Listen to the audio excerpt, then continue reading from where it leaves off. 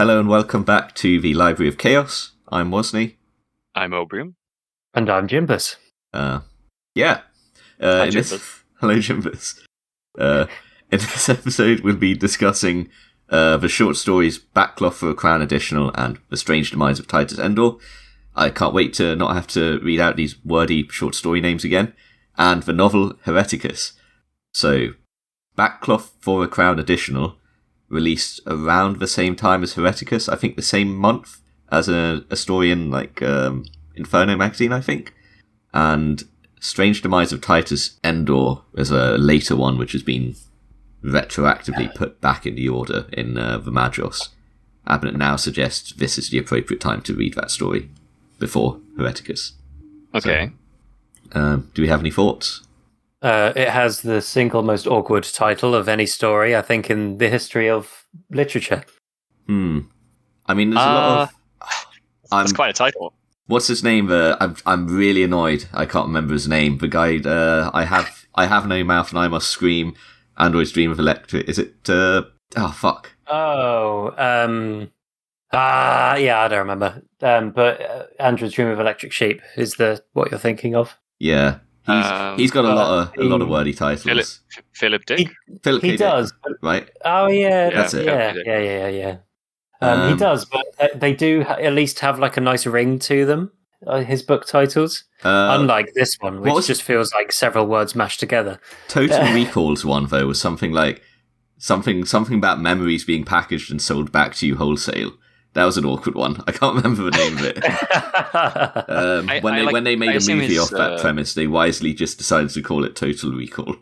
Like, I assume his titles, though, they're sort of like suggestions about what the story is about, what to think about while you're reading it. What exactly does anyone gather any meaning from background? Backcloth for Crown Additional.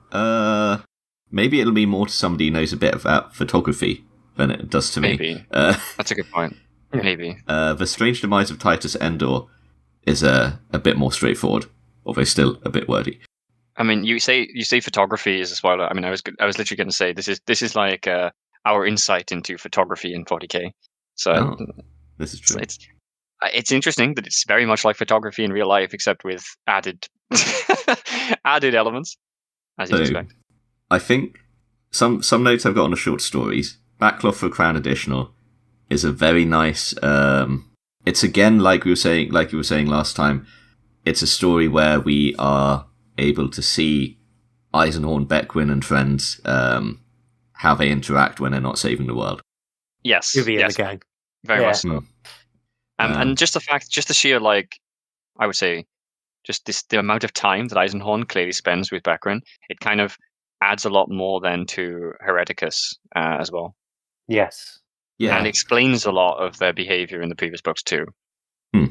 I think this has one of the more creative baddies of a short story. Yeah, that's kind of cool. It's certainly unusual. Yeah, well, we say that. We had, like, Reggio Occulta, where, where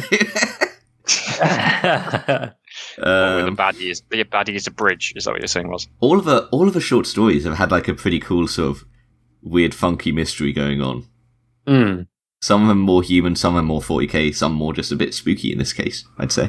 Yeah. They almost feel a bit like Doctor Who episodes kind of thing. It's like, you're kind of right. Do you know what? They totally do. That is absolutely a thing. Like, and I wonder if he took some inspiration from Doctor Who for that. Because he's Abnett. 2002. Well, yeah, exactly. Doctor Who has been running since the 60s? Yeah, early 60s. I think it was 62 or 64. When did it have its resurgence?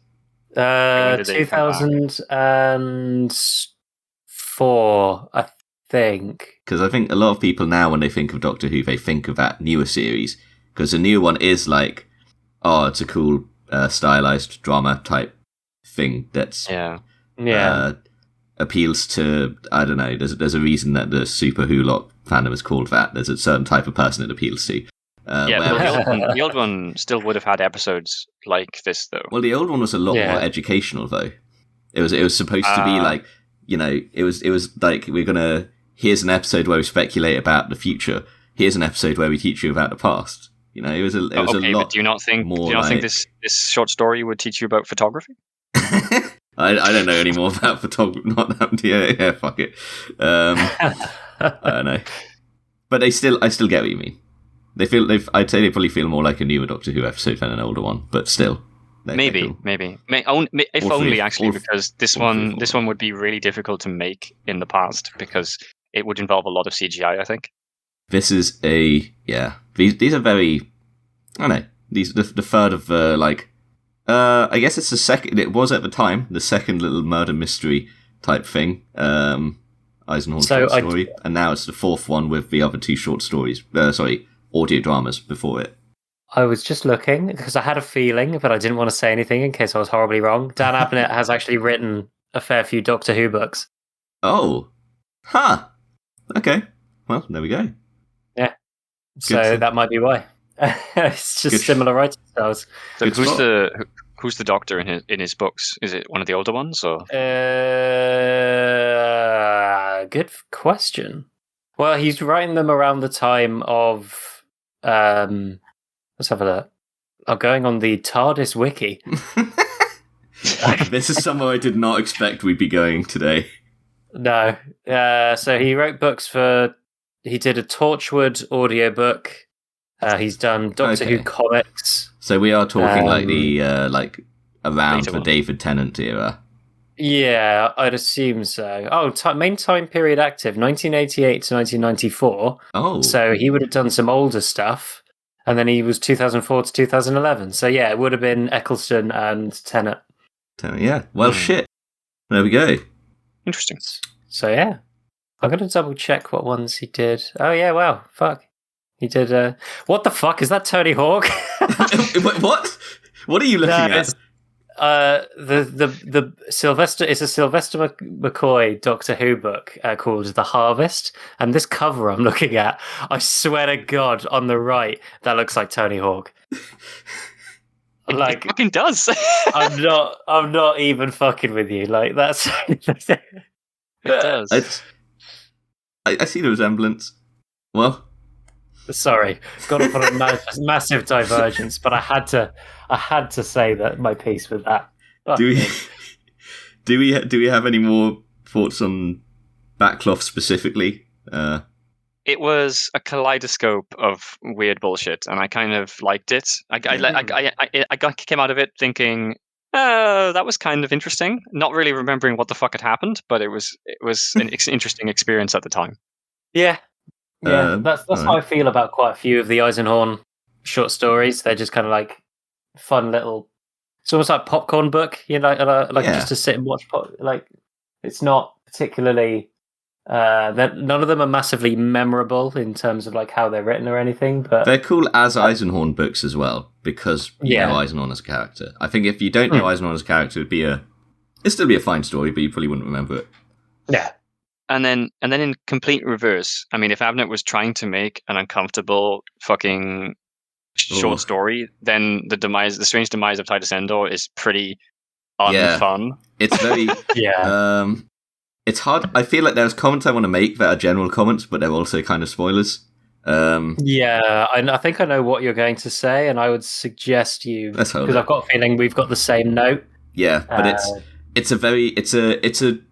it's a good final chapter to Titus Endor as a character, I guess. I wouldn't say good. It's a good like narratively for us. It's not well good written. For him. No.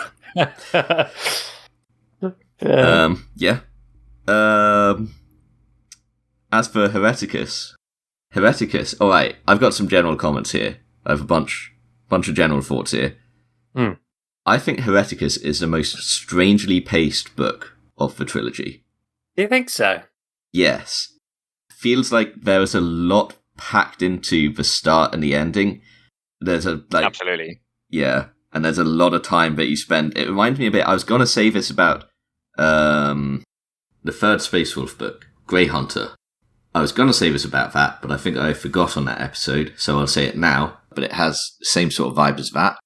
For a while, it just kind of feels like, wait, what's happening? And then you're just like, oh wait, that all wrapped up quite quickly, I guess. That's really interesting because for me, that title is held firmly by Xenos with its weird like two endings. Oh yeah, I get that about the double ending. But as you're moving through Xenos, it feels normal, and then you get to that ending, it's like, and then you have the double ending. Whereas I agree. Obviously the pacing is kind of fucking weird because of that in Xenos. But I mean, in this there is only, I guess, one ending. But as Wozni said, like, you come out of the gate in this book like a fucking racehorse, and all the shit happens in the beginning, and then he's sort of doing some administration stuff in the middle, and then as you get towards the end, it's just round up, like more and more plots just like tie together because he's like fixing everything as he goes along, and then it's really fast-paced ending, I think, as well. Like I think I have more notes for the last third than the other two, really. I think this book, like, I was halfway through it and I was just like, what the hell's going on right now? It's like I'm like on a leisurely stroll, despite everything being like very tense, at a point where like I felt like it should have had more going on, almost. Like there were things going on, but it was just, I don't know, like the scale of it, the pace of it was weird. That's interesting, because I think that section of the book you're talking about in particular, I think for me it works as a reprieve. I think it works, but it does like half the pace, like quite dramatically, but he does still effectively keep the tension for me. Oh yeah, it definitely holds the tension, but it just felt really weird as far as the pacing as the overall book. The events that happen and the way the tension is kept, I'm fully on board. It still works. Yeah, I'd agree with that. This is, I guess, it should also be said, I don't think it's a spoiler to say that Hereticus, with like the massive themes so far on the other books about how Eisenhorn is like towing the line and going towards being a radical, that this is like the story about that. And it's quite a good sort of end chapter to what goes on there. Even if not necessarily, just the way that, I guess, it's sort of like a book about his relationship with the idea of being a radical and how that ends up affecting him, I want to say. And his party. Because it doesn't just affect him, it affects like everyone around him as well. Yeah, because as it would. Because the whole series, you're right, this is like a culmination of the entire series, and this overarching theme of Eisenhorn's shift to not to the dark side, because that's the wrong. It's not black and white like that. That shift of his character, and that it's almost like his comeuppance for his what's the word I'm looking for? His self-contradiction. Yeah, and like for the way it's like the way that shift happens as well. Yeah. Well, as we've gone through the series, we've seen Eisenhorn get more and more, I guess, accepting of radical means to solve his ends. Yeah. And whether that's because you could say his ends are becoming more and more the demands for high stakes. Higher. Yeah. But at the same time, as you said, wasn't it? I don't know what is really like. The last book had some super fucking high stakes at the end. Yes. Yeah. I don't know if do we have any more to talk about before getting into spoilers, or should we just get in there? I'm happy just to jump straight in, to be fair. Mm-hmm. All right, well, let's do that.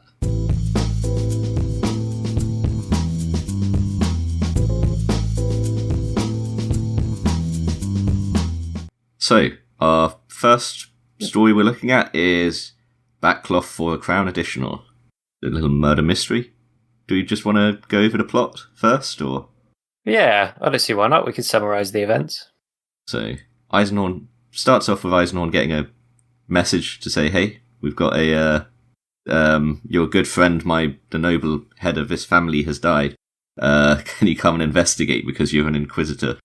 And Eisenhorn goes, sure, why not? Shows up. They figure out a pattern and go, hang on, this is happening at places where this carnival's been, this fairground, or whatever it was. They follow it. Turns out spooky photography materials are cursed and killing people, and then they giving them massive heart attacks or something, isn't it? Yeah. Or is it like, do they have like a stroke or something? The guy has what they refer to as a spasm in his anima. Oh yeah. But that apparently means that they don't know what he died from, because that's the first thing Eisenhorn says when they tell him that is, okay, so they have no idea. Yeah. Also, I think this book seems to paint Cardies in a really poor light, and I don't know. Abnett clearly hates Cardies. I mean, most people do. Yeah. Wow. Yeah, not wrong. I liked how this book starts. Like, I think one of the opening scenes is Eisenhorn just having breakfast with Beckrin, which as I said, I've said this before, but I'm going to say it again. I don't think we see enough of them actually just having any sort of relationship, for the sort of for the relationship that they have. For the relationship, that we see them that talk and act, and we're told that they have a relationship in ways, and Eisenhorn constantly comments on it in ways that we don't see at all. We're just kind of told that, but obviously in the beginning of the short story, we just sort of see like a leisurely morning, and they're just having breakfast and they're just chatting. And Eisenhorn spends an awful lot of time in the presence of somebody who apparently makes him very uncomfortable, all the time. Mm. Yeah, no, it does. I think it's something that kind of Abnett got better at as the books progressed was showing us the relationship between the characters rather than just telling us. I mean, saying that, having the way he was doing it even back in Xenos with like, I think I still keep thinking about how Eisenhorn viewed Fischig and how that was sold to us through the character. So I think he was doing a good job of that and showing like the change. Because whenever we see a change in somebody else's character, it's also a change in Eisenhorn's relationship with them. I think he's doing it early Maybe he on just wasn't. Maybe he just wasn't sure how to do it with Beckrin because he made such a big deal about how revolted Eisenhorn was by just touching her even at the beginning. So maybe he wasn't really sure how to sort of, I don't know, show that. It is also true that the vast majority of the time we've seen with them in the books is again them saving the world. But we do see, like, I think about the start of Malleus, when, we get that moment at the start where we see Beckrin caring for him and being like, you shouldn't be doing this. Sure. Yes, that's true. Yeah, I think I do feel like seeing them in just normality, just sort of hanging out, kind of does add a lot to that sort of element, though. So as you said, though, maybe it's because the books are relatively fast paced and they're usually focused on an action plot of them trying to either solve a problem or save the world, as you said, the universe. So yeah, maybe that's it. Maybe we just don't really have time necessarily in the stories. So this is why we can sort of sneak this sort of thing into a short story, because it's always going to start somewhere, and that somewhere might as well be breakfast on a balcony. So yeah, I love how casual they are about the whole thing. That they go from I have this I have a really vivid image of like how the characters sort of exist at that point, and I am 100% sure now you've pointed this out to me. I'm just thinking in my head, he sits there and describes what Beckrin's wearing again, doesn't he? Yeah. Yes. God damn it. Just wait until we get to the scene with the doctor later. It's literally every time Eisenhorn sees her. It's yeah. But that's the point, though. I guess it is from Eisenhorn's perspective. Yeah. And so really we'll discuss that more when we get there. Yeah. So there is during this breakfast scene, actually, there is Beckrin makes a comment on Gudrun, and I can't remember what she says exactly, but it's like a massive foreboding thing with it's a massive foreboding remark about what happens later. This book is a lot of there's a lot of really ominous things said in this book, although generally it's about what's going to happen moving forward. The way things are described is often very ominous. Although, saying that, my first note here is, when they learn about the murder investigation, they're just let's have a jaunt in the country to investigate this murder. My friend got killed. Yeah, but I guess investigating a murder for an Inquisitor, a single murder, is probably, that's it's the least of his fucking problems. Yeah. I guess let's go see if we can figure out who done it. There was a funny line, another fucking Abnett line, which made me laugh. He's trying to do some psychic bullshit on some guy in the carnival, I think, and Abnett just says, from Eisenhorn's perspective, "I kept an open mind." Literally, it's just what? He's just scouting about, having a trying. Yeah, he's doing a vibe check around him. Yeah, he's using his emoticon. No, not emoticon. Psychic vibe check. What the fuck did he call himself in the first short story that he never mentioned ever again? An empath. Yeah, he's using his empathic powers. That's it. Me, an empath. This is just unfortunate, I guess, that word has become a bit of a meme. Unfortunate. I don't know. Well, unfortunate for Abnett using that in the first short story, I guess. I suppose. Yeah. I noticed as well when they landed, when they first arrived, the way things were presented was ominous. Like, very like, it specifically comments on like the marks on the grass and the litter. Like he just really hates carnivals. Chekhov's trash. Abnett hates carnivals. Jesus. True. I mean, so do I, to be fair. But in this case, the carnival is actually like the instigating factor. So he's got to like paint them in a slightly negative light. Well, if he's trying to make it like ominous or foreboding about what's actually happening, he's got to point in the direction of the carnival. Is it their fault though? Because I don't think he really. And you say he hates the carnivals. You say he hates them, but the guy, the photographer, he actually comes across quite nicely as just an innocent victim of this whole thing. Yeah, I mean, he does seem a bit. I don't. The photographer, I guess naive. Yeah. He doesn't come across badly at all, in my opinion. Especially when. No, exactly. I agree. Like he's portrayed in a relatively decent light, but it does seem a bit. They've got their superstitions. They've got their like weird sort of kind of magic bullshit, and then they've got and then they kind of the photographer kind of like lamplights his own like stupidity as well. Lampshades. So lampshades. That's it. I don't know if we are going to move forward a little bit in the plot here, but obviously, they find a guy. I had 1 or 2 things before that. I guess I've got 1 or 2 comments from when they're at the mansion. So one, I fucking love the poison snooper. Little thing they just pull out and just runs around sniffing about for poison. I love it. Oh yeah, that's a bit like is it in the first book? The first book, they've got a pheromone sniffer thing. Yeah. The pheromone message thing. But yeah, the poison sniffer. It's just a little mechanical thing that just runs around looking for poison. I love it. Clearly Eisenhorn could have done with one of those in the beginning of the second book. He fucking could have. Yeah, why doesn't he just have that running all the time? Like, yeah, he's an Inquisitor. You'd think he'd need one. Especially an Order Xenos Inquisitor. Like, yeah. There's also... Amos makes the data trend seeking sound fun. I think Amos he likes data manipulation so much. It's hard to not feel his excitement when he discusses it. Yeah, he like proper sells it to you. It's like a murder mystery, like putting together the pieces. You know? Yeah. I knew you would like it, especially, wasn't it? Hey, what I am, a statistician. Spreadsheet connoisseur. Oh, I can't wait till we get to some of the heresy stuff. I pull out the flowcharts. Oh God! Oh no! Don't remind me. All right.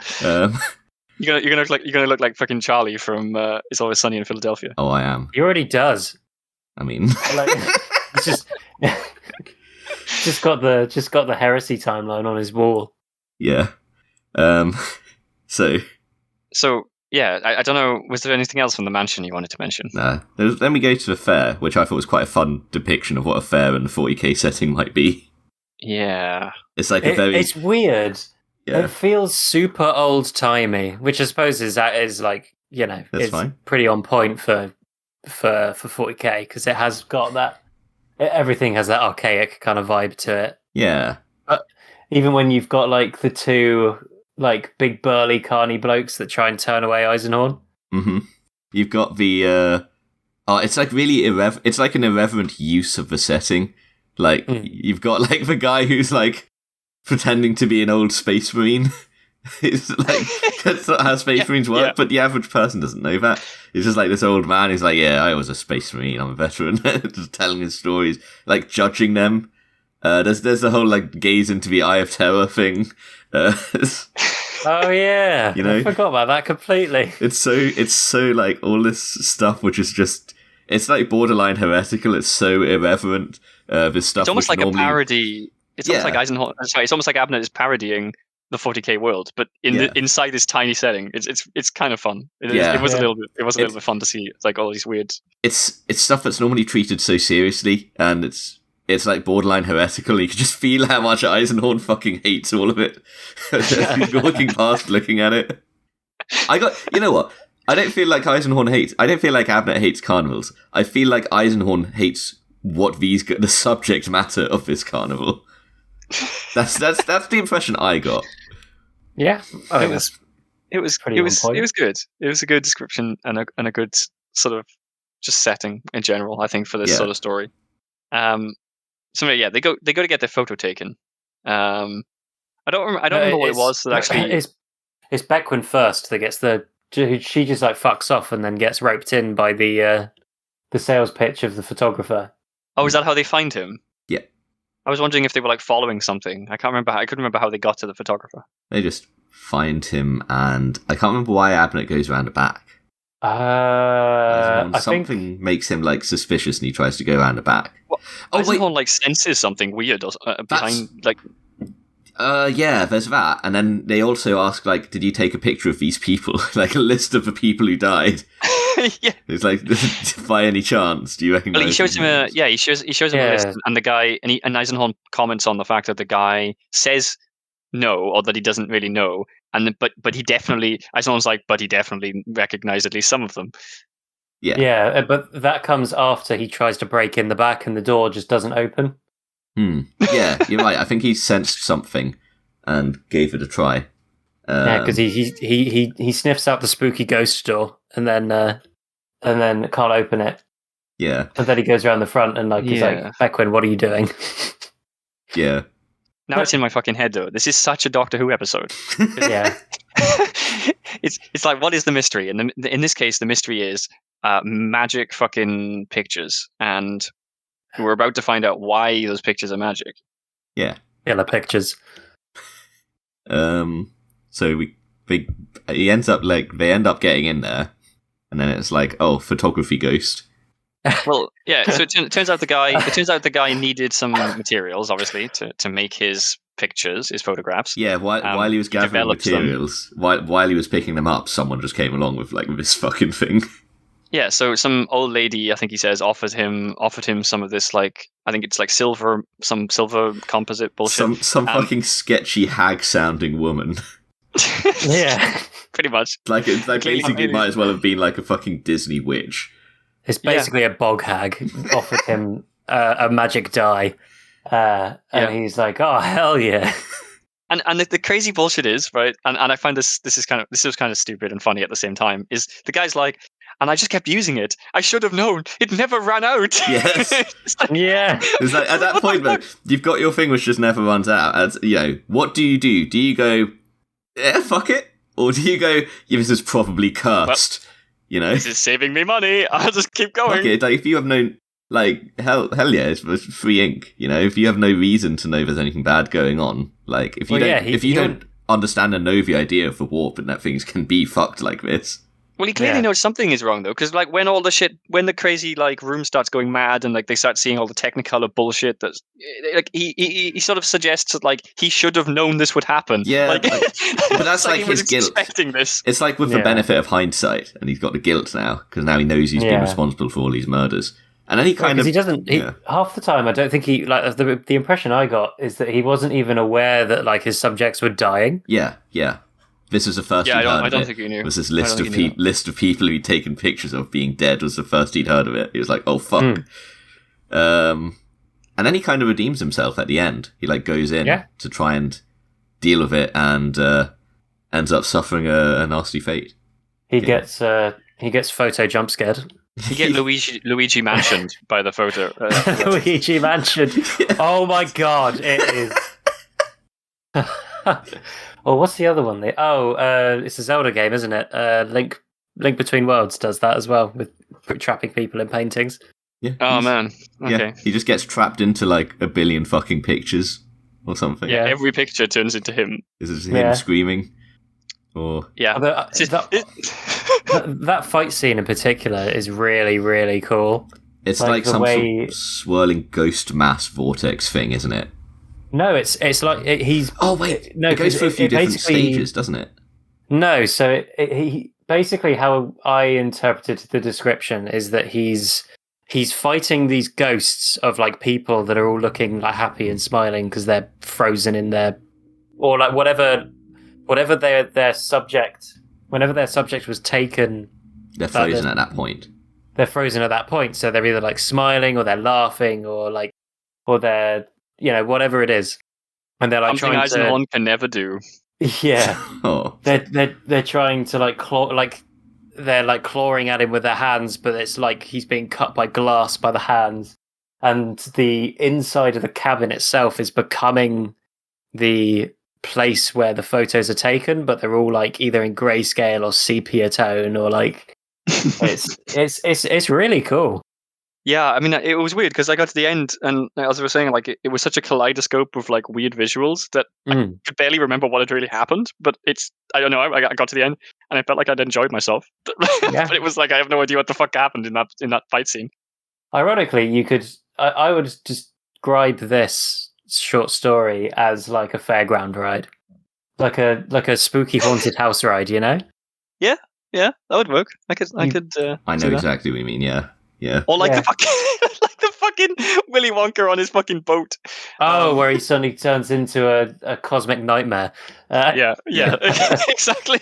Yeah. I remember it like spiraling out of control, and they had to run out. And then that guy's like, "I know what shelf it's on," and he runs in there. And then like off camera inside the camper van, it just like doesn't it just like fucking explode or something? No, you just hear a scream, and he's gone. Yep. The whole thing, he like shuts down the thing though, doesn't he? Yeah, no, Eisenhorn does. Oh, I thought he stopped the evil Colodic Silver or whatever the fuck I thought he did something so that like this like vortex of shit attacking them stopped, and then Eisenhorn came in. No, he runs in, dies immediately off screen, and then Eisenhorn comes in and is like, there it is, and then fucking smashes it with his magic sword. Oh, that's lame. The guy didn't even manage to complete his objective. No, it's very sad. But because that's why he's stuck in all the paintings. Or at least stuck in. I think he was only stuck in one painting. Actually, I thought his image. I thought his image had appeared on all of them or something. Yeah, I thought that as well. I think I must have misheard while I was listening to it then. Yeah. It's an interesting short story. I think it definitely fits this. I don't know. It is a bit out there. It fits the trend of all these different sort of murder mystery things. Yeah. The spooky things Inquisitors find and are equipped to deal with. So actually, I have a question about this, about the final fight specifically. Mm-hmm. What was Beckwin doing? Yeah. She was just standing there watching, and she's a null. The warp can't touch her. That's the point. Maybe that's why she was standing there. She had no idea what the fuck was happening. She's like, "What are you doing, Eisenhorn?" Yeah, maybe. She's like, "Why are you just waving your hands around, you fucking crazy lunatic?" Eisenhorn's like stuck there, struggling in his private like hell fight, and she's just like, she doesn't know what the fuck's happening. Maybe you should call her over. Bucket of popcorn. Sat there in a sundress with a parasol, just like carnival. She's like, Eisenhorn he just seems to have snapped. Like, clearly he needed this vacation to the country. Gone fucking mad. Right. I think that's pretty much it here. Yeah. I think that's the end. Was there any weird... Abnett likes to end on some sort of like weird ominous note or some like silly comment usually. I don't remember what... I don't have a note about anything like that. I'm pretty sure the weird, like the spooky note was just the dude's face screaming for all eternity. Yes. Oh, yeah, probably. That's right. Probably. Which is like a real Goosebumps ending. Yes. Like, or what's the other one?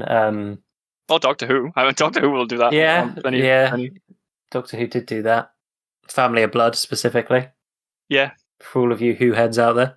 I don't know if that's what you call yourselves in the fandom, but that's what I'm calling you. Who heads? For some reason I have it in my head they're Whovians, but I think that might be something else.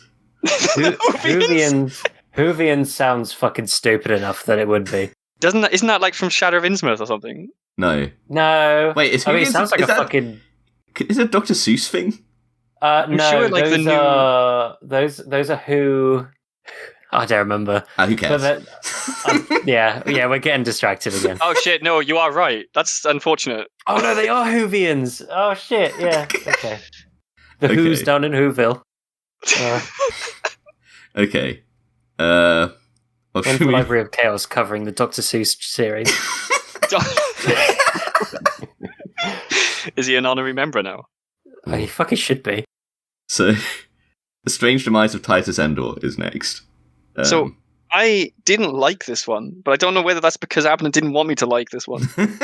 It's very uncomfortable. It immediately... It deals with uncomfortable things all the way through. Even, like, the stuff that isn't, like, the tragedy at hand, like, everything is uncomfortable. Like, it immediately paints and like, constantly reinforces this image of Titus's, like, current state, which is that life has not been kind to him. He doesn't, like, take responsibility for how his life has gone, but he also accepts that it is what it is. He doesn't blame others either. He has this constant line he repeats, which is that it's nobody's fault, something like that. It wasn't his fault. He explicitly constantly keeps saying that it's not his fault. It's not his fault. Yeah. It was just how things happened or something. It's not his fault. It was just circumstances. Just circumstances. Or just happenstance, I think he says specifically. It's just for I think it's the word it's circumstances, but yeah. He says it's not his fault, but he doesn't blame others. He's like, it is what it is. He hits it as it is what it is. He does seem to suggest like he's a bit bitter towards Eisenhorn for not forgiving him. Yeah, he's like he keeps talking about it was just a misunderstanding, you know. Like after all this time as friends, you know, he would have thought that Eisenhorn would have been more understanding. He's not bitter for Eisenhorn for like he doesn't blame Eisenhorn for his situation, but he is bitter over not having the forgiveness. Yeah. This book is you're right. It is deliberately uncomfortable, but I find it really compelling. Yeah, like it's very poignantly written, I think is how I'd describe it. I think so. I think given the subject matter that it covers, I think he does it very tastefully. Right off the bat, what's he doing there? Or what's he trying to do? I guess we should say, probably to help describe things, because otherwise there's going to be a lot of what's he doing, what does he think he's doing. This story has, like, massive, unreliable narrator. Yes. Which isn't immediately obvious, but becomes increasingly obvious, and then we're like straight up told at some point, like, no, this isn't what reality is. No. So the basic premise is that Endor is on a world in a hive city, and he's trying to find a particular heretic that he's been hunting for years. Do you remember what this heretic's crime was? I don't know. I do. And it's interesting because, like, it's very mundane for 40k, but by our standards, it's very fucking abhorrent. It is a shameless affront involving 11 sub-adult boys. He is after a child molester. Oh, God. So what you're saying is that Titus Endor is looking for a member of the ecclesiarchy? Yes, I suppose. Yeah, there's that. I suspect when you were going to talk about subject matter, you're also thinking about the people he interacts with, which is like an exotic dancer. This is like a world that's like massively male-dominant population, so like there's a weird culture around women on it. Yeah, so it's like, I think there's like 10-1 men to women, something like that. Which is all kind of uncomfortable sort of general subject matter, I guess.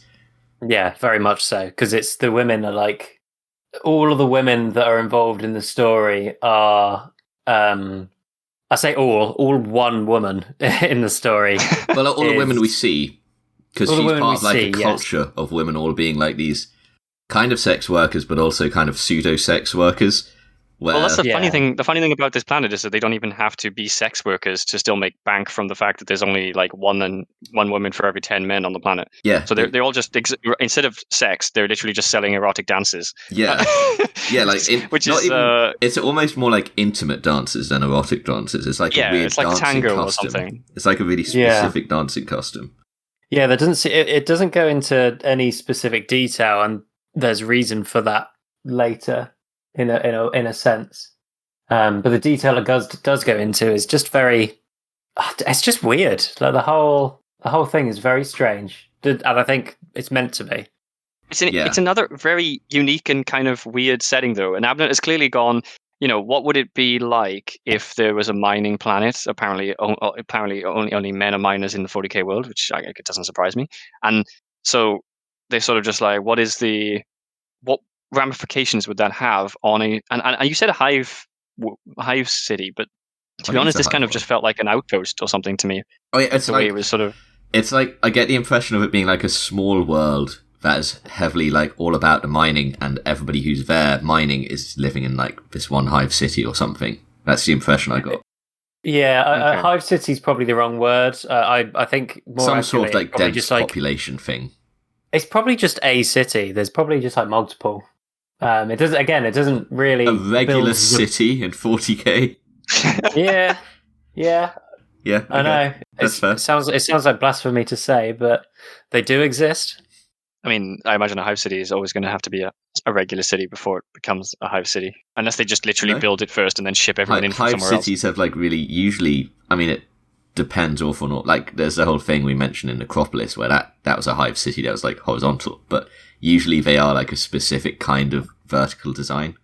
Yeah, it's where they're built and just built on top of each other over and over and over again. I think I know why you and also me jumped to like the sort of image of a hive city though, because normally hive cities are associated with this sort of general like scum atmosphere, like vibe. Yeah.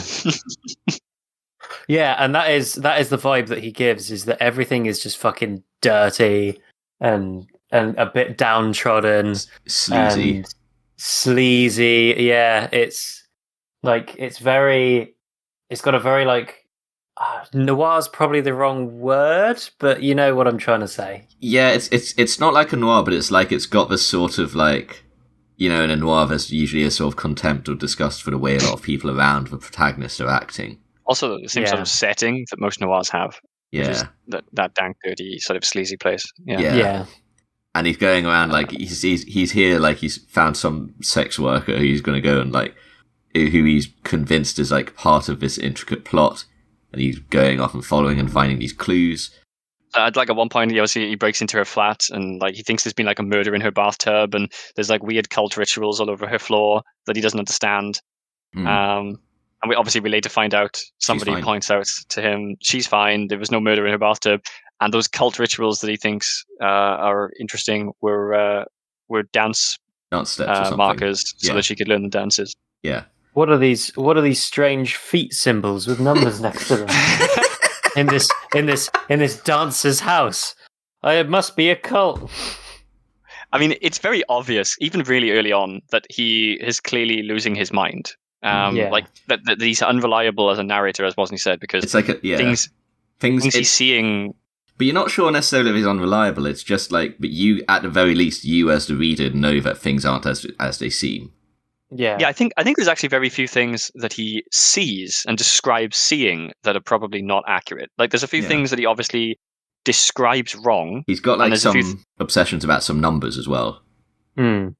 Oh god, yeah. Every so often, he does like numerology bullshit. So every so often he'll see a bunch of numbers and he'll add them together or times them together, like quite well actually. Like he does some fucking crazy arithmetic in his head very quickly, and then he's just like, oh shit, that number is bad, or that number was like the same number as this person I met on this planet when there was a cult or something. It's very it's the same as the viewing box number that doesn't exist. Yeah. So I did not clock this at all until just this second, but that is a really funny little nod to the first story that Titus appears in, which is the short story that we covered in the first episode, the one about evil numbers. Master Imus's transgression.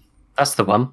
Because in that first book, oh fucking hell! Titus Endor is very dismissive of him, and his like number theory. Whereas in this one, he's completely obsessed with it. That's actually funny because Titus Endor was written. Strange Demise of Titus Endor was written like a year before Master Imus's transgression. So he wrote. Oh my god! Was it actually? Yeah. So he wrote the Strange Demise of Titus Endor, and then was like, I can do something more with this number shit. Maybe we need one more Titus Endor story and put it in Master Imus's transgression, and made him like completely like fuck this number shit as an interrogator. Give him his own trilogy. Speaking of interrogators, so he spends a lot of his time here speculating about his interrogator Leibstrom. Liebstrom? How's that pronounced? Liebstrom. It's Liebstrom. Liebstrom, yeah. And now he's not doing his job. He's fucked off. And he probably won't make it to be an Inquisitor. He's like, blah, blah, blah. Always off. Yeah, this guy. I'm going to write an angry letter to the orders. And he does. He does write angry letters. He writes multiple angry letters, which then, obviously, Inquisitor Liebstrom turns up and is like, no. Like, Titus, you have to stop writing angry letters about me to the fucking Inquisition. It's Inquisitor Liebstrom now, so... yeah, it was 4 years ago. We captured Malako. Stop doing this. It was like, oh my god. Yeah, so Titus is like, no, we didn't. This is the first, like, sort of hard cut to reality, I think, isn't it? When like, Liebstrom turns up the first time, it's just like, clearly, like, something, we know suddenly that clearly Titus is actually mad. Something happened before this hard cut to reality, which is worth noting. Which is, so we've had things not as they seem, everything's ominous, and then we have this scene in a dream where he dreams about his former Inquisitor Master's death, Inquisitor Hapshant, and he dreams remembering himself wiping the worms out of Hapshant's eyes. Yes, and he also dreams of the Carnodon, doesn't he? Yeah. Oh yeah, he thinks the Carnodon is hunting him. Well, he thinks he knows. He's skeptical about it. He's like he knows that this is like at least when he's talking about it early on, he's talking about it as a legend that he sort of scoffs at, that the people on this world, like, yeah, if a Carnodon bites you... Was it a Carnodon? I thought it wasn't on this world, but it was on another one. It was like the people of another world believe that... it was a Carnodon? I think so. I thought it was some other When you creature. say that, it rung a bell. It might have been something else. Well, it'll ring a bell because we had Carnodons in one of the stories. First one. Yeah, I think it was a different creature. One. But yeah, he's got this tooth of some creature he killed that bit him. And all the natives were like, once it bites you, it'll come for you. Sooner or later, you'll die. Basically, you'll die. You're cursed for bad luck once it's bitten you. It'll get you in the end. Is the vibe. And he scoffs at this early on. And we have this, but it's like that sort of thing, this like fatalistic story about like this like, the fact that these people believe he's cursed and he's like, whatever. You know, it's all really foreboding. And then we have the dream wiping away the worms from Hapshant's eyes. It's like, uh-oh. I guess Abnett had to... I don't even remember that because, like... But the thing is, I already remembered the worms because it was such a weird thing to say. Like, earlier on in one of the other books, Eisenhorn just sort of casually mentioned that his master died of brainworms or some bullshit. Yeah. And I was just like, I'm not going to forget the brainworms, Abnett. But it did feel like Abnett had to kind of just... He had to mention that in this story, otherwise it wasn't really... Well, that's the whole point. The thing is, 2001, 2002, like he'd said in the canon that Hapshant died of brainworms, and Titus Endor's fate. Had he died in Hereticus? I don't remember. No, he doesn't show up in Hereticus at the very least. He just isn't mentioned, I think. Yeah. But but then 10 years later, Abnett was like, you know what? I've decided that Titus Endor died to brainworms as well, and wrote this fucking story. It is sort of like, I guess, a troubling idea, though, because does that mean that they are contagious? And does that mean that Eisenhorn is also infected? No, because Eisenhorn wasn't fucking wiping worms out of Hapshant's fucking eyes. Okay. I mean, that might have... I don't know whether, like... I don't know, there's like... You know, they are, to some extent, contagious. They are contagious enough that wiping them out, like wiping the worms physically out of somebody's eyes... Okay, that was a dream, though. I assume that might have been metaphor. Like, he might not actually have literally been wiping I thought it was like a memory. I think that's a memory. Memory as a dream. Because in the dream, they were just like, what are you doing? Stop that, you idiot. Like, weren't they? Like, I don't remember that. I think Eisenhorn chastised him that he shouldn't be doing that. I don't know. I don't remember that. I mean, it seems kind of even more hideous as an idea that like the worms are actually clearly like physical and large enough that they're like. Oh yeah, that's disturbing. There are some disturbing worm creatures in the 40k setting. I mean, that's almost as weird as like in some ways that's even weirder than the fucking the psychic fucking vampire. You think the like parasite bullshit? Yeah, the Psychonoons from the There's also the Thousand Suns planet. There's the Slort thing as well. I think the Slort. Are they mind flayers? No, they are like some other D&D creature though. They are basically so they were introduced, I think, in the Fantasy Flight RPGs, right? Yes, I believe so. Although they do feature in at least one novel now. I will not say which one. Oh, yeah. But yeah, and they are like the worm that walks in D&D. They are like people. They are like people, like humanoid forms made of writhing masses of worms. They're one of those, and they are a like fucking... the hunters from Halo. Maybe yeah. Okay. And they are like as any fucking writhing mass of worms in humanoid shape ever is depicted. They're like this eldritch horrific thing. I say ever. I'm not a Halo head. You're not a worm. You're not a worm connoisseur. I'm not a Halo head, so I can't comment on if they're like that in Halo. But I know we're going with it. It's Halo. We've got no Who heads. We've got the Halo heads. The Whovians. I'm not a chief head. They're a master head. But yeah, it's a different fan base. In D&D very. And in 40k, these humanoid writhing worm things are like a horrific eldritch alien sort of entity type. Yeah, and here we have the fucking brain worms, neural parasite worms, which literally, like, physically as worms burrow out of your fucking face as you die. Yeah, and he's wiping. Well, I think after you're dead, at least. Sure. Wait, so Titus was actually wiping the worms away from the eyes of a dead guy. Maybe, I guess. I don't remember the scene. I figured that is the death. That was my interpretation. Either way. It's fucking horrendous. Yeah, this shit is horrible. It's I know in my notes, all I have, I mean, this was towards the end, obviously, when all I have is, oh shit, the worms, not the worms. Not the worms. The worms. It becomes an increasingly unreliable narrator. Like, it starts to really rapidly go from, like, at the start, it was relatively coherent, but felt like things weren't as they seem. Then we have a hard cut to reality when he's confronted with, like, what reality is, and he just denies it. And then everything after that is like a fucking fever dream, like nothing makes sense. He's saying things and describing things that just don't make sense for what we've seen. And we know that why. Narratively, I guess Abnett has no reason to keep the veil anymore. So, like, obviously at the beginning, he's being like, he's putting suggestions in there that some things are not as they seem, but he's like trying to maintain the illusion that maybe Titus is actually doing, this is actually a mission that he's on. Yeah. And then obviously after we know that he's mad. Like, there's no reason to maintain that anymore. So yeah, that's definitely the vibe, and it's even then though, like, ramps up. He ends up thinking he's on the case. He's thinking, like, there we go, I finally caught it. And his last vision, I think, I get this, like, image of, I can't remember exactly how it's described, but that creature... Oh, the first thing that happens, the interrogator, now Inquisitor Liebstrom, shows up again. And is like, I'm so sorry, sir. We found out what it is. It's the worms.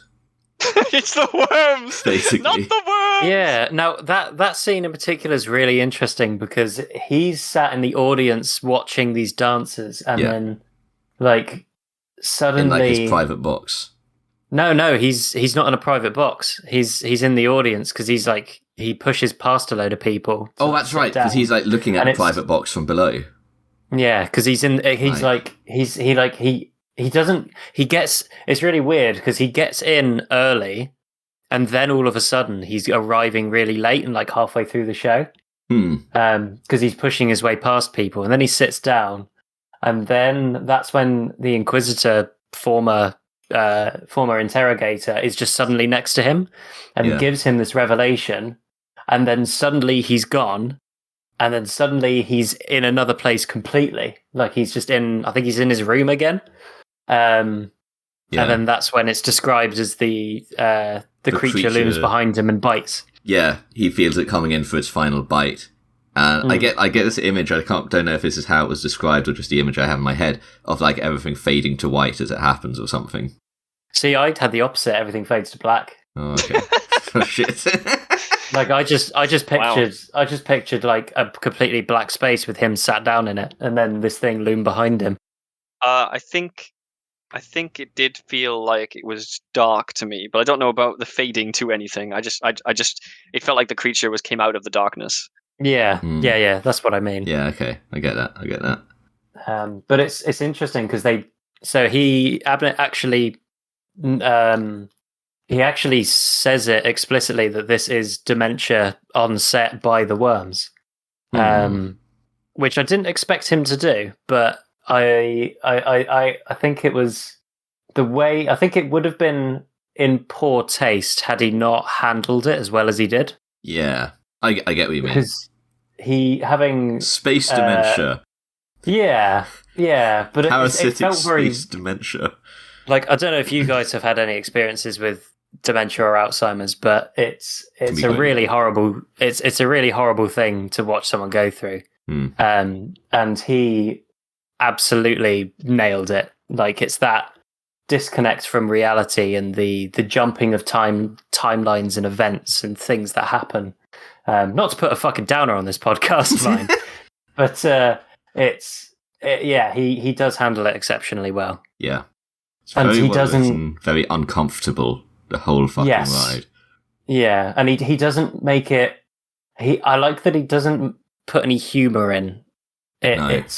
It's very deliberately somber. This is probably the most devoid of humor book of the whole thing. Even Hereticus coming up next, which is a pretty down and fucking book. I think part of that is because it's told from Titus's perspective. So for him, every time there's a shift and something is wrong, it's just confusing. As opposed to, haha, look, this was not what we thought it was. It's more just like, what the fuck is there's no like, it's not, at no point is it trying to do anything clever. It's not trying to, it is pulling off something clever. It's not trying to like show off, It's not like, wow, you thought this, but it was actually this. It leads you in the right direction, but holds information back, Yeah. And it's well written. Another thing he gets really right is it's about midway through the short story. Is Titus's growing impatience with people. Because when people's minds deteriorate like this, they get very frustrated because they can't remember anything.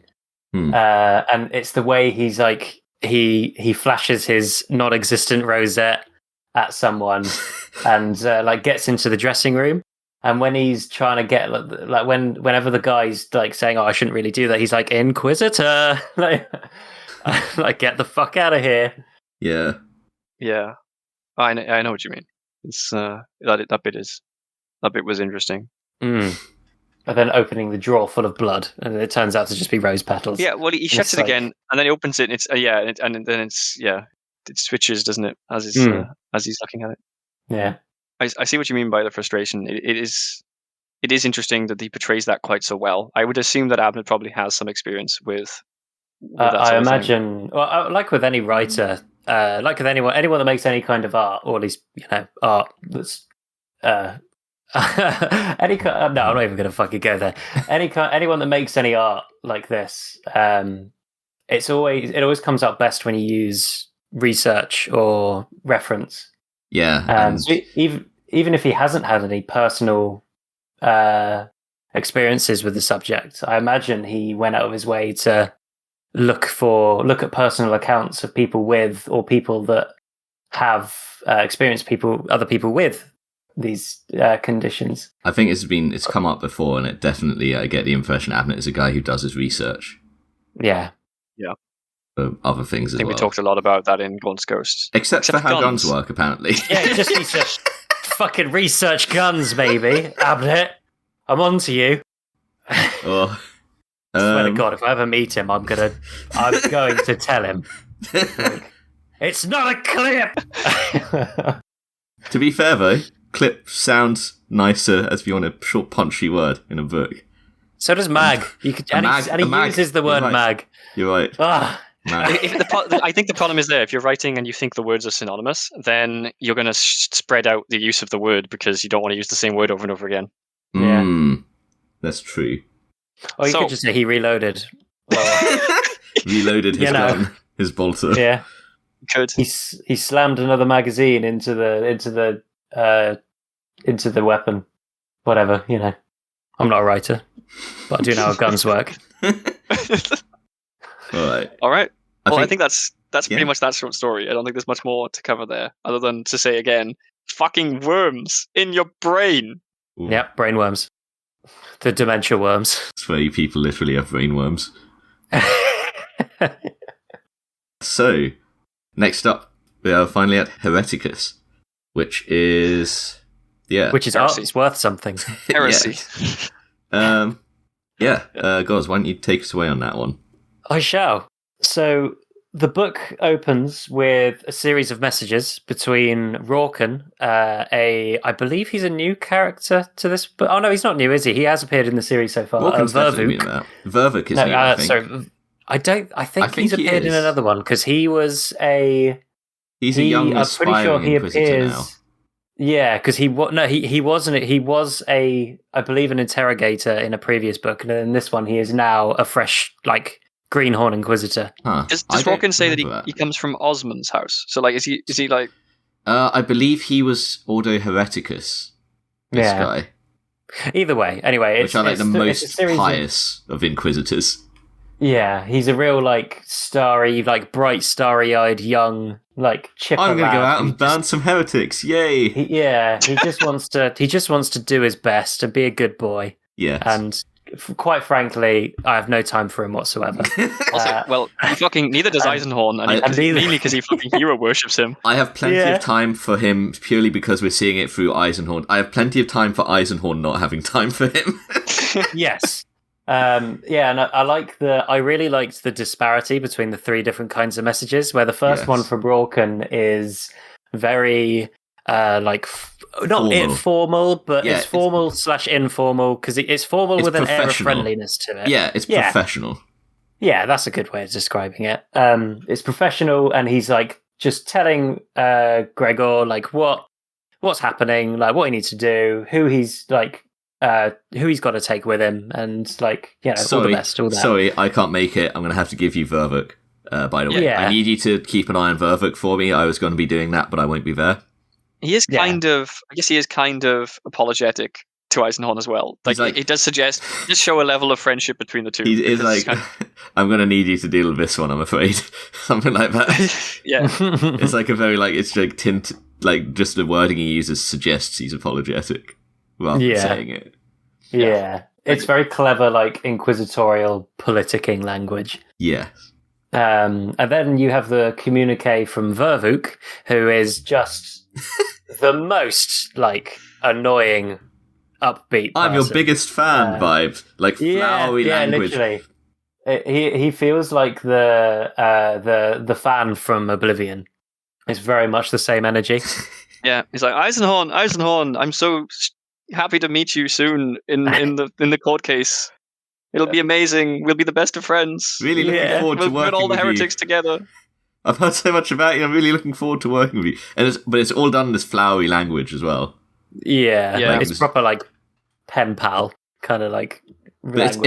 It's pen pal vibe, but the language is he's got a thesaurus out. Yes. It's very find out later that's how he speaks. He's very much trying to he's trying to present himself as a smart, capable person, but it's coming across like he's making the effort with the flowery language. Yeah, well, you say that, but this we find out later. This is pretty much how he actually speaks. Yeah. It's just that's just Ordo Hereticus. They're very I guess they've got the close ties with the ecclesiarchy, right? They're very preachy. Yeah. It does depend, to be fair, because some of them are just absolutely brutal. You've got what's his name? Dude in the dreadnought chair. The dreadnought chair? There's a dude. I know the one you mean. This is Karamazov. It's Karamazov. Yeah. He's from the game. He's got a model, a really cool model. It's a dreadnought chair. What is a dreadnought chair? Is it a dreadnought? But imagine your wheelchair as a walker mech. No, so imagine a Space Marine dreadnought, that little boxy thing. Yeah. And then replace the upper sarcophagus with a giant throne. Yeah. That has an Inquisitor sat in the middle of it, and then it has two little pulpits to the side. One has a servitor with a multi-melter, and the other one has a dude with a load of books writing in people's sins as they're executing them with a multi-melter. This is sounding very 40k Santa Claus kind of. Yeah, I get this. Yeah, he's that's not far off, to be honest. Brings you the gift of melter. Yeah, microwave to death. Nice. Well, sounds fun. We'll have an episode soon down the line about somebody bringing the gift of redemption. Oh. Yes. Yeah, that's anyway. Vervuk's letter. Yes, that's Vervuk's, and then Eisenhorn comes in with his letter, and it's basically "fuck you, Rawkin." It's like you owe me for this. It's so funny. Like, it's just so total opposite to anything else we've just read. Like, and it's so short and curt as well. It's really funny. Yeah. You know what I think? I think that everybody can relate to somebody who's like obnoxiously upbeat and overeager. So it's very fun seeing Eisenhorn shitting on that. It's very relatable. It is. It's very relatable. It's very real. Yes. Like, and it's just funny. Like, I audibly chuckled when I got to that bit. I mean, that was probably me, and before I was jaded by life to the point where it just got dragged out of me. It's all right. Everybody needs a Vervuk in their life. No, they don't.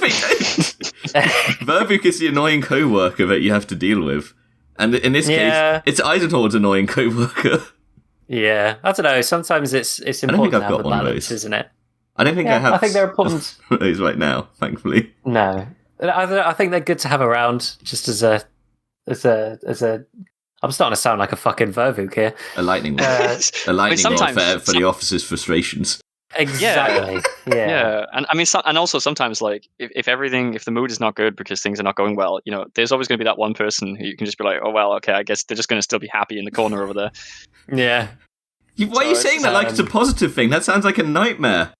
I don't know. This fuck is still fucking cheery and smiley over there while I feel like shit. Fuck him. Maybe I'm just not as jaded yet as you. It's getting there, maybe. But... Maybe. Yeah. One day. One day. Yeah, so after this... Oh, carry on. No, carry on. So, I don't know if it's here also that we find out that Eisenhorn is now 188 years old. Around here, I think. And he describes this as early middle age. Yes. And also points out that Amos is a fuck ton older than him. Mm-hmm. Now, on that age note, actually, there's something... I didn't write it down, but I made a mental note, and it's just come back to me. So he describes himself as being in near middle age by, like, noble imperial standards. But then I can't remember if it's in this book or one of the others. Oh, no, sorry. It's not in this series at all. It's actually in the... Because I've started listening to... I'm on a big Inquisition kick, so I've started listening to the Chris Wright Inquisition books. And in that... the Inquisitor describes, because it's set on Terra, this is, and he describes his driver as being in middle age, and she's 20. Like, she already has a kid, and it's like, yeah, you're gonna die. Like, basically, the implication is that most people on Terra are deaded by 40. Like, Terra is a polluted hellhole in 40k setting. It is like probably one of the worst places to fucking live outside of Death Worlds. I just thought that was really funny coming from this book to then reading that and being like, huh. Yeah, I mean the other point. So on terms of ages and like the scale of human lifespan. So the other thing of note that we get out of this book is that the reason that Rawkin is sending Eisenhorn is that Rawkin is not well. He's been told by his doctor that he's not allowed to do anything because he's ill, and obviously Rawkin is a lot older than Eisenhorn. I don't know if we know exactly how old he is at this point. He's probably like at least 250, I would say. I think he's nearing 300. I think he's around the 300 mark, yeah. Okay, well, that kind of works. So the implication here, which is I think it's spelled out way later, is that it's basically old age. Oh, yeah. Well, it's kinda. No, because I'm pretty certain that this happens, and then he recovers from his illness, and Eisenhorn points out that he says, and Rawkin went on to serve as the leader of this order for another 350 years. Yeah. And I was like, what? So it's implied like they thought it was old age type. It's like the impression I got was that it's like, well, with his age, this is it. He's probably coming to the end. Yeah. And then he didn't. He lasted another 350 years or something. Oh, yeah, no, yeah, okay. So, I had the same impression, yeah. Like, it was kind of funny because, it does seem to be implying that he's getting old. And it kind of plays on the reader's like assumptions, I guess, based on like real life. Because obviously, I guess for Eisenhorn to say that 188 is early middle age, that would suggest actually that 300, maybe 350 is kind of the end of a human lifespan. The fact that Rawkin lives to be like 600 odd, it seems kind of freaking crazy. Well, you have got to bear in mind he has an inquisitorial desk job, so like Inquisitorial he's all right. Desk job with rejuvenate treatments is yeah. And I guess a significant cause of death for Inquisitors is probably their job. So if you're not actually out in the field getting murdered by heretics or Chaos Marines or Tyranids somehow that shouldn't exist yet, then it's or Titans, yeah. Yeah, we'll get to the Titans later. Yeah. But yeah, so then after this, it goes into Eisenhorn talking about his life, and I believe this book is set about 50 years after the events of Malleus. Somewhere with the ages, 50 to 100-ish. It's like that sort of region. Yeah, many around decades. that. He doesn't specify. Oh no, because Beckwin's 180 in this, I think. I think I'm going to very quickly Google this because I think it's out there online because Abnett in the limited edition version of the Magos, Abnett put a timeline for the books. Oh, okay. In the first one, he was like 45, 40, mid-40s or something, I think. And then we worked out that it was like 90-something years past, which would put us at about 140, 150. And now he's 188, which would mean that maybe another 40 years has passed. Yeah. How does your timeline match with that? That adds up. Okay, here we go. So, Pestilence, 75, M41, 75. Eisenhorn was born 198. Endor and Eisenhorn serves interrogators and Master Imus's transgression in 219. So he would have been, what would that make him? 21 years old in Master Imus's transgression. Becomes an Inquisitor 3 years later, 1 year later, Regio Occulta. Xenos happens in 240 to 241. We have Midas Betancourt dies 312. So 70 years after Xenos, and then Malleus happens in 345, which is then about 105 years after Xenos. Wait, did you say Eisenhorn was born in 198 or 98? 198. Okay, 198 makes more sense, yeah. Yeah. So then 345 is Malleus. Missing in Action was also, it was like right after Xenos, 241. You say 345, so he's Malleus, he's 147 in Malleus, is he? Yep. And I think they actually says that in the book as well. That sounds familiar. Yeah, so this is adding up very, very well with the timeline that I envisioned it. So like it's almost like Abnett planned this out to some extent. Well, yeah, but this would mean that this would suggest that he can do maths, and there's a line coming up which I found quite funny because it didn't seem to make sense. Okay, well, 355 Backcloth for Crown Additional is set. 360 Strange Demise of Titus Endor. 386 Hereticus, which would be 188. Okay. There'd be 188 here by that timeline. So he's just nearing 200, basically. Yep. And everyone else is a similar. And Beckwin was in her 20s. She was in her 20s in Xenos, which was set in 240. Yeah. So she would have been 220. She'd be like 20 years younger than Eisenhorn, basically. Yeah. So she's about 160, give or take. Mm-hmm. Okay. It's kind of funny to think that in the first book, obviously, he was twice as old as her, and now they're basically the same age. Yeah. Yeah. Such be age gaps, I guess. Mm-hmm. They get smaller as you get older. So particularly when you get into the hundreds. Yeah. But yeah, so then he goes on to talk about his retinue and his I suppose they're more like his family now, really. That's the way he kind of talks about them. Yeah.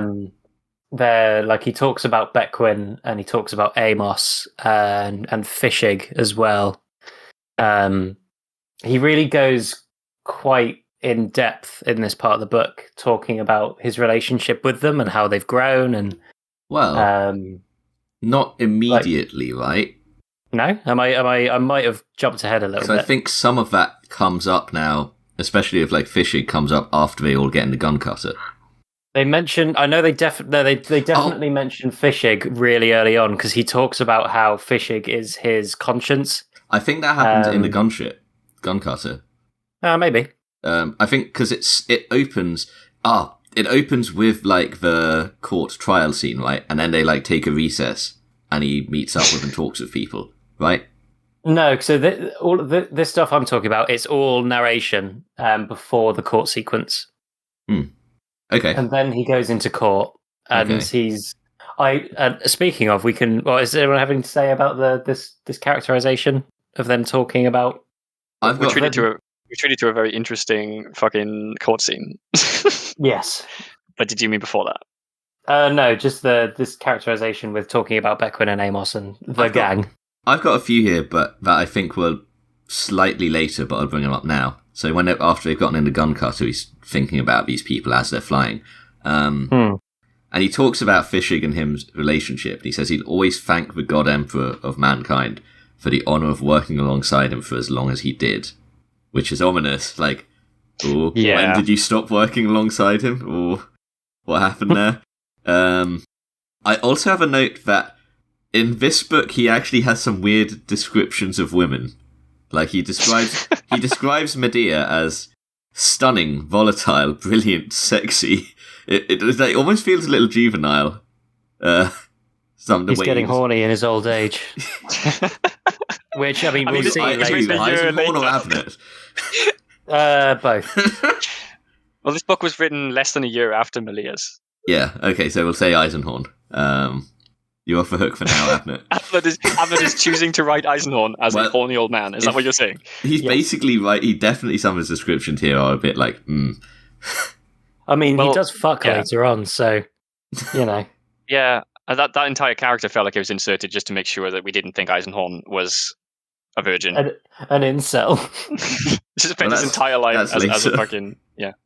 We'll get to that. I'm not thinking so much about the fact that Eisenhorn isn't, like, a fucking... I don't know, like, that he actually is able to recognise it. It's just, like, the way that they're described just feels a bit weird to me. It is a bit strange, although... I'd call it, like, maybe some mild cringe going on. Maybe. He's using, like, almost... Some of them are sort of... it's almost like some of them are character attributes that are not based entirely around her body, which is, definitely a step up from what we were reading last time. That's true. The alabaster skin. Oh, God damn it.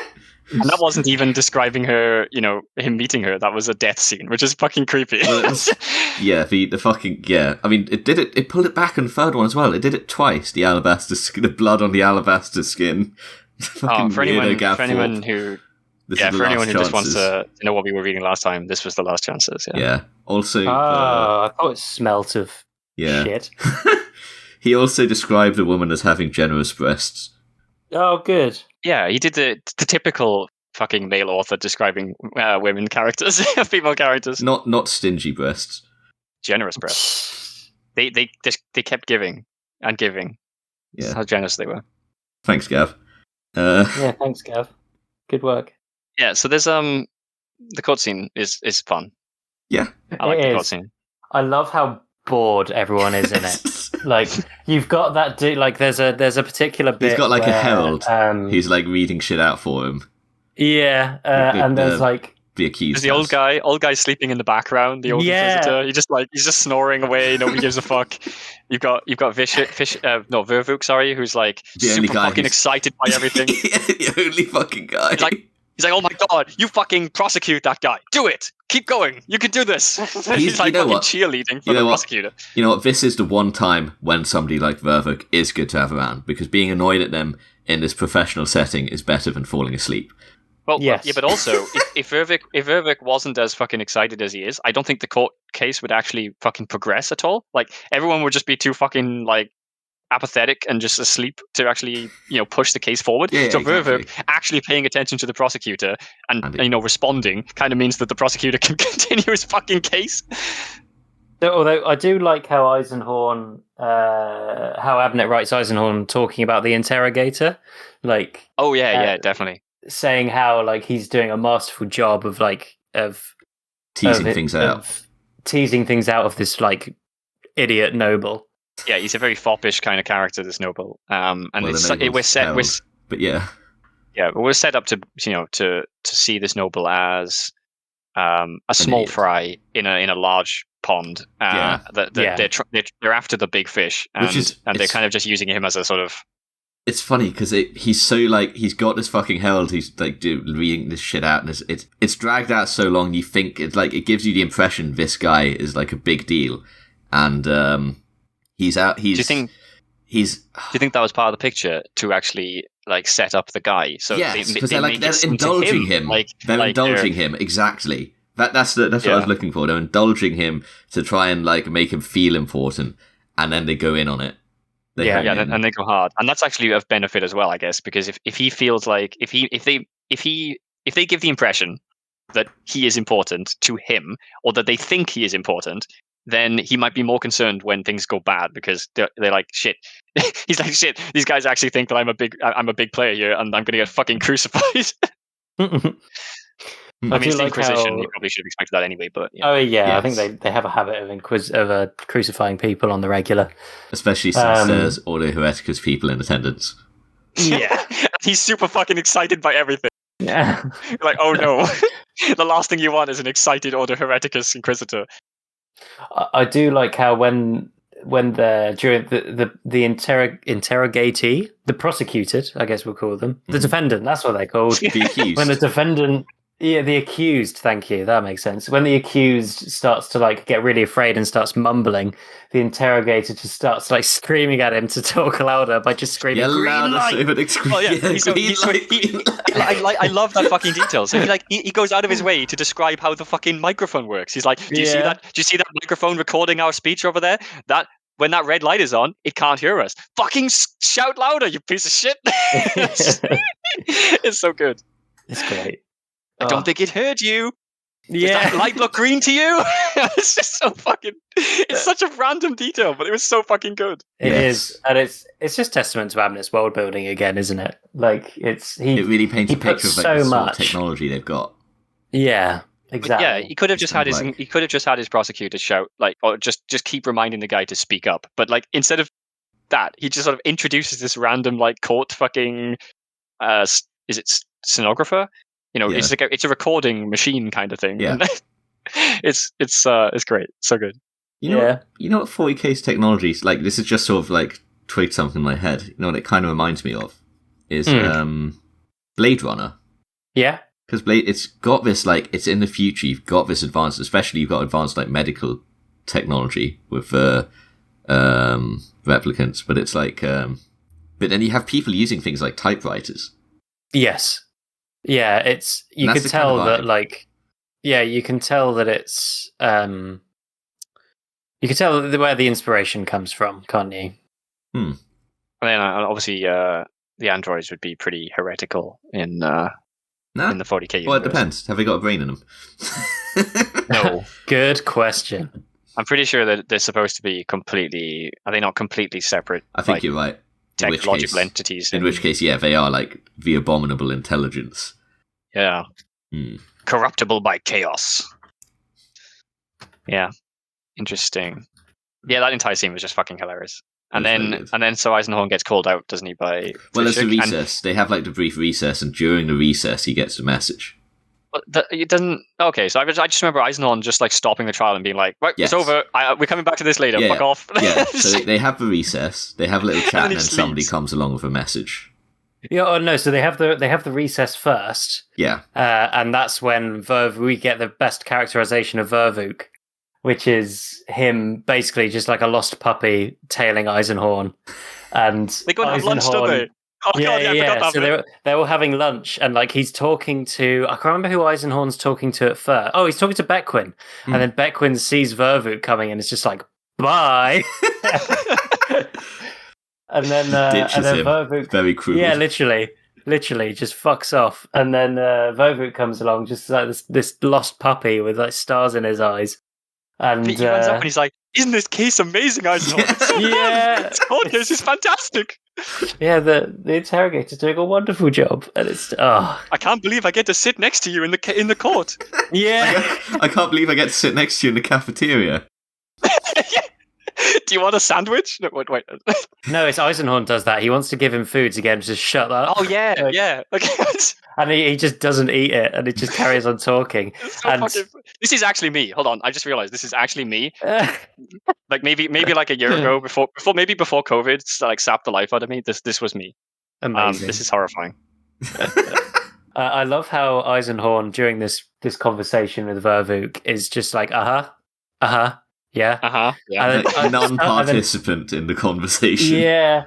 And then just like giving him subtle and not so subtle hints to fuck off, like, and remarking like internally about how he's not getting the hint. Like, it's so funny. Who was it that comes along with a message? I think it was Fishik, wasn't it? Was it Fishik himself? I think it was. I don't remember. I think it is Fishik. Comes up. Yeah, it was like, Fishik. We've had a message. You'll never guess who's turned up. So no, wait, hold on. This is a bit interesting. This was the maths bit I was talking about because this kind of confused me. I don't know why Abnett wrote it like this, but so Fishik says you will never guess in 100 centuries who I've found, and Eisenhorn then says, well, assuming we don't have 1,000,000 years. Hey, look, it's not even a strong point. So it just seemed strange. Like he didn't have to say that. Wait, he also didn't have to say we don't have 10,000 years. It's a he didn't have to say a number though. It just felt weird. So it felt weird because. Sorry, is this canon? Is this canon that Eisenhorn can't do math? I don't know, but like he does the same thing later as well. There's actually another scene later where he sort of conflates like 10,000 years or something with a millennium, with a 1,000,000 years, and I was confused. I was even more confused because it came up again. Like it wasn't just once. It was like a character trait. I was like, why is this a thing? That's or do like centuries work different in 40k? Nope, it is the standard procedure. Century is 100 years. I nearly said 1,000 years. So that would have been the Eisenhorn. Yeah, that would have been the Eisenhorn version. Especially if the number 100 was also 1,000 somehow in the 40k world, that would have made much more sense. I mean, that would have made 1,000,000 years right there. Yeah. It's just fucking strange. Like it just seemed very weird that he set up the conversation like that. Yeah. Well, but yeah. So the Fisher comes along, gives him this message, and then they return to court.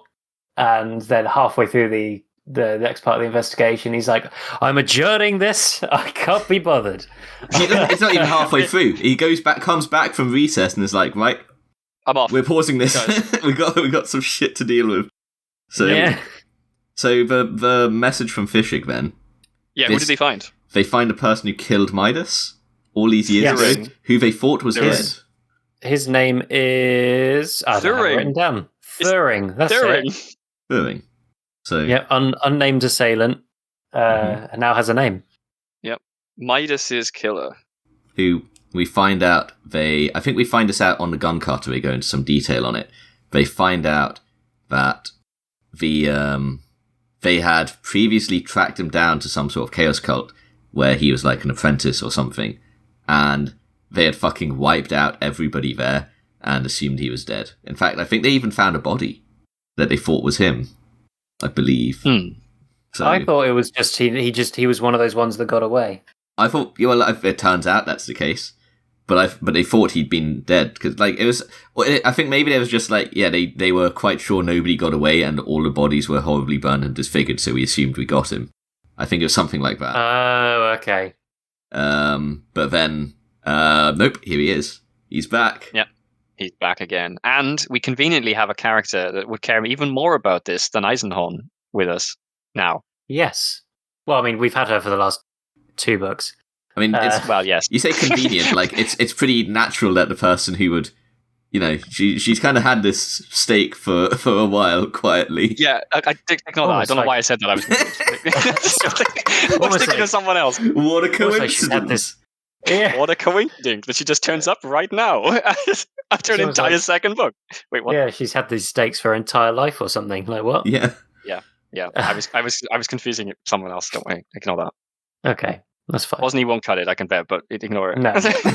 We're keeping that in.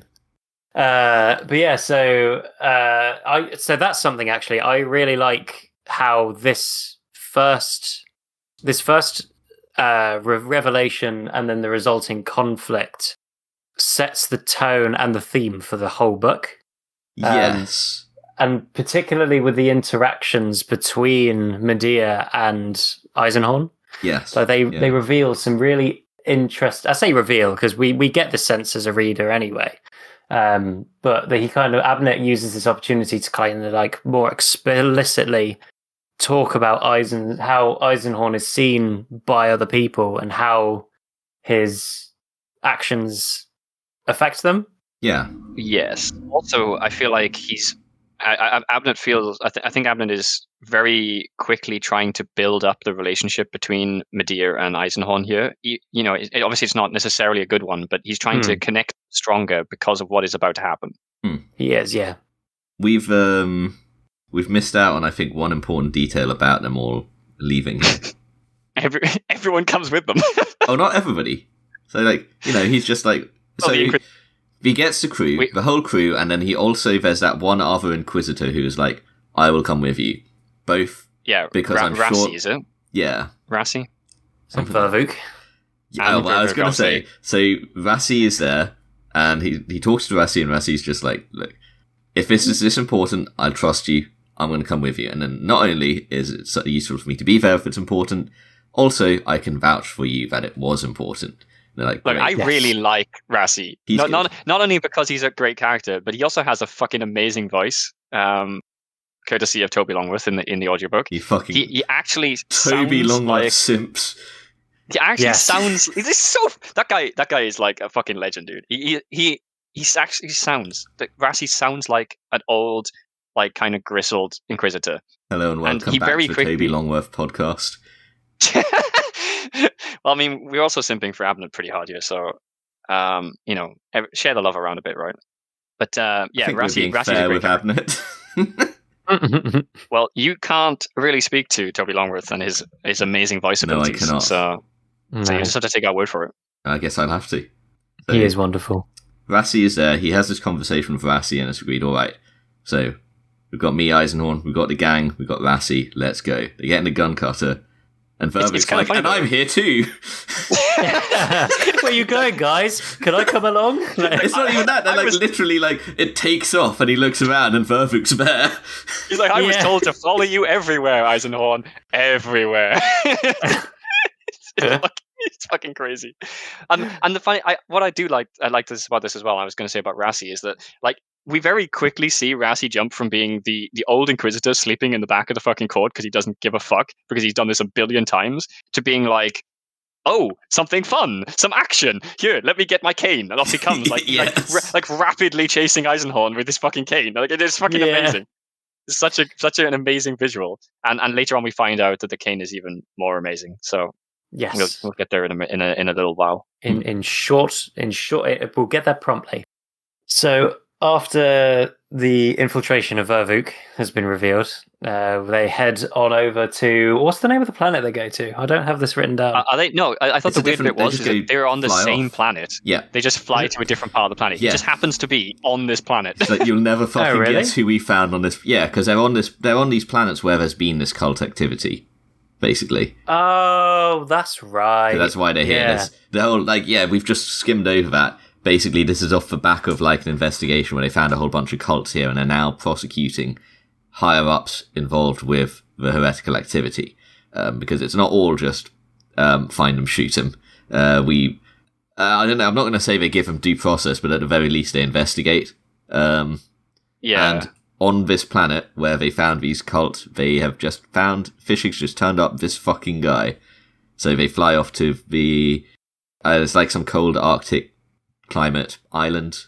Was it? I sort of envisioned it as like a fishing village. Kind of like a bit Nordic style kind of fishing village. Not like super like Arctic, but I got the impression that was kind of like at the edge of it where they initially put down. I just assumed it was like a pretty barren, fishing town. Nothing. I didn't picture it as particularly frozen. Okay, I have this very strong image in my head of it being like wintry. I don't know why. Oh no, I'm getting confused with Malleus. I'm definitely getting confused with Malleus. Wait, what fishing town in Malleus? There isn't. I'm being dumb. Okay. Either way, I don't know. I picture it being wintry. I don't know if that's if I'm forgetting something or what, or imagining something, or it's just what's in my head for some reason. I don't remember a mention of snow. Was there snow in this scene? I don't remember there being snow, but I remember it being quite bleak. And things, and it describes a like, what was it, like a 6 meter long anglerfish or something, like obscenely big anglerfish just hung up like on a fishing line somewhere. So is it specifically an anglerfish? What the fuck? Yeah, it mentions it as an anglerfish. Wow. I mean, I assume like maybe regular anglerfish would be that big if you brought them to the surface because they'd explode, like they'd puff up like fucking mad.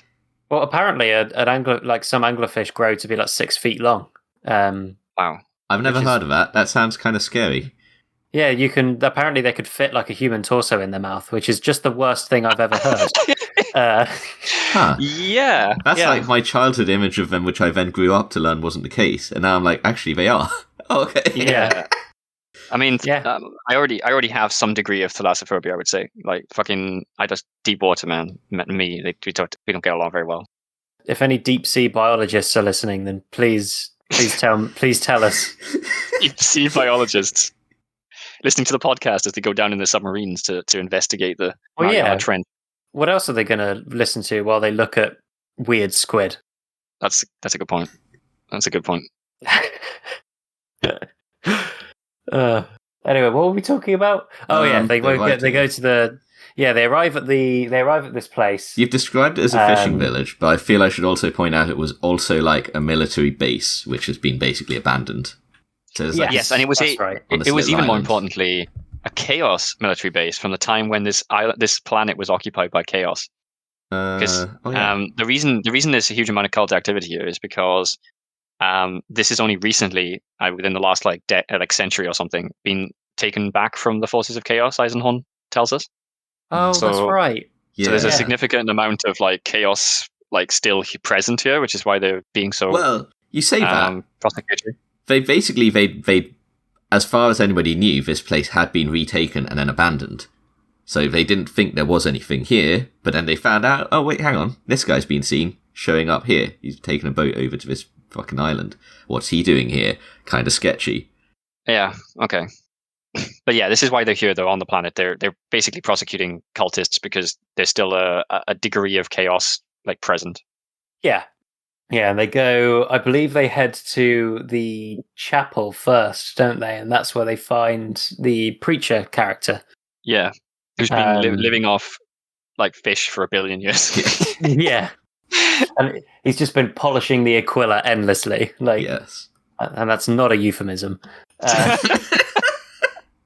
That's a very 40k style euphemism. I like that one. It is, isn't it? I'm using that. In fact, why isn't it all? I suppose you probably can't put like that kind of thing in a Black Library book. I mean, why don't they make references to what people polishing the Aquila in Black Library books? I mean, why don't they make wanking jokes in Black Library books? I'm trying to think what's the closest to that I've seen, and it's probably. I mean, not including certain spoof novels, which I'm going to mention at some point. It's probably Last Chances in the shower scene where they're commenting about his artillery cannon or something. There's that. No way. There is a scene where they make gun metaphors. There's also, apparently he has more of a sidearm. More of a sidearm, yes. I'm thinking of Ragnar's Claw has got a scene where he gets pissed on by an orc, so there's that. As far as we shit. Yeah. I mean, there's a scene where he actually has sex in that, though, which is very, very unusual for Black Library. Ragnar? Yes. Before he becomes a space marine. Oh. Wait, what? Yeah. Let's not think on that too much. No. Yeah, you're right. I don't want to think about that. We already covered that in that podcast episode. So, I'm glad. That's fine. Okay, anyway. we let's get back to the topic at hand. Which is the Aquila being polished by this crazy preacher guy. Yes, he's just. Well, we find out that much later, though. That was weird. That was like a weird throwback bit. Actually, I thought that was kind of fun. Yeah, it's. I don't really remember much about the priest, but that's because there's not really much about him. He's just kind of like, yeah, I've just been here on my own. He's kind of mad, so he tells them that he's been attacked by new people that arrived, that stole all of his things, that stole everything except for the large quantities of fish that he has. And that's what he's been eating on. So it's kind of an interesting moment because like Beckwin tries to catch him out by saying, you know, what the fuck have you been surviving on? Like, how have you lived here for like 30 years on your own? And he's just like, this is a fishing village, Beckwin. Yeah. We have got many. What was it? I thought it was more like there's shit tons of supplies left over here. I've been eating the fishing rations that have been canned. No, definitely actively fished for those like massive anglers. Oh, you're right. Yeah. But yeah, his voice is fucking amazing. Another fucking hilarious voice. It's like, it's all the fish in this village. That's about the voice. That's about what I had in my head for him. Yeah. It's so fucking good. I tell you need to listen to the audiobooks. They're Toby Longworth nails it. Every single character is great. Anyway, that's when there's a disturbance outside, isn't there? Well, first they also learn, because this guy also tells them that he was in his church, but he's been kicked out of there by the bad men who are here. He tells them that here now. Yes, yeah. And then there's the disturbance.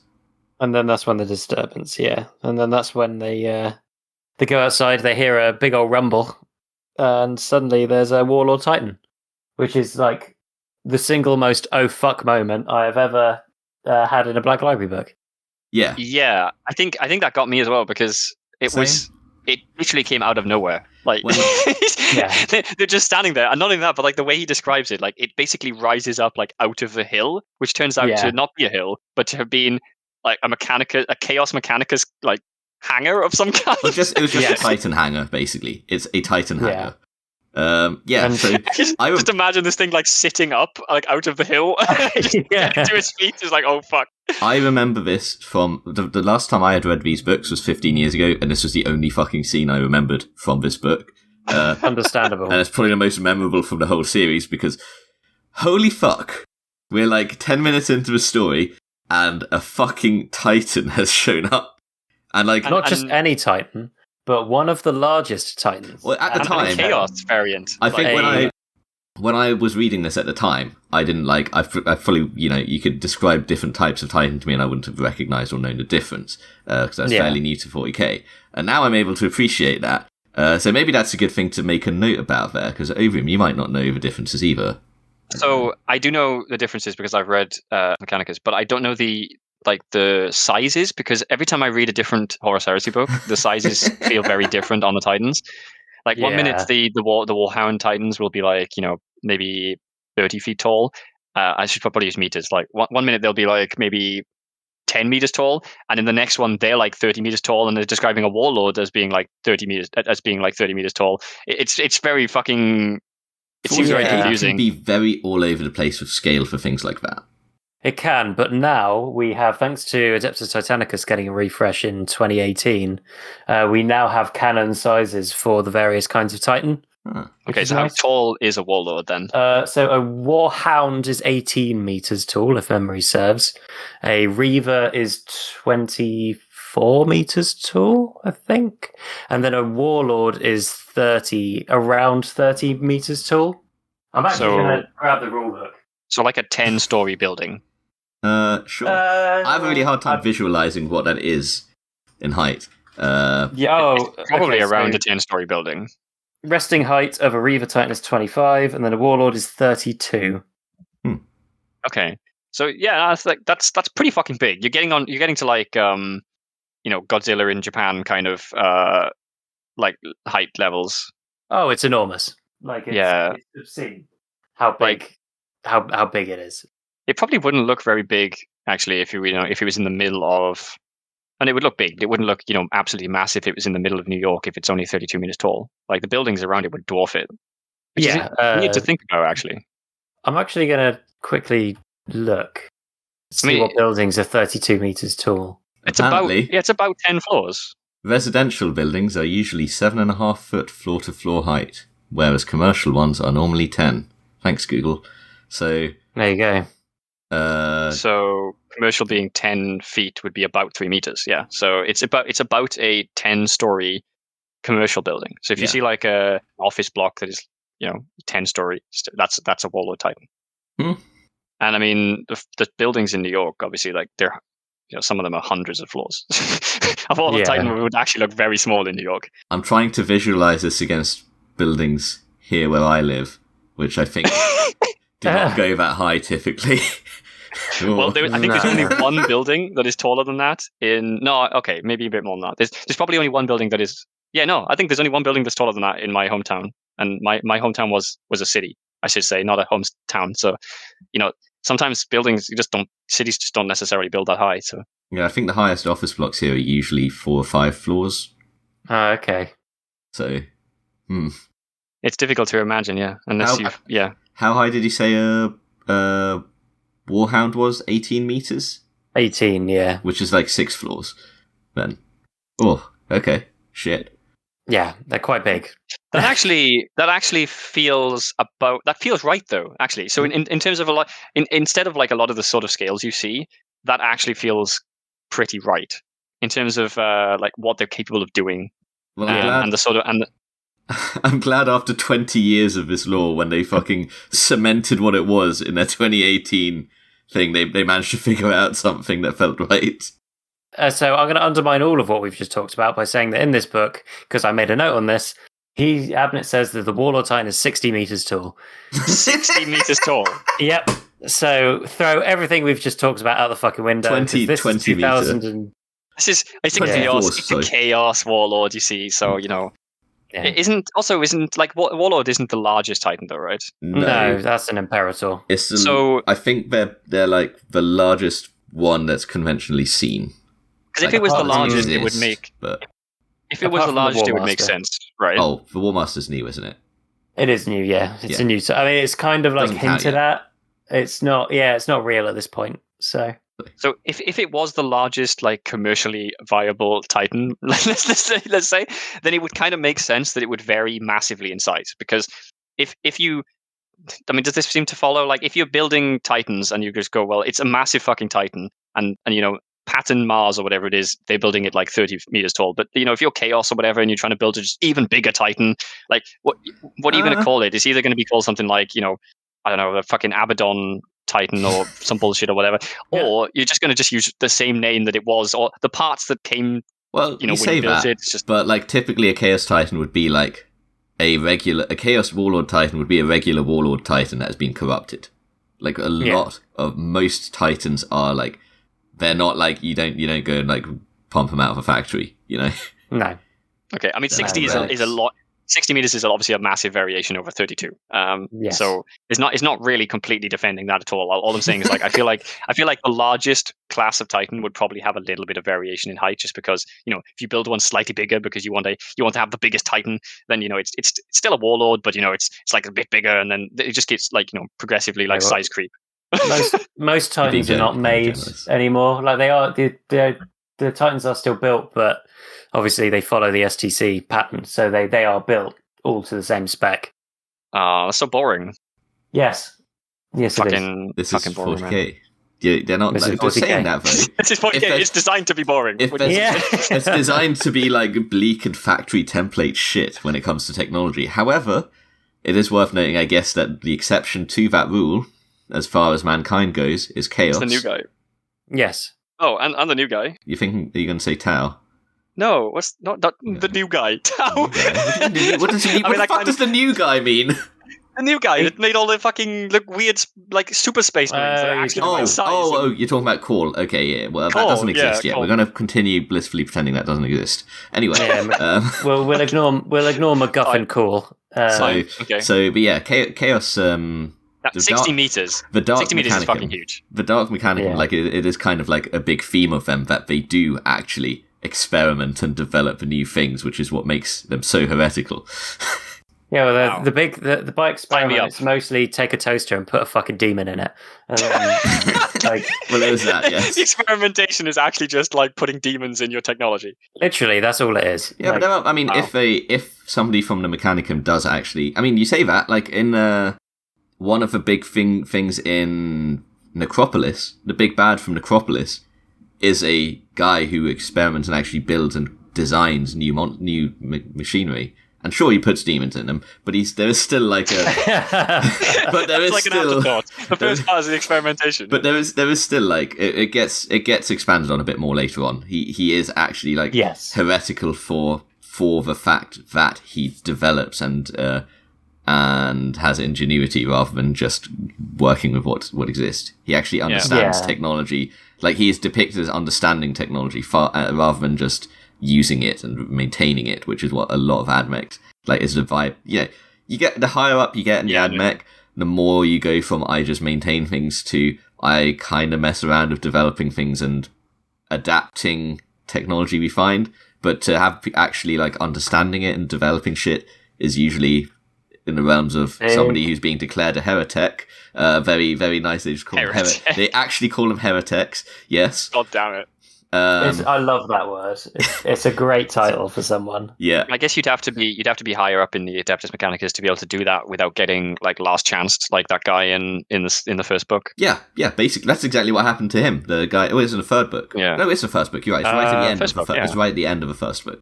The guy who's he experimented. Had all his implants pulled out and shit. It's also the guy in the second book who's not even admech. Yeah, you experiment with technology. He's just he was just a guard into a penal legion. Yeah. It's interesting. So I mean, it's hard to really imagine 60 meters, as we discussed, is probably not the biggest thing in say New York compared to the buildings. But if you are a human standing in a fishing village that's probably full of just huts, 60 meters has to be 20-floor building. Completely unmanageable, in terms of size. And that is exactly how they react. Everybody there is just holy fuck, we are out of our league. We are fucked. Yes, and they should be. Before it even gets up out of there, the very first thing that happens is the Titan's mind link. And when the mind link is initiated, it creates a psychic backlash that fucking floors everybody except Backcloth. So this entire scene to me made me think of Godzilla, right? Because this is they're in the building and they're just talking about something, and then they just hear the Godzilla scream in the background. And I'm not going to do an impression because I need to speak for the next 4 hours probably. So you just hear the Godzilla scream in the background, and then they're just oh no, what was that? And then that is something. That is something about Titans, because I fucking love Titans. They're one of my favorite things about Warhammer, in general. Yeah, and the war horns they have, the war horn of a Titan is so impossibly loud that if you're standing underneath one and it rings it, that's eardrum bursting. Titans are obscene. They have an insane amount of what I'm going to call ambient destruction. Yes. Just being around them is incredibly dangerous because of how they work. Yeah. And this one is obviously chaos warped as well. So I always imagined the scream was very Godzilla-y. Yeah. It's. I mean, it would just have been like a shriek, essentially. Yeah. Yeah. It would not be pleasant. Importantly as well, we should note that the magnetosphere of this planet is blocking all Vox traffic, so they can't call in any backup either. So they are on their own fighting this walking building that is screeching. It's 20 stories high. Warlord Titan. Yeah.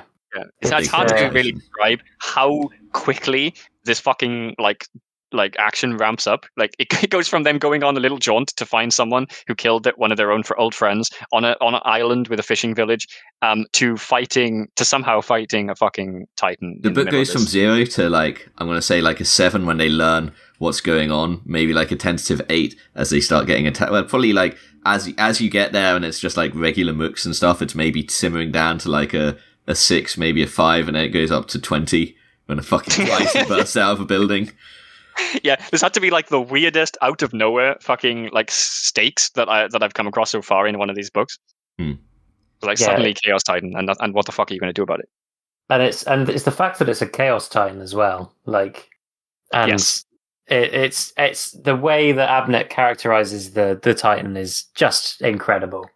I think probably the most basic description of that part was the countless skulls that were hanging all over it. Yes. And I was and that's not even that's by far the least of the descriptions. That's what stuck out to me. These massive chains of skulls. Yeah, he describes them as having just what does he describe it as? Almost like strings of medallions or something like that. But then he realizes that it's skulls on chains. And there's countless, unfathomable number of skulls. I just assumed the entire thing was just covered in chains of skulls. Yeah, and we find later that this warlord is a warlord from the Horus Heresy. It's that old.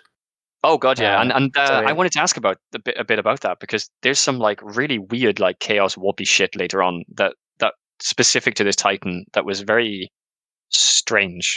Yeah, we'll get to that when we get to it. I will say immediately that I think the way chaos affects anything can't, unless it is a fucking product placement book, the way chaos affects things is very, like, all over the place. It can be very unique to that specific case. Yes, it's very amorphous. It can be whatever amorphous. It needs to be. There we go. Like, I'd say no two Chaos Titans are the same, probably. No, absolutely not. Like, it's the same with anything Chaos. Everything is unique because it's a reflection of the people or person that wields it or uses it. Yeah. Well, even with the like, obviously the non-pattern produced Titans, like the older Titans, I'd imagine an awful lot of them are unique because they're all just like ridiculously old. So they've been like, there's been little repairs and like not only is it just not only like on like a mechanical level, but also like Titans have got a personality of their own. They've got like a mind link. I know Knights. I know of Knights at the very least. Like they have a mind link will have a little bit of all their past riders, and I think Titans are something similar. Like they've built up personality. Knights have a watered down version, essentially. Yeah. Okay. Whereas a Titan has a personality of its own, and it severely impacts the princeps that wield it. Yeah, it does that, and I think it also kind of like it's strongly implied in a lot of stuff that it sort of takes a bit of a personality of whoever's in there. Like that was definitely Mechanicus. Like every perceps or what Principes. That's it, Princep. Everyone who's been a pilot for that Titan in the past like has left a part of them, and like I think there's one scene in Mechanicus where he's basically it's like Avatar. Yeah, well let's discuss Mechanicum when we get to Mechanicum. Yeah, but that's definitely the vibe I got with the with all of the fucking previous pilots. Yeah, they're all distinct. Every Titan is different, and every Chaos Titan is even more different. Yeah. And so it's described as having, in terms of armament, it has a macro Gatler on one arm, which is essentially like a chain gun, but the size of a building. Big Gatler. A big Gatler. So it fires bullets like the size of cars. The biggest. It fires artillery shells. At a minigun, well, not quite a minigun speed, but at a rapid rate. And then it has a plasma gun on the other arm, and then I think its shoulders with turbo lasers. I don't remember. Some sort of laser array. I don't think he mentions explicitly what they are, but I do know that the only weapon that's working at this time is the macro Gatler. I'm picturing internet historian putting clothes on somebody in My Immortal. Dun, dun, dun, dun, dun, dun. Fuck's sake. What have we got on our Titan? Yeah, I mean, that's kind of what it's like. Yeah, although, I mean, that almost sounds like product placery stuff, but are these products? No, I mean, it wouldn't. I don't know. This time it would have been, because Titanic Epic would have still been around, but it would have been on the way out. Because I think it kind of like massively dropped off around 2004. But did Epic have that sort of customizability for what goes on a Titan? Yeah. Did it? Okay. Yeah. So yeah. It was more Adeptus Titanicus, but you still had loadouts for the Titans. Okay. So there's something we need to mention because it'll become very relevant later on for the Medea plotline, which is that Eisenhorn left Medea and Vitchik. No, it was Medea and what's his name? Medea, Amos, and Vervuk. Vervuk. Medea, Amos, and Vervuk. He managed to shake Vervuk by saying, Vervuk, I have a really important job for you to do. I need you to stay here and make sure that everything's safe here. Yeah. Make sure that my gun cutter is safe. Look after it. It was funny. And but then in general, Vervuk 5 minutes later.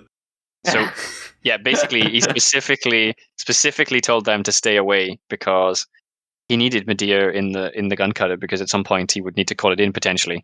And obviously she's the one to pilot it. But I think that's generally the idea. I think there was also, although he says otherwise, there was an ulterior motive of keeping Medea away. I think he's a bit worried that she might have way too much of a personal attachment to this. I mean, saying that, he did promise her the kill. He did a what the fuck's it called? Some sort of special pilot world promise. Well, no, he said.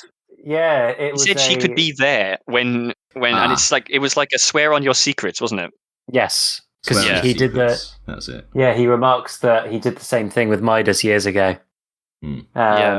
Only it wasn't a darkest secret like with Medea. Yeah, with Midas, it was like that he's like hopelessly in love with Elizabeth, and he's never obviously going to be able to be with her because she's a blank or null. Sorry. Yeah. So I think you're right. I think it is partly because he doesn't trust her to be rational on the level, because she's going to be way too angry and blinded by the fact that this guy killed her father months before she was born, so that she never met him. I think it was that she would get to kill him, or she'd have part.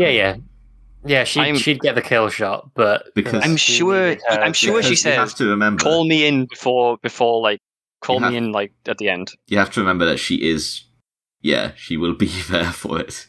There definitely wasn't just you'll be here for it. No, it was her to get the kill, but he just didn't want her to be killed. Didn't want the guy to be killed prematurely, or for her to act out a line. Yeah, there's that. Anyway. Warlord Titan case, shows up. Yeah, we also have a Titan on the field, so he's like now he's even more like we should not call in the gun cutter because the Titan will just like just obliterate it. Yeah, and so this Titan opens up with its macro Gatler and just starts fucking demolishing the buildings. It hasn't quite like figured out what it's doing yet. It's still warming up, still getting the feel of it. Yeah, because it's being... Oh, we haven't actually talked about this at all. It's being piloted by at least in part, by the guy thereafter. Yeah. So, not only is it a massive threat, but it's also just totally in the way of their entire objective. Yes. And it's funny because this guy has gone... He is in the space of 2 paragraphs, he has gone from some guy who's a slippery guy who was a small-time cult guy, involved participant in some cults a while ago, to a guy who has now managed to get the means to, threaten the entire planet, basically. And they're planning on getting off-world with it. Basically, get a fucking Chaos Titan back in working order, and Eisenhorn kind of... Yeah, Eisenhorn even sort of fucking says that. He's kind of just like... This guy seems to have stumbled onto a fucking gold mine somehow with backing from somebody or something, he says. Yeah. So there was 2 lines here that were kind of interesting. The first one is Eisenhorn says something about the something in relation to the Titan, I think, or maybe something else like this nearby. He says something like the latest generation of fluid core autonomous cogitators. I just thought this was an interesting oh shit! He's got water-cooled PCs. It was just a very strange kind of addition. It's just there's the newly developed the latest fucking NVIDIA graphics card is powering this Titan or something. It's 3080 in it. Yeah, it was 4080. And there was also a fucking amazing line which I had to write down because at one point they are looking outside and they see the Titan and Beckwin says, and I quote, "It's so big." It's this is a line on a fucking Scooby-Doo or a really weird porno. Fuck's sake. Mine's more of a macro Gatler. Lines not uttered in the Cage books, but that possibly could have been. Yeah. Yeah, and so it starts tearing up the place, and they just cheese it, basically. Yeah. He yells out the cheese it call sign. Yeah. Was it Rosethorn again? No, because Rosethorn would have called in the plane. So I don't think it was Rosethorn. Not over the Vox, at least. So is it worth noting the old Inquisitor knows Eisenhorn's battle count as well? Either that, or Eisenhorn's battle count is just as obvious as we were talking about last time, in the sense that the guy just follows his instructions. Oh, but yeah, when a warlord starts opening up on you, you're gonna just follow everyone else, right? No, but he understands them. Eisenhorn is giving him instructions in Glossia. He's known this guy for quite a while, to be fair, and he seems to be on good terms with him. So, if they've worked with him before, then he might know Glossia, or at least some of it. Yeah, he gives the guy instructions in Glossia at one point, definitely, and because I wrote it down here as part of my notes. But and then the guy just he doesn't question it. He just sure, off we go. I got this. Yeah. But it was a pretty obvious thing. I can't remember what the line was exactly, but it was also pretty obvious. So maybe it was Glossier, maybe it was like, semi-Glossier. I don't know. Maybe it's actually just canon that Glossier is really easy to crack. Yeah. Just Eisenhorn thinks it's amazing and no one will ever get it. But like secretly all the Inquisitors like just know what he means. Now something I did forget about to mention is that Nail is here. Yo, fuck. Yeah. We were in the middle of a conversation earlier and I was reading through the section. I was like, oh, Nail. Yeah. And then I forgot to mention it. Yeah, so while they're scurrying about getting bombed by this warlord, Nail comes along. And because he's been here already, if memory serves, he's been in this area already, isn't he? I think he's the guy that found out that this bloke was here, basically. Yeah. Fishig found out, I thought. Oh no, didn't Fishig? Well, Fishig told him, but I think it was Nail from Nail. Yeah, okay. I believe so. Okay. And because Vox doesn't work, it's a carrier pigeon, obviously. Yeah, clearly. So Nail then starts using explosives to distract the warlord, which just seems like, I mean, it's not a Titan, it's not a proper trained Titan pilot piloting that, so I guess it seems it's probably realistic. He's still finding his feet. He's looking around trying to figure out where these guys have gone, and he hears an explosion somewhere. So he goes, "Yeah, oh, okay, I'll walk off over there." What was that noise? From what I know of Titans, like so far in 40k, like it feels like at this point the Titan is probably like half driving him as opposed to him piloting the Titan. Probably more of a Titan driving than him if he's an untrained guy. Yeah. Especially considering the age of the Titan, which we're about to see some crazy shit from. It's not really addressed, but that with the lens of what we know from later lore, that's the thing I'd put to it. Yeah. He does. I like how during all of this, Eisenhorn is trying to work out what its weaknesses are as well. Like he's like, okay, so if it's shooting wildly, that means its Auspex isn't working. So that means it doesn't know where we are. So we can, and that also means that its voids aren't working and that its laser weapons aren't working. So we should be good. So that's something. Until it figures out what it's doing with its shooting. Yes, that's when it all goes horribly wrong. Do you guys remember what the name of the Titan is? I don't. Some Crua Volt, is it? Yes, which means wants more blood. More blood. Oh yeah, that's great. Sounds very chaos. That sounds very chaos. I like that. That's a very chaos Titan name. Yeah, blood themed names are notoriously chaos. Yeah. And so after notorious chaos space marine renegades, the blood drinkers and the flesh tearers. Yes, indeed. I will stab you. So it's kind of funny how Nail turns up in our podcast by us just sort of vaguely remembering he was there as well, because I just found the line where he actually appears in the book, and it is literally, we looked around, and there was Harlan Nail. Yeah. Okay. Nice. Nail's now in the story too. Yeah. Nail's here, everybody. Everybody clap, yay. But yeah, so they then, after a series of distraction explosions and running from cover to cover, they get to the church, and they sort of take cover in there for a bit to try and collect themselves. Why a Chaos Titan wouldn't explode a church on sight, I don't know, but it's neither here nor there. We find out the church has a major black mold problem. Wait, I don't know why I wrote that in my notes, but well, I have a comment about black sludge. There's a line. There's a line here that says it was generally stripped bare and full of slimy black mold. That's what it says. Okay. Okay, great. Yeah, that's a bad mold problem if it's described as slimy. I know, right? That's going to be bad for everyone's Jesus. Health. And this is where we find out that that the Aquila is like pretty much the only thing that's like nice in this entire fucking place. The church is like smashed and all moldy and shit, but the Aquila is nicely polished. Yes. He's been doing a good job. And that is when they come up with the idea to try and psychically attack the Titan while its shields are down and try and interrupt the MIU. Well, they want, don't they want Elizabeth to try and like channel, once they're like broken into it, they're going to use Elizabeth's null powers to kind of like fuck with the Titan. Well, null power fuck it up. Exactly. Maybe that'll work. Have you guys tried this? Nope, but maybe that'll work. Yep. And I really like how this like half-baked idea really helps get across the desperation of their situation. Yeah. Like, combined with the destruction of them just grasping at any straw they can. Like, it's just the straits are so dire that they will try literally anything that might work to like win this.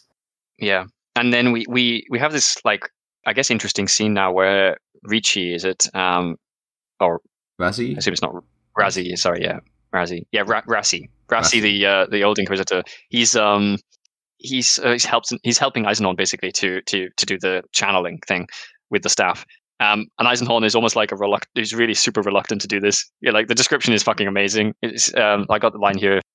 It was like clinging to a precious handhold when you are dangling over a pit of corrosive sludge. I couldn't bear to submit and slide away. What waited for me down there was cosmic horror, a broiling mass of filth and poison that would dissolve my mind, my sanity, my soul. Chaos beckoned, and I was trying to find the courage to jump into its arms. Yeah. It's like it's just the idea of it. We get the sense of revulsion and like absolute dread that Eisenhorn has to try and commit to psychically attacking a Chaos Titan. Yeah, and it is truly horrific. Like when they dive into this thing's what is essentially its mind to try and get to the MIU. They're I love how they the black sludge of the mind link. Yeah, and how it describes they start to like lose their grip and fall into this Titan's memories, and it just shows them these like 10,000 years of absolute desolation that it's caused. Oh, Eisenhorn starts thinking of the name Cherubael as well, and it starts causing like the chaos like visions to freak the fuck out. Doesn't Rassi say something like, "Stop it! Stop it, Eisenhorn! Whatever you just thought of, yeah, whatever you're thinking of, don't." He doesn't want to know. He's just like, please don't. It's like, Throne, Gregor. I don't know what you've got in your head. I don't want to know, but I pity you. Yeah, stop thinking about that, please. You'll get us killed. Oh, yeah. So Abnett actually translates the name of Crew Revolt in the book as well. So he translates it differently to Google. So Google translates it as Once More Blood. He translates it as Blood Wills It. Yes. Well, here's the thing. You're translating based on what Google thinks Latin is, which is probably fairly correct. Whereas this is in High Gothic, which is pretending to be Latin. What's Latin? It's like LARPing. I mean, it's like LARPing as Latin. Let's be real. It is Latin though. For almost in almost every case. The more you read, the more you're going to see it LARPing as Latin. Well, I mean, there's some great examples. This is the second time so far. There's some great examples in Last Chances of like words that probably shouldn't have been used as pretend Latin. And here's another one. Yeah. But no, I mean, this could be a reasonable translation. I don't know. I would assume Abnett would consult somebody who actually speaks Latin. No, that's not the point. It's not the point. That's not the point of it's the 40k runs on the philosophy of live, laugh, Latin. Wow. I don't know. So other than guns, he does a lot of research for everything else, though. He does, but that's not the point of this. Essentially, Pig Latin. I mean, Pig Latin is a specific thing, which is definitely not this. I know, but it may as well be. You know, it's take Latin and then change a load of this, change a load of it and make it sound really fucking obvious. So here's the bit where they start slipping into the memories, and this was fucking super interesting to me because I don't know if any of this is like related to actual events that we know of in the world, or whether it's just a random Titan and its sort of memories. But so the here it says, "May the God Emperor spare me. I saw such things then. I stood on the brink and peered into the abyss of the Titan's memories. I saw cities die in flames. I saw the legions of the Imperial Guard incinerated. I saw space marines die in their hundreds, scurrying around my feet like ants. I saw planets catch fire and burn to ashes. I saw the Imperial Titans, proud warlords, burst apart and die under the onslaught of my hands. I saw the gates of the Imperial Palace on Terra through a blizzard of fire.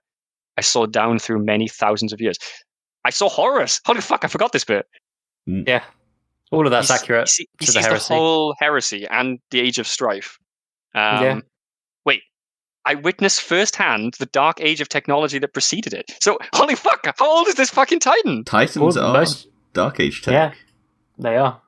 So, the Eisenhorn now has memories of the dark age of technology. Well, he's witnessed them. He hasn't taken them in. Okay, so he witnesses them and then doesn't remember them. I mean, he probably has probably. He has memories of impressions. He'll probably remember like impressions of this thing. You know. Oh man, he hasn't experienced it fully or anything. You know. Holy fuck! If there's any like imperial fucking historians somewhere, I feel like Eisenhorn would be a huge fucking goldmine of weird information that would be super fucking useful. Well, to start with, he sees Horus himself, which is crazy. Anyway, yeah, Rassi saves him again from the crazy visions. Mm-hmm. And then that's when they tell Bequin to touch the stick. Touch the stick, Bequin. No. They forge the link. They say now. Bequin grabs it and then proceeds to get blasted across the room. So the first line of the next chapter is "She was killed." Full stop. Yeah. Which I don't know. I don't know how true that is because doesn't she have a spin-off series? We'll get to that. Yeah, don't worry about that. Yeah, don't worry about that. That's a long way off. Also, she doesn't die in this. Like, we know she's not dead. I mean, because she's in some sort of like. She might as well be at this point for the he thinks she's dead, and everything's fucked. Yeah, they don't have time to sit there and be like, "Have we got a doctor?" Yeah. So I my one note for this bit is, and I forgot I wrote this. Was just poor Bequin with a sad crying face. That's the whole. I wrote. There goes another of Eisenhorn's female team members. Yeah. Right at the beginning of a book. At the start of a book, no less. But then it kind of undermines. So if you were going to make the argument that Abnett does this and he can't help himself, it's kind of undermined very shortly because not only does Bequin die, but almost everybody else dies in this scene. Yes, but that's the point of this book, really. As we'll get to. So Bequin gets killed. There's just a psychic backlash, and it turns out their half-baked plan, as is a rare thing narratively, their half-baked plan just completely fails. Yes. Not only does it fail, but it backfires spectacularly. Like it severely damages. It severely damages both Inquisitors. Kills Bequin, destroys the morale of everyone else in the party. They're now still in exactly the same desperate situation, minus a team member, and with even less ideas. So now it's worse because the Titan knows exactly where they are. Yeah, I just remember there's so that they're all holding the staff obviously when it explodes, and it leaves perfectly etched fingerprints of like everyone who was touching the staff in the steel. Yeah, so now they're down a team member. The other two are basically out for the count in terms of everything. And the Titan now knows exactly where they are. And that is when Eisenhorn has a really, really terrible idea. Well, it is does he? So Not fucking yet. bad. Not yet, because something else. So first, they sit here and get shot up a bit by this thing, right? And then... Wait, hang on. Are you thinking about the bad idea, or is there a secondary bad idea before that? Oh, so no. Oh, no, there's only the one really bad idea. Okay, because the first thing, something has to happen before that, which is the gun cutter. Yeah. Oh, I couldn't remember if it was before or after the really bad idea takes shape. Well, because Verbeek isn't here. Oh yeah, he's not, is he? No, because that's not. That doesn't need to happen yet. Yeah, that was like the second bad idea. That's the second bad idea. Yeah. Okay. Sorry, go on. So yeah, he has the really bad idea of thinking back to Cherubile and proceeds to be like, right, I am going to summon Cherubile here. And in doing so, break all of the holds that bind him to Eisenhorn. You're right. I forgot how the sequence was. Yep, you're right. So he summons. First the gun cutter does arrive. That is the first thing that happens. Mm-hmm. And he shouts belay at fucking Medea for like 10 minutes. It feels like. Yeah, but she just ignores him because Vervuk has commanded her, or has told her that they need to go help. So this is Vervuk. This is on Vervuk. So remember this. Eisenhorn actually has a huge grudge now against Vervuk. Yes. So while this is happening as well, it should be noted, like, the Titan is shooting people up. It fucking obliterates Rassi. I think it also obliterates, like, one or two other... There's been, like, one or two other people with the party who were just here to die, I think. Yeah, Han, who's, like, the sniper. There's Kara Swole. Kara Swole is fine, I think. I think she survives this. But she's introduced here. Yeah. She's here too. Oh, she is introduced. I really like Kara as well. Yeah. I'm surprised I forgot about her. Another one of these women with a tragic backstory. Kara comes from the circus. That is fucking tragic. Yes, she is she's a circus acrobat. That is very, very tragic. We completely forgot to mention that Rassi is a strong psyker because he obviously helps Eisenhorn with the mind link to the Titan. But he's also so strong that he shoots fire out of his fucking cane like a fucking flamethrower. Psychic fire. Yes, and I love how it describes this like cascade of energy that would like, destroy someone wholesale, and then as it flies towards the Titan, it just gets smaller and smaller, and then it just fizzles against the Titan's hull. And you're just like, okay, never mind. Never mind that. Worth a try. Yeah, it's worth a go. And then doesn't he just like do that and then get obliterated? Yes. Yeah. Yeah, and the gun cutter gets absolutely destroyed as well. It like crashes somewhere.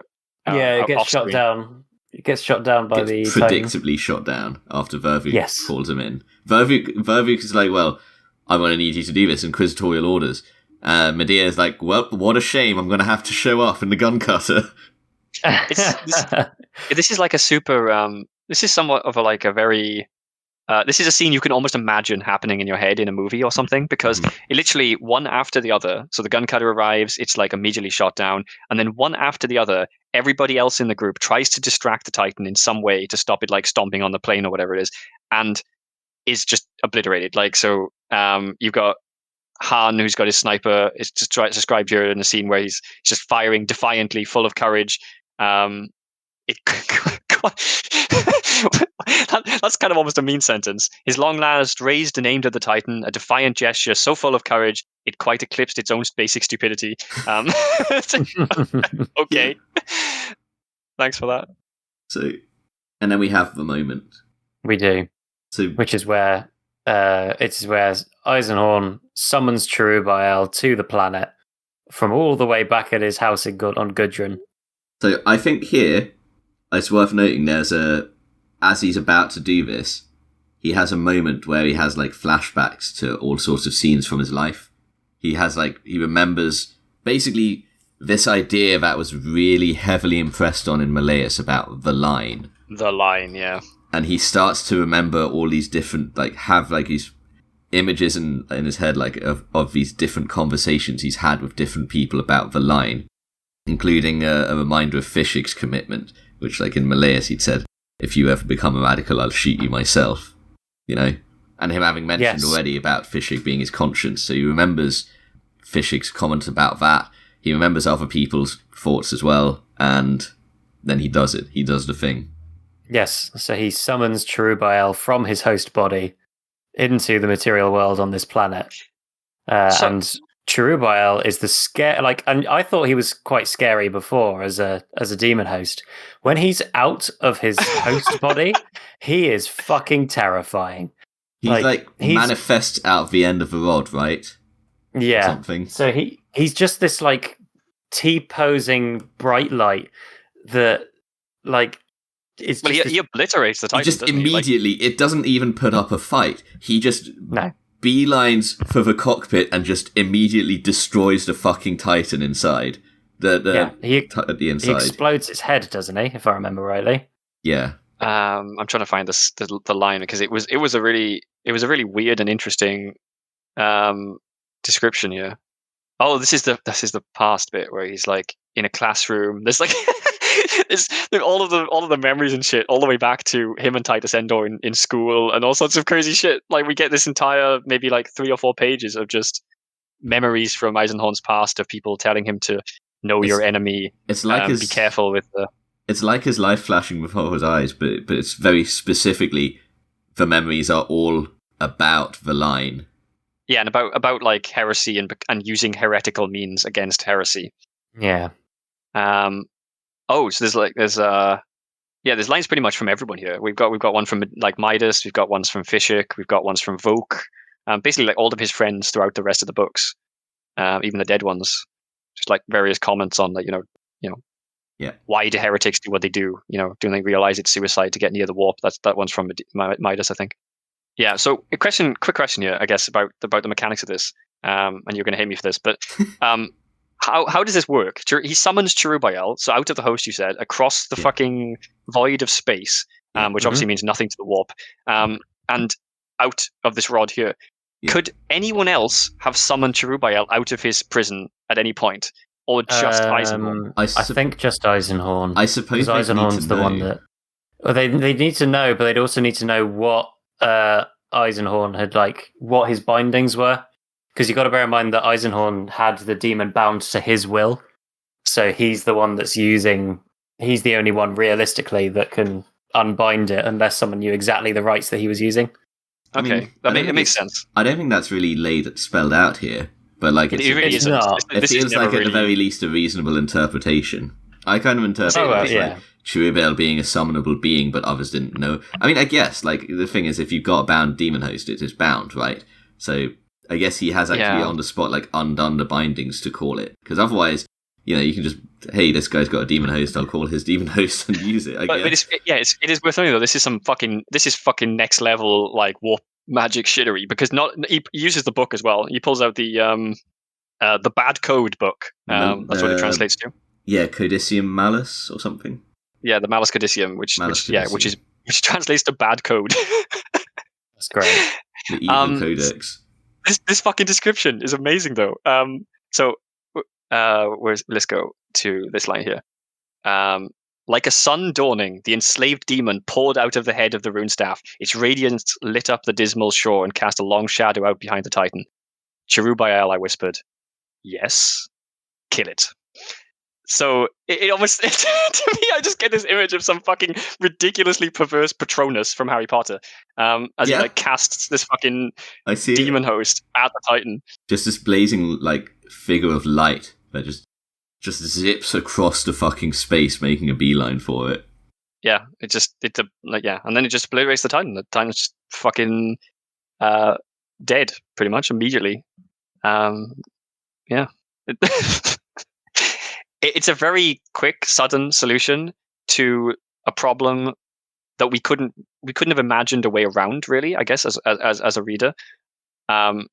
Mainly because this summoning of the demon seems super fucking insane. Like, it is way out of left field for what we would expect from an Inquisitor, I would imagine.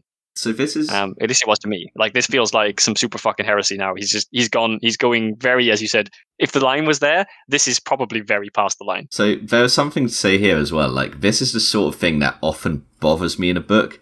Like when the answer to a problem, like when is like you resolve it with information that like you as the reader had no way of knowing. This often bothers me a lot. Like, well, we didn't have way of knowing. Well, we'd had no idea he could like fucking summon it. It seems so ridiculous that we had no idea if this is a possible solution. That's a good point. Like, I could compare like the first few Dresden Files books. You've read them. Like the first few of those, you get to the end and suddenly he's like, magic works this way. So, this magic spell that I never told you about before. Here we go. Let's do this. At least later on in the book series, he does usually try to mark it beforehand, right? I specifically talked about this in the Gaunt's Ghost books, where like managing information, what you know and what you don't know, is a big theme. But you aren't kept in the dark fully. You as the reader are aware that there's something you don't know in those books. So it's not like a complete like ass pull.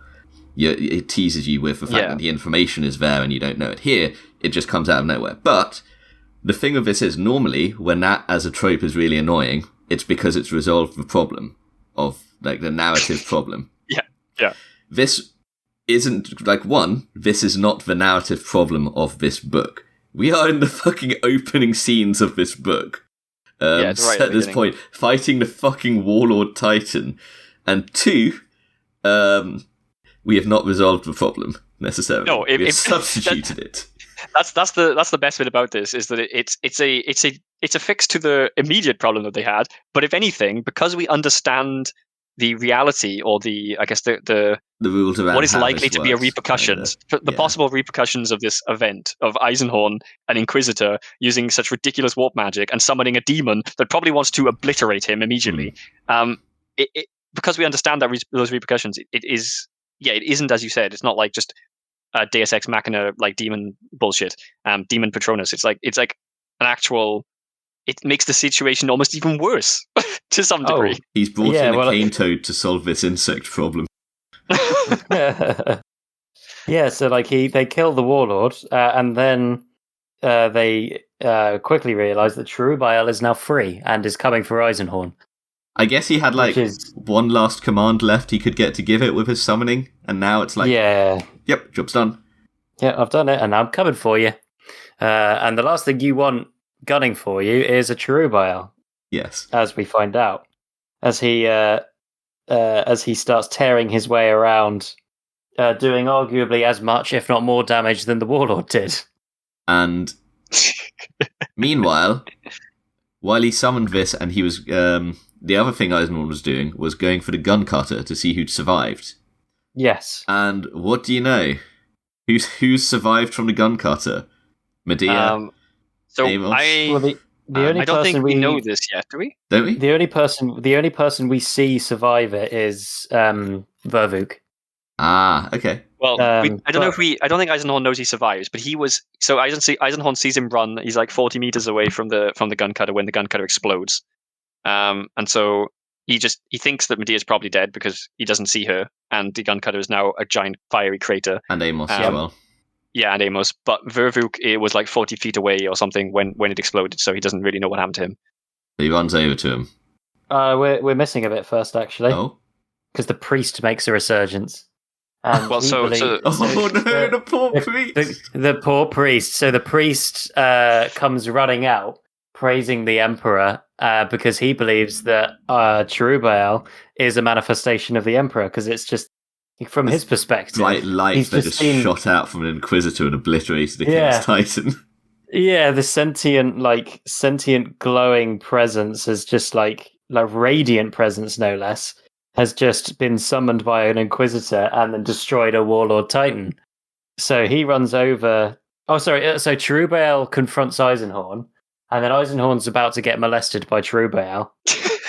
And that's when the priest rocks up, and sending Cherubile screaming away because he's got emperor prayers being thrown at him. But didn't he bring the emperor and has the Aquila? Well, no, so he has the Aquila. That's the thing, because Eisenhorn has been saying the benediction of terror this entire time, and Cherubile is just standing there going, "Eisenhorn, it won't save you. It's just words, Eisenhorn." He runs over with the Aquila. Yeah, and then this guy turns up with the fucking Aquila, and that actually affects him. Yeah, so because he's still weak from being summoned, that sends him away for a bit, and then we smash cut back to the priest on fire. The priest with the Aquila melting his hands and setting his arms on fire. I don't know how weak Cherubile is from being summoned, though, considering he just obliterated a titan. He's weak spiritually. I'm pretty sure the weakness only comes later on when he's actually bound again. Because Eisenhorn talks about that a lot. Once he actually turns him into a demon host again, he's like while he's like confused and weak, we should make the most of this now. I don't think he's actually. I think he's pretty much at full power right now because he's not bound by anything. He's just an entity of fucking chaos energy or whatever. Yeah. Yeah. But yeah. So that's when looking around in desperation, the Eisenhorn sees the mangled, bloodied, slightly burned body of Vervuk and runs over to him and is like, "Hey Vervuk, you love the Emperor, right?" Yeah. Oh my god. You trust me, right? Yeah, you trust me. It's like, I'll do anything for you. He plays him so fucking badly, yeah. And the scene, if anything, kind of shows the fucked nature of this. Hold still while I draw demonic, fucking chaos runes into your flesh. Yeah, I'm just going to draw these symbols in blood on you real quick. Your blood, specifically. He's like, "My master? What's happening?" And he's like, "Bastion, are you a true servant of the Emperor?" Yeah. I am. Bastion Vervuk, yeah. Oh my god. Are you pure? Why the fuck did he say that? I don't remember that line. Just keep him. I think there's an element of this where his comments to Vervuk are a kindness to him. Yeah. Yeah, he's not going to tell him, by the way, I'm stuffing a demon in you. Trust me, it's for the best. I stuff this demon in you. I love how Eisenhorn fucking... so Eisenhorn complains about Vervuk asking questions, Even while now. he's carving runes into his fucking face. Yeah. he's literally carving chaos runes into his face, and Vermund is like, "What are you doing?" He wavered. Damned questions, even now. It's like, fucking, what are you saying, Eisenhorn? Jesus Christ. So yeah, this is the line. This is the moment that he has well and truly crossed it. Because he uses the still living Vervuk to ensnare and prison Cherubale again. Yeah. Which is he didn't fucking deserve that. No. No, I don't think he deserved that for being the overeager, like, kind of excited, super weird, happy-go-lucky Inquisitor kind, to be honest. Yeah, I mean, he's obviously played as an annoying character to Eisenhorn, but I don't think he deserved to become a demon host. Yeah, this is a truly abhorrent action driven by necessity. Yeah, not even necessity, desperation. Like, it wasn't necessary. It kind of was if he wanted to not die. Well, that's the thing. He should have died. Like, it was necessary for his survival. I'm pretty sure. Yeah, if he wasn't constantly contradicting himself and a total hypocrite, he would have just stood his ground, tried to fight the demon, and then died, as he has allowed many others to do. Why didn't he? No, this is the question though. Why didn't he use Dronicus, who is the priest?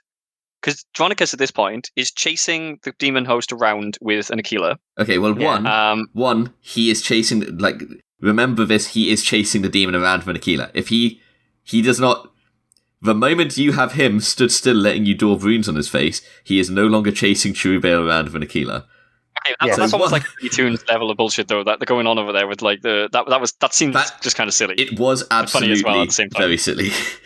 But yeah, one, he is the actual thing that's distracting and keeping Cherubale at bay for a moment. That's the first thing. The second thing is that, like, he's not available and there for him to just put runes on, like Vervuk is at that moment. Okay, like, I agree. Yeah. I wondered if there was at all an element of, like, Eisenhorn wanting to use Vervuk. Like, not necessarily having to, but kind of wanting to. Maybe some part of his mind did, because it was his fault for crashing the gun cutter and potentially killing Amos and Medea. I think there's a level of him, the fact that he had ill will towards Vervuk is something that can help drive him feeling guilty about doing it, because if it's, yes, exactly. The fact that there is any level at all of malice towards this person he had to do this towards can make him, just do that to you. I think that's basically the point I was trying to get to. I think a large part of, like, how he damns himself in his own mind for this act is because he questions whether he might have done this just, like, as part because he didn't like Vervuk. Or because he blamed him for getting Medea killed, because at this point he thinks Medea's dead. Except he then sees Medea and Amos are sitting there watching him and saw him do this to Vervuk. Yep. So he has some very obvious witnesses to this act. He got some questions to answer. Slightly awkward. So yeah, immediately on being bound, obviously the demon host goes into his T pose again and just starts floating in the air a bit. And he puts one of the weirdest, like, juxtapositions in sort of tone, I guess, was, like, he's just gone from summoning a demon host that obliterated a titan, summoning a demon, putting it in a host, killing his fellow Inquisitor to do so, and then he just gets a leash. He turns his belt into a leash and, like, just ties it around this, like, floating fucking demon host thing and starts leading it around. It's like, yeah, puts a bag on its head as well. Yeah, you don't want people seeing those horns, I guess. No, he doesn't have them yet. Just doesn't want to see the face that is obviously a fucking Vervuk. Yeah, because his features won't have had time to change yet. Fair. And Eisenhorn's fucking attitudes at the end. So he's like, he turns to Godwin and he's like, "I've trapped a demon, Godwin. He is bound and he cannot harm us now." But Vervuk is like, "Oh, he's dead. We must honor him. He was given his all for the Emperor." Yeah. It's like, okay. He says we must honor him. He has given his all for the Emperor, and then I think, if I remember right, the chapter ends with Fischig saying, "But he was dead, right?" Something like that. He was dead before you used his body, wasn't he? And then I think it just ends on that note, that chapter. Well, it ends with the reinforcements arriving that Elizabeth summoned earlier. But it just says that as a last sentence, basically. Yeah. Eisenhorn doesn't answer Fischig, by the way, because because he knows it well. So I think technically he was, because we find out that Eisenhorn, the first part of the spell is to put a rune that basically voids the body of the soul that is in it. But part of it, yeah. Well, part of the binding. Well, okay, here's the thing. There's a semantics here. Was he dead when he was put in? No, but you killed him. Soul wasn't It doesn't matter. But the point here is, was he dead? No, he was alive, and then I killed him before I put the demon in. You know. Yes, but I mean, I don't know in this world, in the 40k world, to be honest, the idea of being trapped in the body with a demon probably sounds a lot worse than the idea of just, Oh, it's the worst fate imaginable. Yeah, but I mean, it depends. You have people who share bodies with demons willingly in this setting, but yes, but they're normally chaos worshippers, and yes, they are. Wasn't there something about the do you know the 33 psychers, alpha level psychers in the last book? Wasn't like one of the things I'm sure he says was that they'd somehow managed to like harness the power of a demon without being completely controlled by it or something? So it almost sounded like they were sort of co-inhabiting with like demonic powers or some bullshit. Yeah, they were part of like some sort of cabal doing some funky shit with demons when they found them. Yeah, like when they captured them. I don't know how to. Yeah, but I thought that was I thought the suggestion was that was how they were so like psychically powerful. Yeah, I have no idea how they captured these fucking 33 psychers. Yeah, how they did that in the first place? Who the fuck knows? Yeah, magic, clearly. The warp did it. Well, the magic of off-screen. The warp did it. Well, you could think maybe the warp did do it because it knew that it would get more benefit out of the 33 psychers ravaging a fucking hive. Yeah, for like very Tincian. Letting your 33 alpha level psychers get captured and sent to a victory parade for yeah, because the War Master's going to do some stupid shit for an inside job, which is also very Tincian. So I do find it quite poetic how it was Bequin that was the one to call the reinforcements. Yes, she helped them, and even afterwards. Yeah, and then we get one of your fast forwards, Gauze, where he goes straight from the action into there's a bunch of shit happening, and he just sort of lists it, almost details it very casually as we fast forward in time. So, so this is when he turns out they were okay with us leaving the trial to go fight a Warlord Titan. So that's nice. Well, and destroy a bunch of other Warlord Titans because. I think it was 2. Apparently, there was a second one. I think it was 3. 3? Okay. There was 3 in total because they found there were 2 more sequestered away. Yeah, so we just get a suggestion that says here that the cache of dormant Chaos Titans was destroyed. Okay, great. Thanks for that, Eisenhorn. Yeah, we know that happened. We don't need to be there for like a ship breaking sequence. No, I mean that's reasonable. It's just very funny because obviously every time this happens, he basically just wraps up very quickly afterwards. Like now the Gauze has mentioned it, I can't stop seeing it everywhere. It like Abnett does it so many times in this book. All the time. So during the sequence he also finds like basically a ruined tower in the middle of the woods and locks Cherubael in it. Yeah. It's like one of you stay here now. I don't remember that. One of his many sort of things like bases that he has is an abandoned watch. This is like back on Gudrun, isn't it? It is, yeah. So back on Gudrun, one of his bases is an abandoned watchtower. So he leaves Cherubael in the crypt of the watchtower of an alarmed perimeter, and he makes the very foreboding comment, "Later, I would be very thankful I made this decision." Yes. Yeah, Abnett is not fucking around with this book. Like he is letting us know that this is not the last bad thing that's going to happen to Eisenhorn. Well, I somehow missed the bit about the tower in the forest, which actually makes an awful lot of sense because one of my questions was later on was where the fuck was Cherubael? Well, there you go. He was in the woods. Yeah, he was in a cabin in the woods, which is possibly the worst place to find a demon host. Mm-hmm. Yeah, abandoned watchtower of a crypt. Yeah, it's very thematic, but it's very. If you stumbled across that by accident, that wouldn't be fun.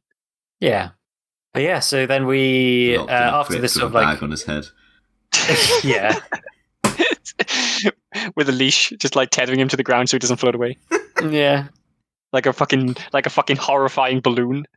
This was the image. So I actually put in my notes here. This was the fucking image I got throughout this entire fucking scene where Eisenhorn is just like holding this fucking like fairground balloon that just happens to be shaped by a fucking like a fucking demon host. Oh yeah. He's very often described as a kite. Like it's definitely that kind of image.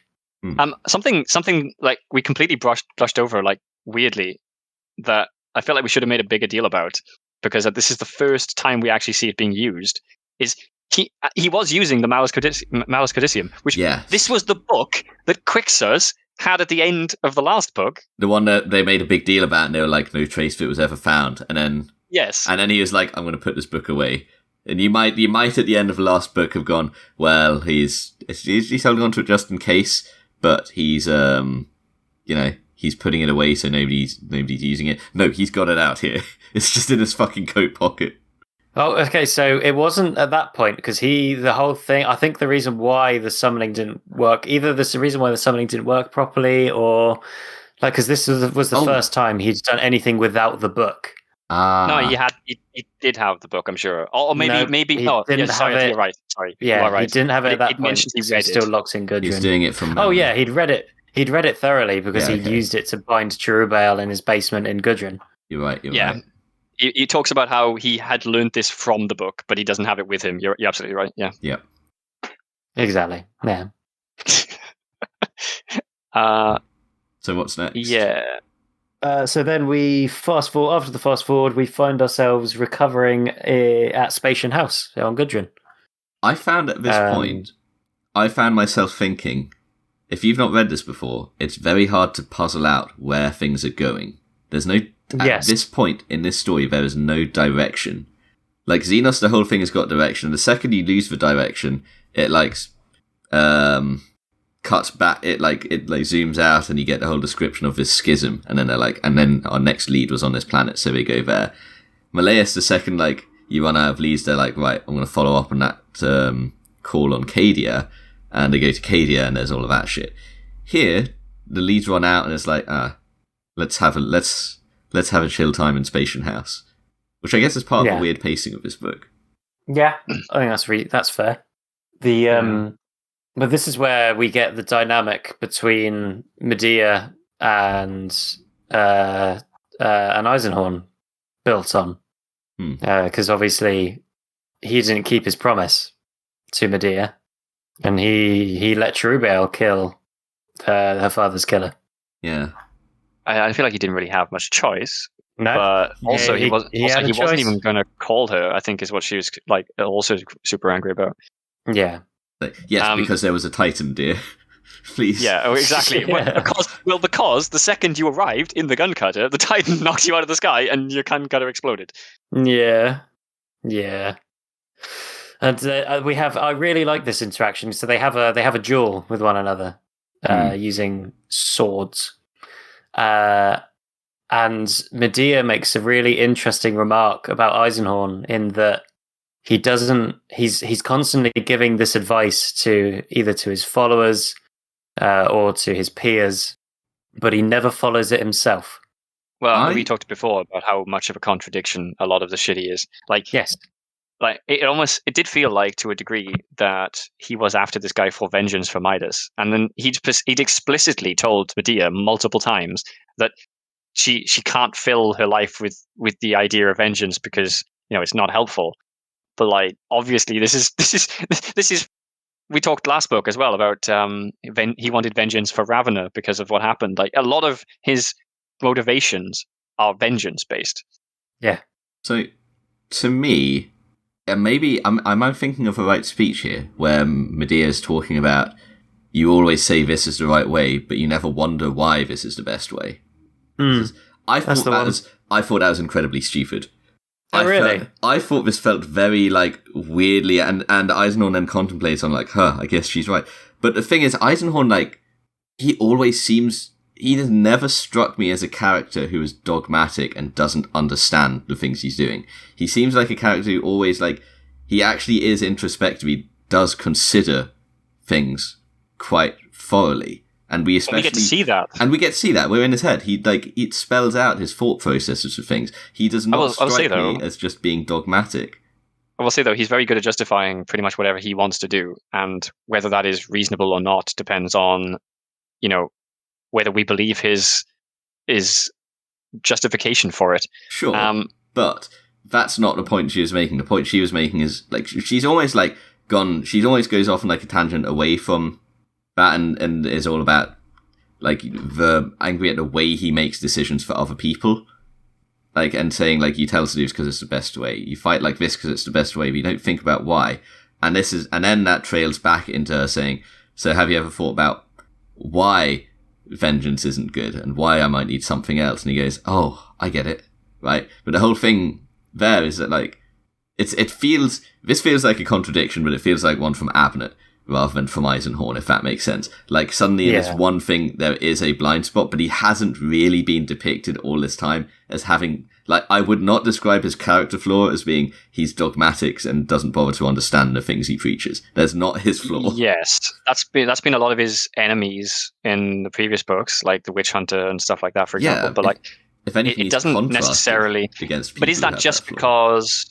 Is that just because we are privy to his inner thoughts? Does he look like that from the outside, maybe? I don't know. I could understand that. I could understand saying somebody else thinks this, but they don't know the real Eisenhorn. But Eisenhorn himself seems to be taken aback, like, oh, they're right. This is a flaw I have. But he doesn't.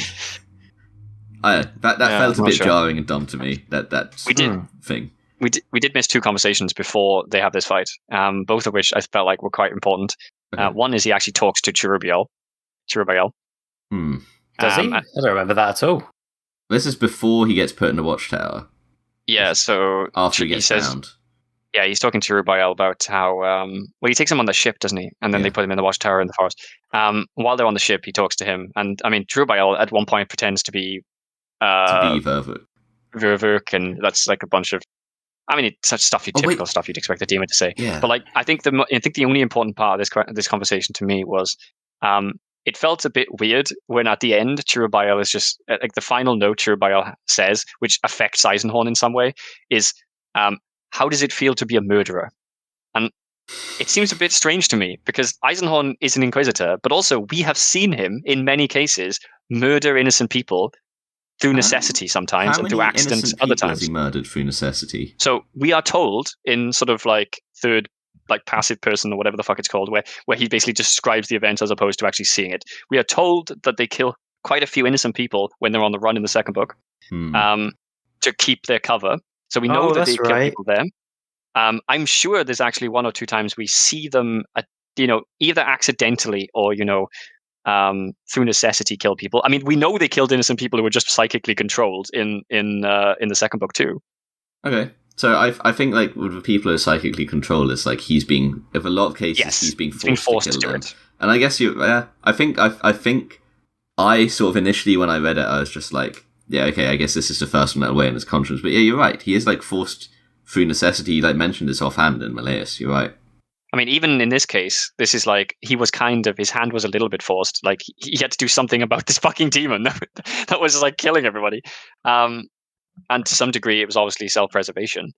But yeah, unleashing a demon on the world that is going to murder him and then all of his friends, and then probably Vervik anyway, and then also maybe some people on the planet. I mean, it was obviously a better shot. The fucking demon wants to do, which is bad news. Yeah, exactly. And so whether I feel like it's a bit weird. This line shouldn't have had an effect on Eisenhorn, but then maybe there was something different about the feeling and the reasoning he did this. Is still sitting here recoiling from the fact that he's done this to Vervuk, and he's looking at Vervuk's face as Vervuk tells him this. Yes, exactly. Unless he's still got a bag on his head. This is why I'm saying it feels like more evidence that he feels like maybe his justification for doing it to Vervuk specifically was a bad one. Yeah. Maybe. And this is the same scene where at the start of it, Cherubiel is pretending to be Vervuk still. Yes. Oh, no. It is. I don't think it starts. It's part of that scene, but I don't think that's actually this conversation. No, I think it is. I think it's the start. I think it is. Oh yeah, no, it is. You're right. It is the same. No, it is the same conversation. You're right. Because that's when he remarks about how like he voided the body of a soul. That's impossible because he can't. He's like, please, I can feel it inside me. Blah blah blah. I find it really weird because Eisenhorn goes into the cell saying, and he almost got me. It's like, did he though? Because you kind of knew that it was impossible. Yeah, is figure of speech. I guess it's like your acting would have convinced me, but yeah.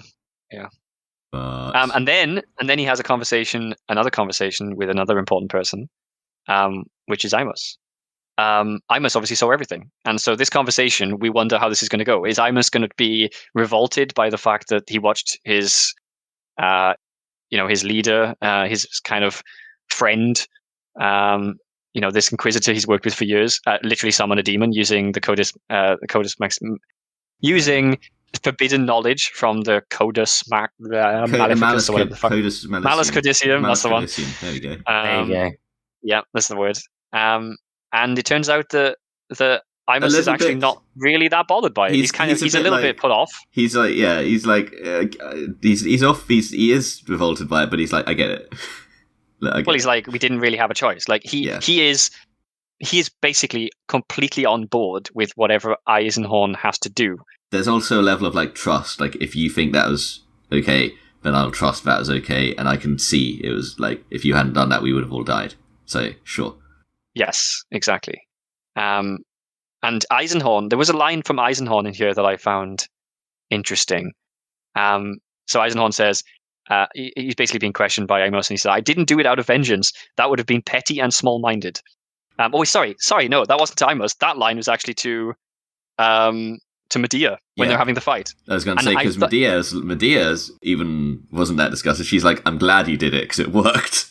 Yeah, but I felt like this was a bit almost mean. Like the way he says this, like it's almost callous and unthinking, because he's basically saying that your motivation, if it was for vengeance for your father, was petty and small-minded. Yes. And he's saying, I didn't do that, yet we kind of know he did. And also, I said it was for Midas earlier, but we also have to note that he had just lost Elizabeth as well, or he thought Elizabeth was dead as well because of this fucking guy in the Titans. So there was probably a huge degree of like vengeance for Elizabeth as well here. It should be noted at this point that Beckwin has been sent to a hospital. Yes, we'll come back to that later. And then he just tells at the end of this, he just, because of the secret, the promise of secrets or whatever the fuck this is. He tells her everything. He tells her everything about Cherubael. Yep. Tells her about the Malus Codicium, Cherubael, all the shit he's done that's bad. So as far as I know, my darkest secret is that I lied to Midas when we last swore an oath of secrets. Yeah. It's interesting because like this, as far as I could tell, this comes up once in the remaining part of the story, and it is very relevant that he told her everything, but not really, because it didn't have to happen that way. So when we get there, I'll point it out again, hopefully, if I remember. I know what you're talking about, yeah. And there's like, it didn't need to happen this way, but like it seemed a little bit weird that Eisenhorn just immediately spills everything about Cherubael. Like I guess it does show. Yeah, but he didn't have to tell her his darkest secret. Like what I mean is like he's clearly he's showing a weird level of honor and like trust, I guess, in Medea here. So in his friend. I think it's more the honor than the trust, because he like if he didn't have that trust, he wouldn't have sworn it in the first place. He did swear it. He's a man of his word. He's still a good man, especially by his own standards. Yeah. Also, I'm assuming they must train their people on Pilot Planet in super sword fighting as well, because Medea actually beats Eisenhorn in the first round of their fight, considering he was trained by Sword Woman from Sword Planet. Yes. I found that quite surprising as well. Yeah. Well, the pilot people from Pilot Planet are also experts at swordcraft, clearly. And all of them like needle guns. All of them like needle guns. And so there's one final thing in this section before we jump to the next ridiculous action part. And that is they do a fucking seance. And this is not just your regular seance. This is like, I honestly felt like we were jumping. Seance. But it's like I've said before, we've had like, there are like four different auto seances in this series, I think. And they're all different. Yeah. But this one's closer to the first one in Xenos again, where it's more like a vibe check on the items. Okay, this one felt like something way, way out of Dresden Files as opposed to 40k. Like this one, this one just like this was weirdly powerful as well. Like if you think about what they do here and the information they get out of what is basically just an item that he used to own like 50 years before or something, and they take this item and basically show his entire life. I was like, holy crap! Was it? Part of me wonders if it was because, of course, that Medea is present. So. This is Midas's item, to give a bit of context. They're both people who have like got a strong tie to Midas, as opposed to like in the first book where it's like, let's do a vibe check on this Hereticus shit. Yeah. It's a vibe check on our close friend, who I have memories of.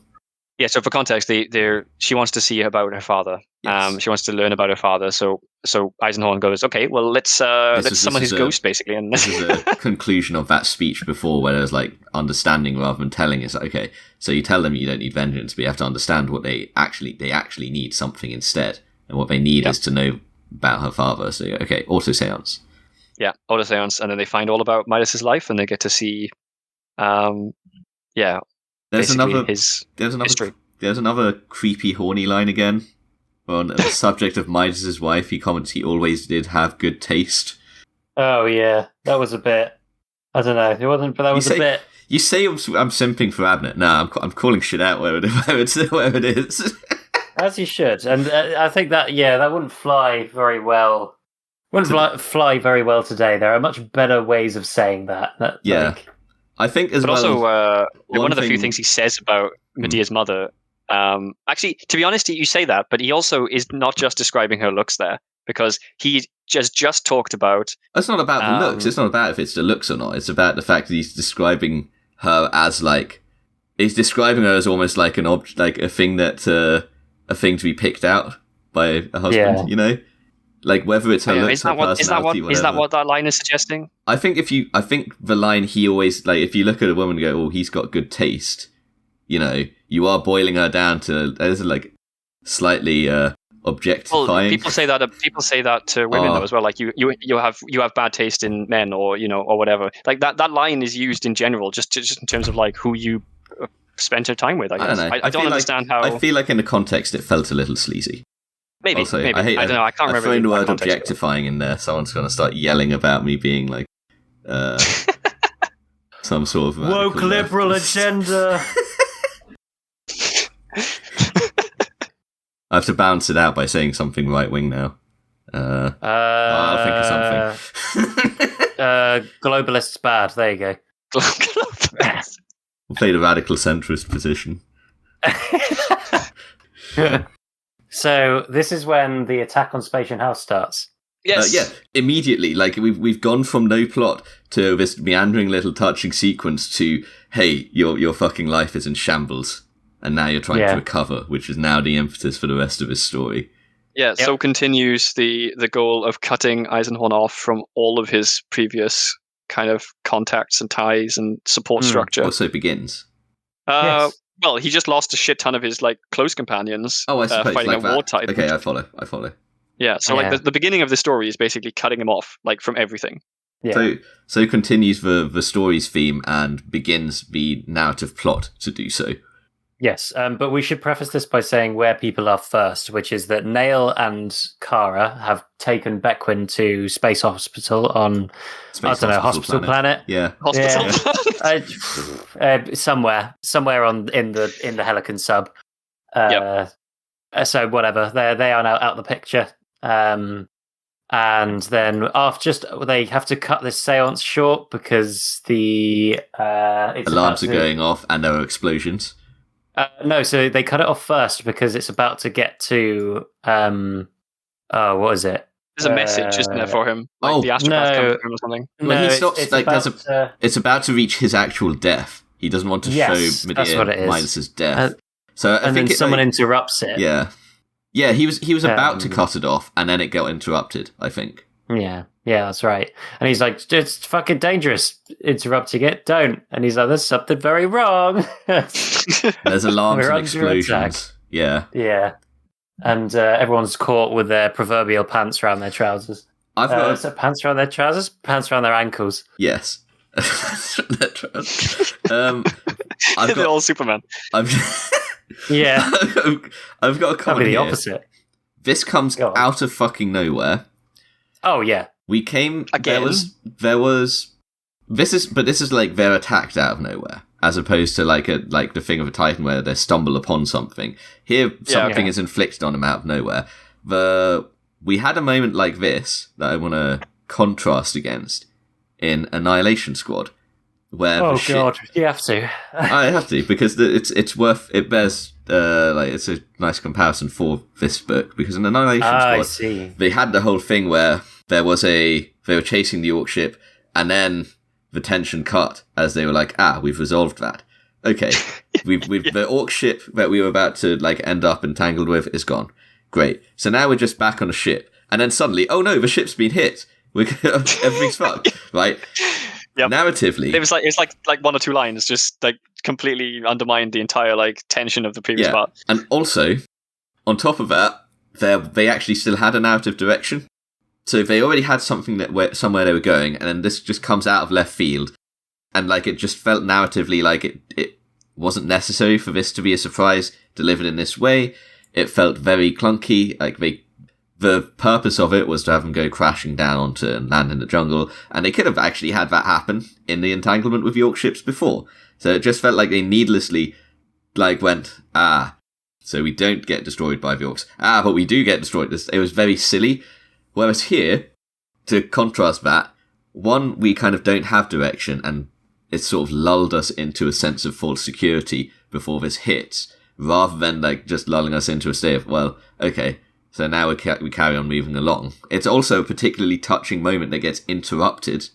Yes, by absolute fucking tragedy. Yeah, and this also is narratively necessary that they are attacked at home unexpectedly, as opposed to where there's no narrative reason that the Orcs need to suddenly hit them without them realizing it in that. So just just a contrast about how this has been done well. No, I think that's a very good point, because it is out of left field, but it's done. Yeah, I can't add anything else to that. Yeah. That's a very good point. It's a surprise that actually benefits the narrative, and also it's a surprise to the characters too, and we see it in real time. So the fact that it is out of nowhere is very relevant to the plot as well. Yes, it fits actually into the story, as opposed to just because you could, and it doesn't really make sense. Yes, that's the very thing. The last one, the other one. So I think it's at the end. Never listens to our podcasts. I feel so bad for him. I do. I don't think he gives a fuck. I don't even care. Uh-huh. So I mean, there's the section. Obviously, it literally at the end of that chapter, we get the hint that something is very wrong. Well, and then it cuts immediately into the action. Right now. Oh, okay. Sorry. Yeah. Okay. I didn't remember that was a chapter ending. Sorry, that's confusing. Anyways. Yes, and then that's when the attack on Spatian House begins proper, and just everyone fucking dies. Yeah. Yeah, so all of the staff that Eisenhorn had brought with him from the other planet, all of them that had left their entire lives on the other planet and come with him to this new place, we're about to lose most of them, if not all of them. I mean, they would have been lost if they were elsewhere anyway, as we soon discover. That is true. We'll find out later that is very likely. So there's some really interesting aspects to this scene, this action scene. So to start with, all of the bad guys are wearing paper mache carnival masks of random shit like animals and clowns and all sorts of weird bullshit. It just made me think of Payday 1 and 2. Yeah. But also Carnival again? Oh, more carnies! More carnies! You might be onto something here. Abnett has a very anti-carny agenda. Also, interestingly enough, I don't know whether you guys will have any thoughts on this, but they were carrying cut-down las rifles. So they basically have sawn-off shotguns or something going on here. Yeah, some real Spec Ops shit. I'm here for it. It's very cool. Yeah. I mean, I was thinking about this as well. My initial thought is would it work like that with a las gun? But thinking about more about it, I feel like this would actually work, because obviously the longer the las gun, the more you collimate the light. So sorry to it doesn't matter. I'm going to anyway. So the more you collimate the light, which means the less divergence you'll have on the beam, which means the longer range you should have. So if you don't care about the range, then you could just cut off a lot of the collimator, make your gun a lot shorter, more compact for tight spaces. You've still got the damage output. It's just less range. Yeah. I feel like you're doing a lot of work for them in terms of the physics of this. Well, I'm not saying I care whether Abnett intended that or not. What I'm saying is I found it interesting that that actually might work with a laser gun or laser weapon of some kind. It feels like it would actually work physically too, which is kind of cool. I just like that aspect. Yeah, that's cool. I just thought that they'd cut the stock off. Honestly, the stock. Well, maybe the stock. I don't know. I don't know how. Yeah. I don't know what las gun actually looks like in terms of. It looks like a gun. Okay, cool. That's it. That's it. It looks like a gun.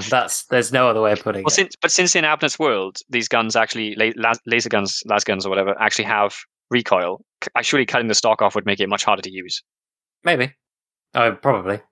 Depends on how good the person wielding it is, I suppose. But anyway, so he, after like a bunch of fights through Spatian House, he fights his way to his office and finds like 3 dudes just in there looting it, and basically peekaboos them, and then they all die. Sorry, go on. But when he does get in there, he notices that the librarian that he'd sent off earlier to just like go chill out, because he needed him for the auto-seance, had died to a rocket being fired through the window of his office. Yeah, one of the more fleshed out characters of his house, the librarian, has died. So he has his sword. He has Barbara Sata again in this scene, and at times Barbara Sata. There's definitely one scene as well, especially where Barbara Sata senses enemies coming before he does. So like it tries to attack people through walls, which I found fucking hilarious. But also, was this sword not cut in half? Yes, in the end of the last book. So yeah, it's been like fixed up. So now it is a shorter Barbara Sata. It is whatever the like shorter equivalent of a katana is. I know there's a name for it, but I'm not weeb enough to know what it's called. I don't know. It's not a nagatana. It's the opposite. Okay, sure, whatever. It's just a smaller one. It's now one of those, I guess.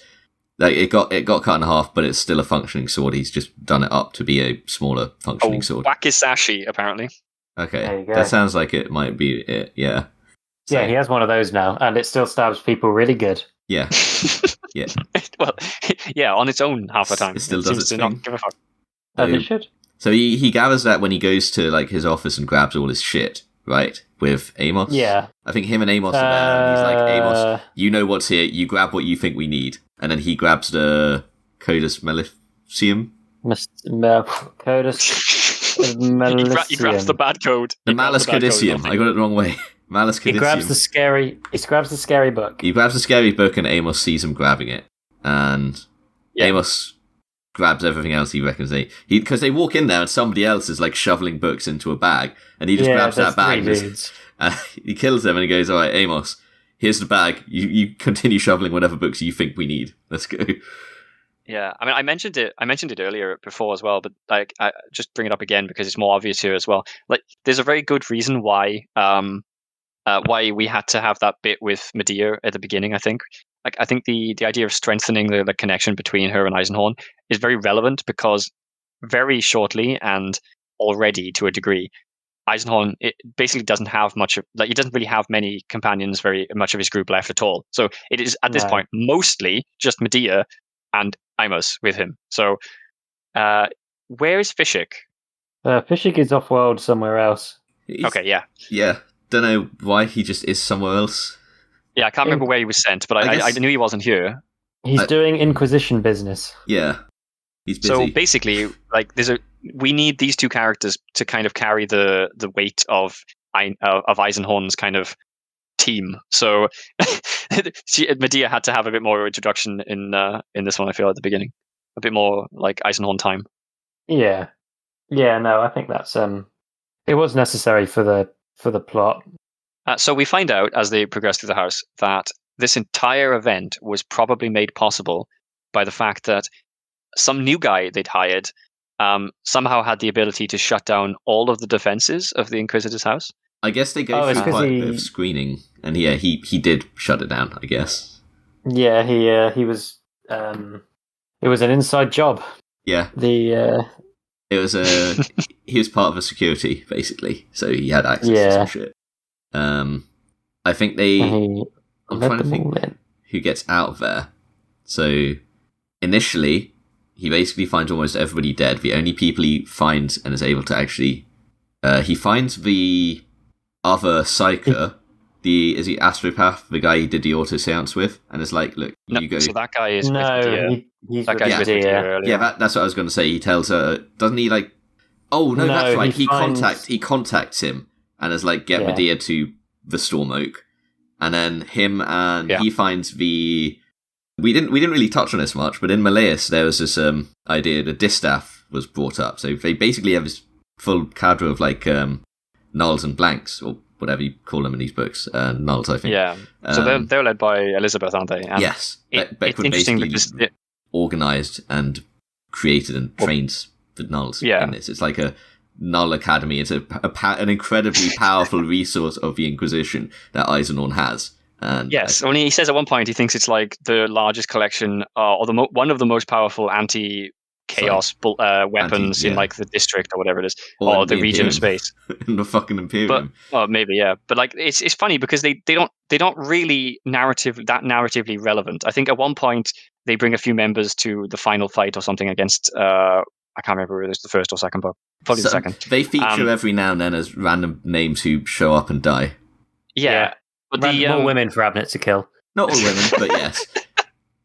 I don't think they're all women, are they? I think a lot of them are, weirdly enough. But I don't know whether all the named because... ones. All the named ones are women, because the one that we meet is a woman, and then there's Beckwin, and then there's two others she has with her at one point that are also women. Yeah. One of the people who was on the island with them, I believe, was... They had like another one of them on wasn't that Swole? Confrontation at the start. There's Swole as well. I thought they had one like Beckwin plus. No, that's right. They were gonna bring another one, and Beckwin was like, "You out? I'm coming instead." That's right. Yeah. Yeah. And I think they had one or two about in Malleus as well. But yeah, they've got the distaff, and one. I think all the ones we see are female. Which, I think they might be. And it's interesting because, they do not. Yeah, as you said, they don't really feature much in the narrative other than to turn up to die. But like so every time they are introduced, like they basically just all die. Well, my takeaway from this. Yeah, my takeaway from this is that Abnett really likes to kill women and thinks they're all soulless. Wow. Or at least they like drain the magic out of your life. They're just awful to be around. Physically painful. Wow. Meanwhile, Abnett's notes and Xenos were just like, Beckwin's modelled after my wife because I love her so much. Yeah. The duality of man. Oh, wow. Oh. I'm on to you, Abnett. Yeah. But the distaff are kind of important, but also not important. But yeah, we hadn't mentioned them before, really. So yeah, I guess But this one here, it's worth mentioning now because now we get a distaff character who is going to be relevant, who's sort of our replacement for Beckwin on this journey. Yes. So she shows up with the wounded security force member of the house, and it's just Eisenhorn, Amos, security guy, and this distaff member whose name I don't remember. Distaff person. Was it the head of security? Was it like Jula or something like that? I don't think it was the head of security. I think it was just some other guy. It wasn't Jubal. The head of security died in the epic firefight that we didn't see that somebody else told us about secondhand. No, the head of security is the guy that holds them off in the that's woods. the one with us right now. Yeah, the last stand. He does like the it is because he does like the final stand because he's like, I'm sorry that I know this guy does the final stand there, but I thought the head had already. Oh no, it was the guy. It was the armory guy. That's right. That's who I was thinking of. The guy who he was sparring with before Medea showed up and took over. He's the one who died in a standoff in the house. That's right. So, as you said, there's those four people with Eisenhorn. Well, there's three people with Eisenhorn. Eisenhorn being the fourth, and they're like trying to make their way towards. So Eisenhorn remembers that there is a speeder that was left that was moved out into like some sort of forgotten shed in the forest because some young members of his staff decided to go on a joyride at one point and crashed it. So this is like this antique speeder where like nobody should use it. Also, I guess it's practical if it's hidden over there and nobody knows about it, right? Yeah. Okay. So yeah. On the way, this is all revealed when we get there. The mysterious storm oak that we don't know about until we're there. He's told the Psyker telepathically, storm oak. You and Medea get to the storm oak. She'll know where that is. So they meet up hijinks like ensue on the way. Pretty much then, right? Is the first thing? Don't they meet up before they get there? No. First, okay. You're rushing ahead on this journey because before we get to the storm oak, one, we have this whole like maze. They have like the garden maze with servitors, and he programs the servitor to move a little bit quicker so that they'll like think it's somebody rushing around. So that's a distraction for people chasing them. It's like, oh, maybe we didn't hear someone. Maybe it was just this servitor. Wow, I don't actually remember that bit. No? Which they still kill them anyway. Of course they still kill the servitor. It's making noise. You gotta get rid of it so that it's not setting off false alarms for you anymore. One thing I do fucking remember is that there's somewhere around this area that Eisenhorn deflects some like bolter rounds, or not bolter rounds, like las rounds or something with his fucking sword. He does. He doesn't just do this once. He does this multiple times. Like, he starts being able to chop bullets and lasers out the air. First he had a lightsaber. Now he had Jedi mind powers, and now he's got Jedi reflexes. Yeah, I mean, and then also it's worth noting as well that this is a steel sword. These are fucking bullets. No, it's steel sword folded 1,000 times. It still is 900. Only 900 times. Oh, sorry, 900. but it's also a fucking steel sword. I don't get it. I don't what happened to the steel sword. It's space steel from Sword Planet. Why say it's steel then? They already have like weird other fucking names. Most of which have been invented by Abnett, I feel like. Yeah. Like where's the ceramite or the the plascrete or the fucking promethium? I don't know. Bulbustium. Or the the CVT steel. What? Yeah. It's a special alloy. Yeah. But yeah, so they use the distraction servitor jump scare, if you will. Yes. To then make their escape through the woods. But beforehand, the head of security runs out of ammo and is wounded and has to have a little lie down. Yeah. Yeah. They catch up and he gets shot and he has to, Yeah, exactly. And so Eisenhorn hands him his bolt pistol. Is it? So I know that Eisenhorn also, Eisenhorn. He lost that. Yeah. He also had Medea's Needler. Yes, that's the gun he still has now. So he's forgotten about that at the moment. He remembers in a bit. He just remembers he has that in his pocket later. Don't worry. Yeah, because he's wearing Midas's jacket now, isn't he? Yes. On the run here, Midas's fucking jacket. So. Yeah, they make it to the Storm Oak. They're like, where the fuck are Medea and what's his name? The psycho guy. Yeah. They fly around like cautiously with the gun cutter, and they get like he gets like a psychic ping from that guy, and goes. It's a psychic like anguish. If I remember rightly. It's like absolute. It's just pain, and he's like, "Oh god." So he flies in that direction. And he finds Medea like running across open ground, like getting shot at or something. So he fucks some things up with a gun cutter and sets down. It's not a gun cutter. Oh, sorry, the speeder. This speeder, yeah. It's got a little. We forgot to mention that there's a little tiny sequence where it's like, oh, the gun's not working. Let me just go and make the gun work. It's so fucking pointless. Yeah, that was pretty pointless. I guess the idea of it is like they've got this moment of calm where they can actually just sit and where they're like figuring it out, and it's also like I guess demonstrating Eisenhorn is not usually the pilot, but he knows a bit. No, so he goes in there, he's like, check, is everything working? Nope, weapon's not working. Go out, pull the fucking safety pin out of the fucking laser on like nose pointed. Yeah, it's got a little laser. Like muzzle. It's got a little like muzzle cover with a pin that you have to like take off, and then that. I think this was all to give us a sense that this ship kind of had been mothballed. It was an antique, and it had been sitting there for a long time, and nobody was really expecting to really be flying it around. This antique speeder that somebody had done a joyride in, which has this powerful fucking like hold down the button laser front gun. Yeah, that'd be. So he comes out with that. He shoots down some people and gets out to get Medea. And she gets, like, shot on the way. So him with his needle gun, he realises, oh, these guns are in Midas's pockets. Goes and grabs her and pulls her into the gun cut. Gee, wouldn't it have been useful if Medea had this? They get into the speeder, and if I remember right, they have a sequence where they go and shoot down some shit, but then they end up, like, stealing somebody else's. No, they use that speeder. They basically like bomb it through the woods for a bit, get chased. He shoots some things down, and then they just get out of dodge. So there's a really good line here, which I don't know. I can't believe either of you guys didn't note down. Which is this is Eisenhorn flying the ship now, and he calls back and remembers all of the teachings that Midas gave him about how to fly, right? Yeah. And he has that scene where he remembers the line "Mouse becomes cat." Yeah, I do have that written down, I think. So one thing that I thought was a bit weird here and unnecessary. You were talking earlier about Abnett killing off female characters. Well, also, I don't think it was necessary here for Medea to be injured. I don't think she had to be injured to drive the plot forward. I think it could have easily been like Amos or whatever, someone else with them. The idea that he had to get rid of her so that Eisenhorn could pilot the ship. I feel like this line specifically, and like Midas's like training and stuff, would have been far more thematic had it been Medea piloting. But Medea wasn't there for Cat Becomes Mouse.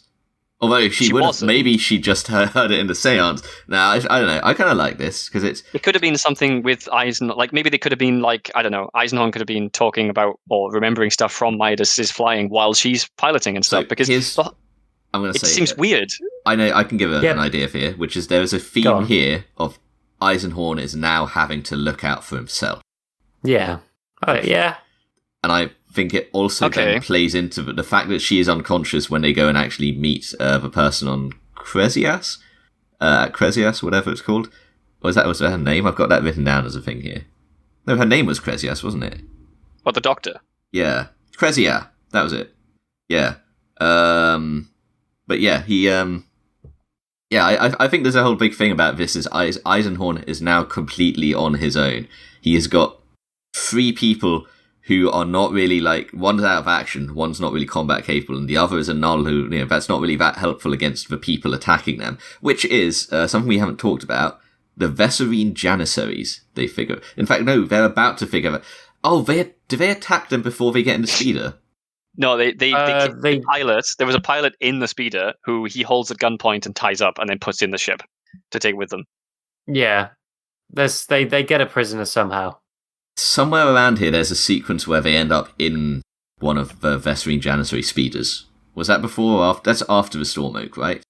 So they use the little speeder thing, and then they come up across an actual gunship, I think. Like, there's an actual gunship here somewhere. There's several of them. There's several gunships. So they have this whole sequence with gunships chasing them in the speeder, and he does clever shit with hiding, letting them go past. Basically repeats Midas's scene from Xenos. Goes, mouse becomes cat, comes out, bisects one of them, kills another as well, happy days. And then he's like, now I remember why Midas said I would never make a good pilot. And it's not his actual piloting skill, it's the bigger picture, as he now gets blindsided by another gun cutter and they go down in the speeder. So at this point, then, when that gun cutter, that ship comes down, they manage to get the drop on the people coming out of that ship and catch one of them as a prisoner. I think that's how that went down. Right? Yeah, and you, that's exactly. I think you're also right about the fact that maybe it is to show Eisenhorn having to rely on himself. It just felt a bit kind of unnecessary. I think it would have been thematically weird if this section of the story had him sitting there relying on Medea. I think. I guess maybe to the overall narrative now that, with him like slowly being cut off from everyone. Yeah. But yeah, maybe. I don't know. But the thing, I guess to add to that aspect, he's having to draw on people from further and further back in his past. So now we're going to go visit the doctor. Who has been kept so secret that even Amos doesn't fucking know about it. Amos, who knows everything, does not know about this person. That's something about Amos that we forgot to mention. During the attack on Spatian House, he fucking kills a load of people. Yeah. Like, he shoots some people and he punches someone to death with his robot arms. Yeah. It's like, yeah. Is that the first time we've ever seen Amos fighting anyone? Yes. It is, yeah. Yes, it is. And it's great. He just breaks some dude's spine, like... Yeah. Oh, yeah, I was going to say, the Vesserine Janissaries. These guys are, like, competent in a way that, like, gives me the chills, like the Kazukin did in Malleus. Yeah. They are but also they are, like, the cream of the crop for mercenaries. Yeah, but also completely dispassionate, because they are the pinnacle of mercenariness, where it's like, they have they're from Mercenary Planet, where literally Mercenary Planet, where they don't have any political affiliation, and their entire like culture is based around, the guy even has fucking tattoos that basically say a return if found, if found, send back to Mercenary Planet, and we'll pay you this much money. Yes, it's fucking silly, but at the same time, yeah, as you said, they're concerningly competent. And they've also got this prisoner has got like a psychic ward on him of some sort, like an imprinted identity that Eisenhorn can't break through. Yeah, this was another really interesting aspect to add to the world, because you now have, basically like disguise personalities that are like can be imprinted over yours to kind of to fool psychers. Does that turn up in anything else? Yes, it does. Imprinted identities do turn up in other places. But we'll, get to that when we get to that. Yeah. But, so now we have the Doctor, who's just like randomly introduced seemingly out of nowhere. We get to and as far as I can tell, nobody in this whole fucking thing treats Eisenhorn with as much disrespect as this woman. Yeah, she's also she's one of the few characters that Eisenhorn interacts with quite significantly that doesn't understand the stakes. She makes some very big mistakes because she's not from the same world as he is.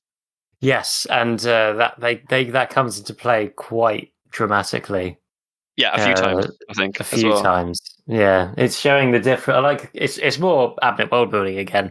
It's showing the difference, the massive differences that the two worlds have of like Inquisition and civilian life.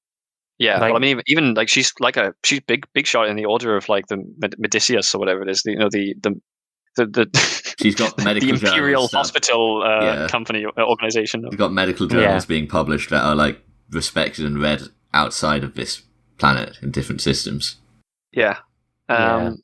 So she's a pretty big shot, but yeah, she doesn't come from the fighting chaos on a daily basis kind of world, so she doesn't understand the stakes, I think. Also, this is beginning now the scenes where every time Eisenhorn meets her for the next maybe 3 chapters, he will describe exactly what she's wearing. God's sake. There's a really interesting interrogation scene here, where Eisenhorn tries to like get past the memories. We learn a lot about the mercenary, as I said, like the tattoos and where he's from, and the fact that the guy is they were shipped here for the job. Yes, the interrogation scene with him is really good.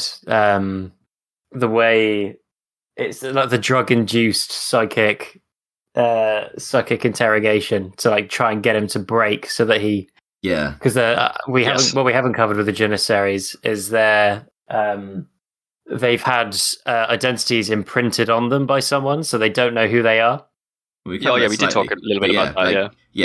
He's properly having trouble breaking past that to see who he is, and it's well done. Like he's going through, he tries a few different things, and then he's like, right, we're going to need to drug him.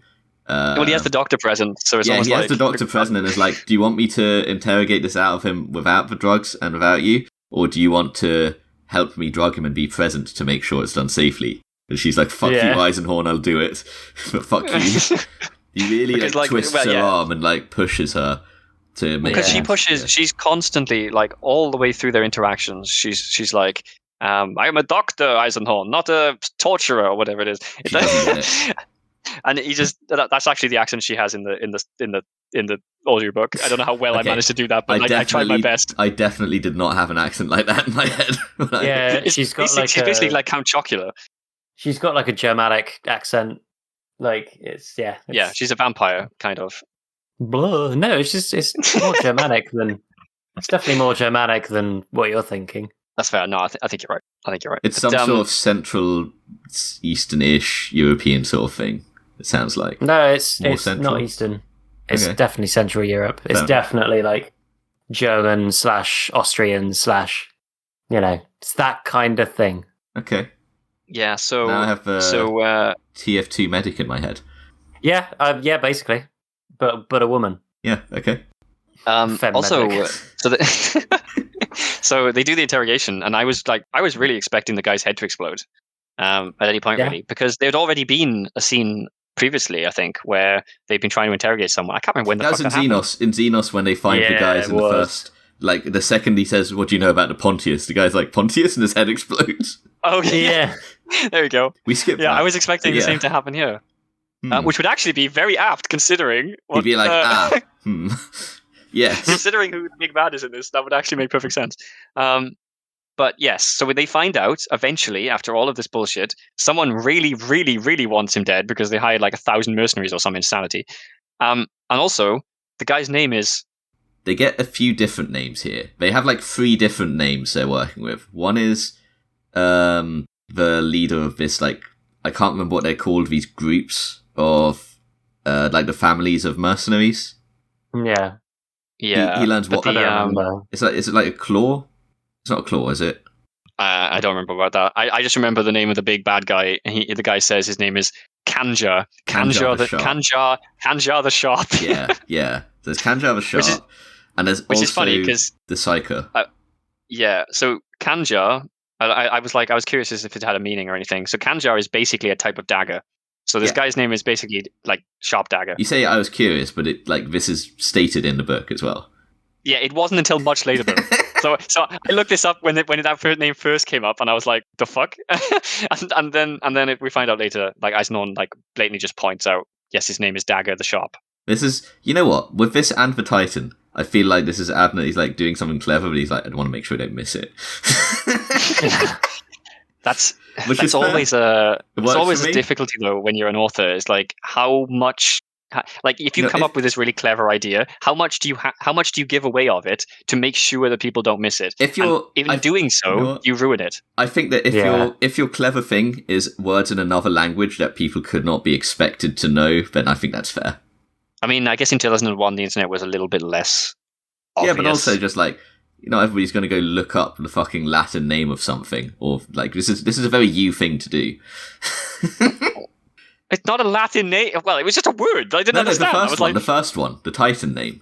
Oh, well, yeah, of course. Everybody sees Latin and is, I'm going to Google what that means. Or sees now that we're constantly talking about fucking like weird like pig Latin, as you were saying, like almost like names. Yeah, of course I'm going to go look it up. Especially after Gav Thorpe and his fucking was it the Saturday the Department Bureau, of the Department of the Sabbath? Yeah, the Department of Sunday. It was like, what the fuck is this shit?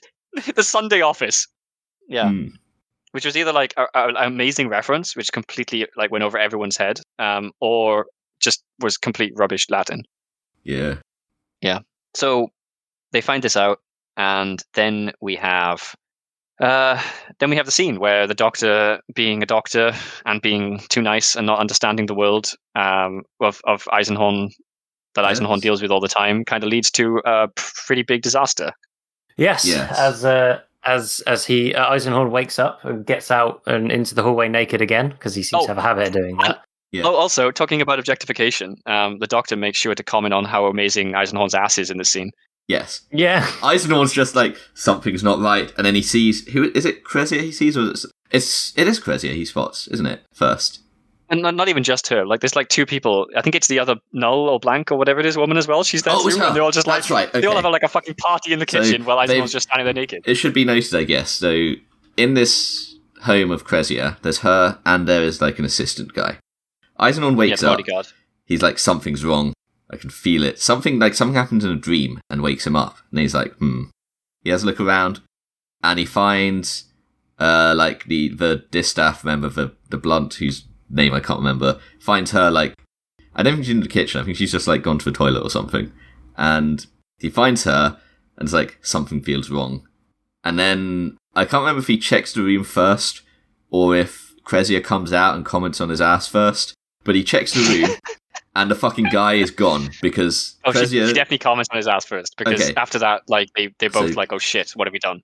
Yeah, so he sees this like, what the fuck, he's gone. She's like, you know those binds I kept telling you are too tight? I loosened them slightly, and he's fucking gone. So yeah, they go. This entire fucking scene, like Crezia just shows like how little fuck she gives about anything that Gregor says, even when he's right. So in this case, like. He's creeping around the house because he thinks something is wrong, and like he hears Crezia say something from her room, like Gregor, what's that noise? For once and he's in just your like, life, be quiet. Back in your room. Like he just hisses at her to get back in the room, and it says here, in a typical Cressier manner, she did the exact opposite, which is like just like immediately come out of the room and then start like fucking arguing with him. They see the guy's gone and he's just like, for once in your life, be quiet, and she doesn't. Yeah. The one person who just absolutely doesn't give a shit about what he thinks or says. Okay, by this point he has put on a wrap, whatever that means. So he's wearing like a I don't know, a toga or something. He has become the Fresh Prince. So they go check out. Is everybody okay? Amos is fine. Medea's fine. Okay. The what's it called? What are they called again? The bodyguard. Or the assistant. Vesserine Janissary has killed the assistant. The Vesserine Janissary has killed the assistant and made his way out. So. Oh, that's right. Yeah, kills her assistant, right? Yeah. Yeah. And it's kind of sad because this is actually like consequences of to her now for her own actions as well, which maybe she'll learn from this, but it's still kind of sad because I mean they had nothing to do with any of this, and Eisenhorn kind of brought this into their life. Yes, and so they get the fuck out of Dodge again. They hop in the speeder and are gone. So I think there's a thing that happens here as they leave. Actually, before I comment on that, there's something else to comment on about the whole what's it called that happened while they're at this place. So there's a scene. There's like a scene where Eisenhorn is looking and comparing the Malus Codicium and the Necrotuk, and he's talking about how the Necrotuk was like so obviously evil that he didn't want it. That he knew this was evil and needs to be thrown away. Whereas the Malus, he said you could feel. He says like you could feel a malicious soul inside of it, like it was alive, and it he talks about chaos like tomes as like rustling when there's like there's evil within so much that it's like trying to escape kind of thing. He just wants to be read. Yeah. Whereas the Malus Codicium was just a book. He was like, or is it? Maybe maybe it convinced him that it's just a book. Yeah, maybe it's evil. It's evil is all the stronger for being able to conceal itself and be subtle. Maybe it still has that evil. He speculates. He also has like a bit of comparing himself to Quixos, where he's like, "Is this how Quixos went down the line? Starting with something like this." And he starts talking about how like maybe him and Quixos aren't looking so different now. Never mind that Quixos at this point has a massive terror attack under his belt, and also antlers, and just never looks human. Also antlers, yeah. I just say though, I don't think I particularly like this bit because this is so. It almost feels like it's too on the nose. Well, one, because Eisenhorn doesn't need to be thinking this. This is fucking obvious. Two, he probably would be thinking this anyway, though. Like, it's difficult to say whether this should be happening because we are privy to his thoughts. We don't have to see everything he thinks, but he would obviously be thinking this. But also, we should obviously be thinking this too. But they don't need it signposted by Eisenhorn, if that makes sense. Yeah. I get you. Anyway, but I mentioned this because the other thing that happened here as they leave, he picks up his rune staff, goes to leave, and is like, the book. And he like comments on it, like almost feeling like the book wanted him to forget and wanted to be left behind. And he only like notices this after he like picks up the rune staff. He's like, wait a minute, book. There was some major like One Ring to rule them all like vibes here. Like the ring wanted to be forgotten. Yes, and it's like yeah, and also the juxtaposition with the rune staff almost suggests to me that the book was like successfully trying to be forgotten until he picked up this thing that amplifies its power. That makes sense. The juxtaposition of it. That's pretty interesting. Yeah, I don't know if that is intentional or not, but yeah, he picks it up and goes, hang on a minute.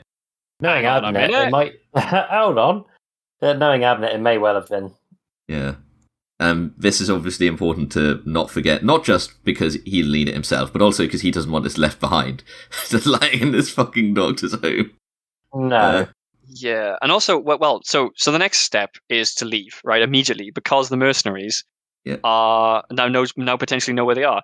But like, what blows my fucking mind here is Cressier has just seen an example of why, like, this is fucking awful, and her like assistant has just been brutally murdered by this mercenary, and then Eisenhorn's like, we need to leave, and she's like, I'm not leaving, I'm staying here. And he's like, well, if you stayed here, you'd just be killed. Like, there's no purpose for this at all. And she's like, I don't care. Shut the fuck up, Eisenhorn. It's like, because he's suggesting they should leave, she doesn't want to do it.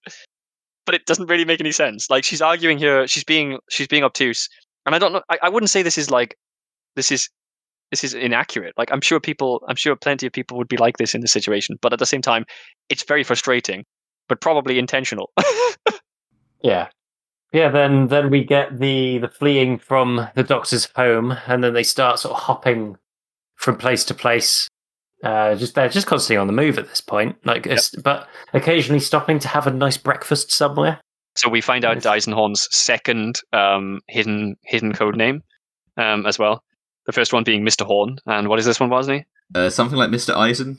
Something like Mr. that. Eising is this one. Mr. Eising. Yeah. Eising, that was it. Yeah, something Eising, isn't it? Yep. So his two code names are his two secret identities, Mr. Horn and Mr. Eising. It's fucking stupid. It's so dumb. No wonder they get fucking compromised. Like, what? But yeah, what was it? There was something I wanted to talk about with this scene. I don't remember what it was. Well, this is where they get on.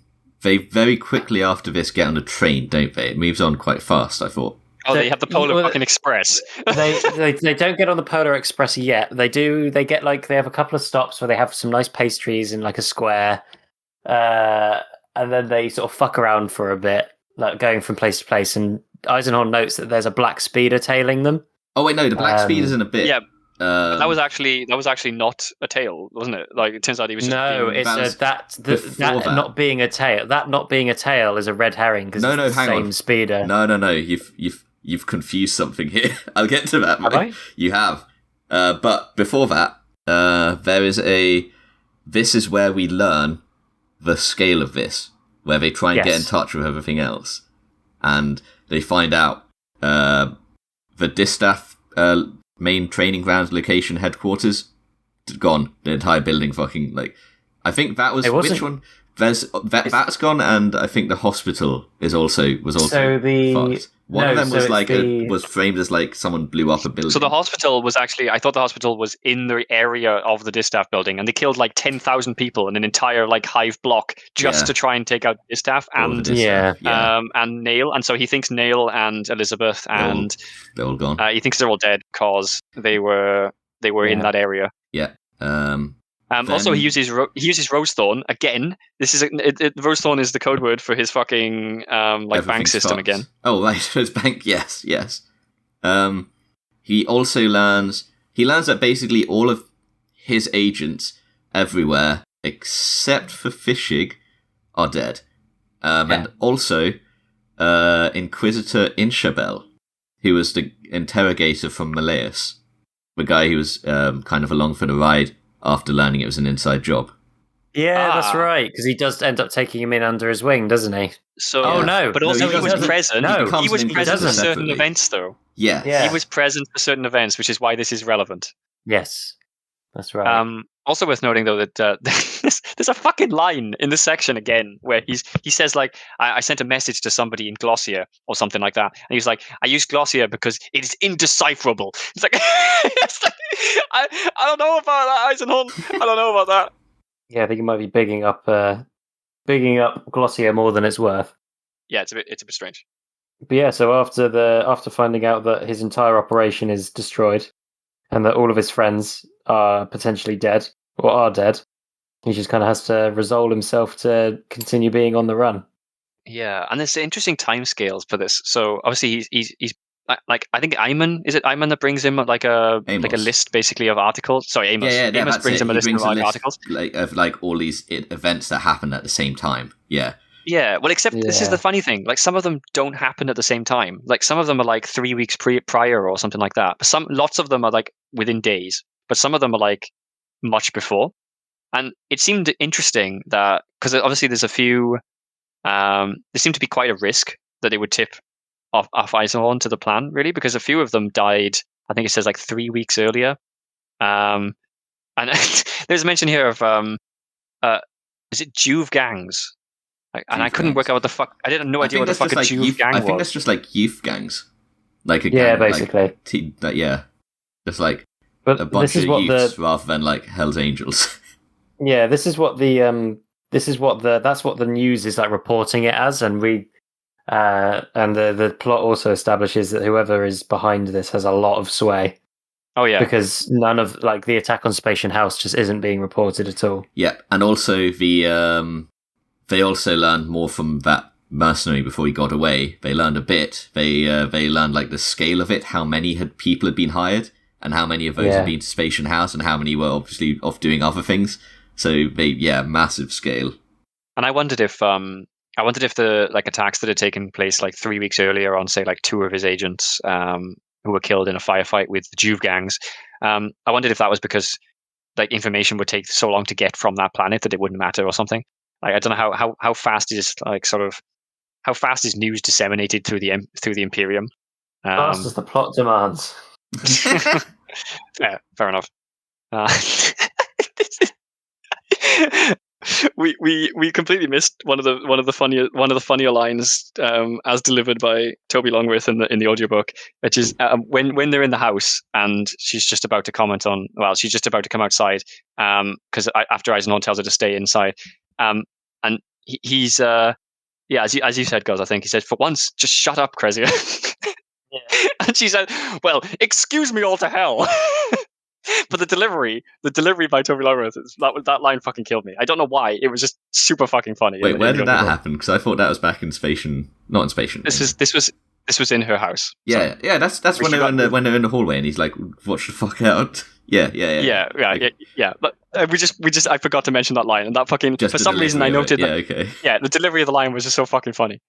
Once again, Toby Longworth flexing his chops. So then we get to the Black Express. Speeder. Yeah, so on their way to the Polar Express is where they see the Black Speeder, which is tailing them, and then just goes off on a. And then after 8, it makes it a tense scene, and then it's like, and then after a while it turned off to a spa. I just realised why my notes were in the wrong fucking. The same Black Speeder shows up later. No. There was another speeder, a yellow speeder. Oh, that's right. And the yellow speeder is the red herring, not a big deal speeder. No, because they see the yellow speeder and then it goes off, and then he sees the yellow speeder again while he stops to send a message to that damnable yellow speeder. That one is actually following them. Yes. Yeah. So there is somewhere along this before the train sequence, Eisenhorn does some of his own investigative work as well. Yes, and doesn't he also come in contact with Nail as well? Yes. So somewhere around here, they get the astropath message from Nail. And they're like, holy shit, Nail's actually alive. How's this happened? I know Nail has so far continued to be a sort of slippery character when he needs to be, who is in the right place at the right time, so very plausible. Well, I think he was saying that he and Elizabeth and I can't remember who else was with them. No. All he knows at this point is Nail is alive. Okay, fair enough. I was going to say quickly that the reason my notes felt like they were in the completely wrong order is that he finds out about everyone else being killed from Amos when they're still in the doctor's house. Oh, is that still in the doctor's? Yeah, he goes out to the library for the day to like research some shit and comes back with the information. Right.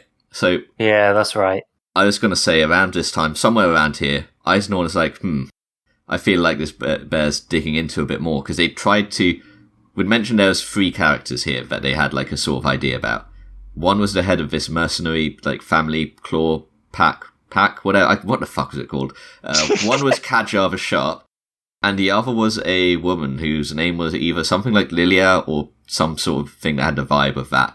Like, I've got her name written down somewhere. Hold on. Please be something like that. It's something like that. So this woman, they're like, who the hell is she? Oh, fuck's sake. I've just got her name written as someone else in brackets. And it's just not... For fuck's sake. So Amos had like done some digging but hadn't managed to figure out really who she was. They'd gone back a while and been like, there's nothing here. And Eisenhorn was like, I'm going to dig further back than Amos did, which seems like a very strange thing to have happen. And digging further back, his own investigative work figures out that she's got ties to Gudrun's old blood. So there's our first sort of semblance of a hint as to what's going on here. Combined with who was present and who was targeted to be assassinated. Combined with you that, probably could tell who it is by now. You have the information you need to figure it out, and Eisenhorn is at this point he has an idea as well. So We can hear a cat, wasn't he? Yeah, I was just thinking, we have a guest star here. It's Jimbus. Wow. Okay, so, I should say, like, at this point, like, they get onto the train now, and it kind of feels like here we're starting the book, even though we're now, at this point, more than halfway into it. It feels like the book is still getting started. Yeah, that's accurate. And the train sequence is just so, it's such like it's still tense in places, but it's such like a tonal shift from what we've had up until this point. But it almost feels like its own story. Like it feels like there should be a story of an Inquisitor who goes on the Polar Express, because especially what I fucking loved about this as well.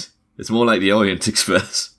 Well, except they go through like the Arctic and stuff. That's why it's the Polar. But I mean, they go through a mountain. They go through like a high up mountain range. Yeah, the whole time. That's like the point. The thing I fucking loved about it, though, is that he talks up the stats of this train, and he fucking loves this train. He's just like, he talks about how amazing the train is, how it goes a whopping 170 kilometers per hour constantly, forever, which is like how he's like this is mind blowing technology by the train gods or something. He was talking about like he also has a sort of connection to it emotionally, because at some point him and Crezia had wanted to go on this, like, because it's like this train isn't just like how you get from A to B. It's like a cruise ship type experience. This is like a luxury, like people pay to go and be on this train and go along. But it's like the Orient Express. It's like it's not the best way to get there. That's probably both. But you could go on this train if you wanted to have the train drive at the same time. Yeah. So he's like, him and Crezia had planned, and it's like, now finally we're getting to go on this train under the most dire of circumstances, because we need to get. Yeah, because also he's had like astropath signals that are like, okay, we need to get there by this time, because that's when our lift is. And also, they're going to meet Nail, aren't they? Yes, they're going to meet Nail, and him and Nail both need to meet there in time for the other contact he's had, which he's been very oblique about, which is like, I felt it was quite obviously Tobias Maxilla, which it was. But is their path. It's like this other mystery contact who's going to take them off world. I wonder who it could be. I wonder who would have a chip. Well, actually, at this point, because I guess we might be concerned, if we'd remembered who he was, we might be concerned that Tobias Maxilla had been killed as well. Yes. But he hadn't turned up in any of the, like... All the news reports have been about, like, they've been like, there's 2 people dead here. That's where we sent 2 agents. There's people dead there. Oh, no. But, like, he did specify all the different circumstances and why he thought it was his people, and he was like, it's all of them. They're all gone. Nothing about... Tobias wasn't there. Yeah. No news about... What's the word I want to use here? Posh... I don't know.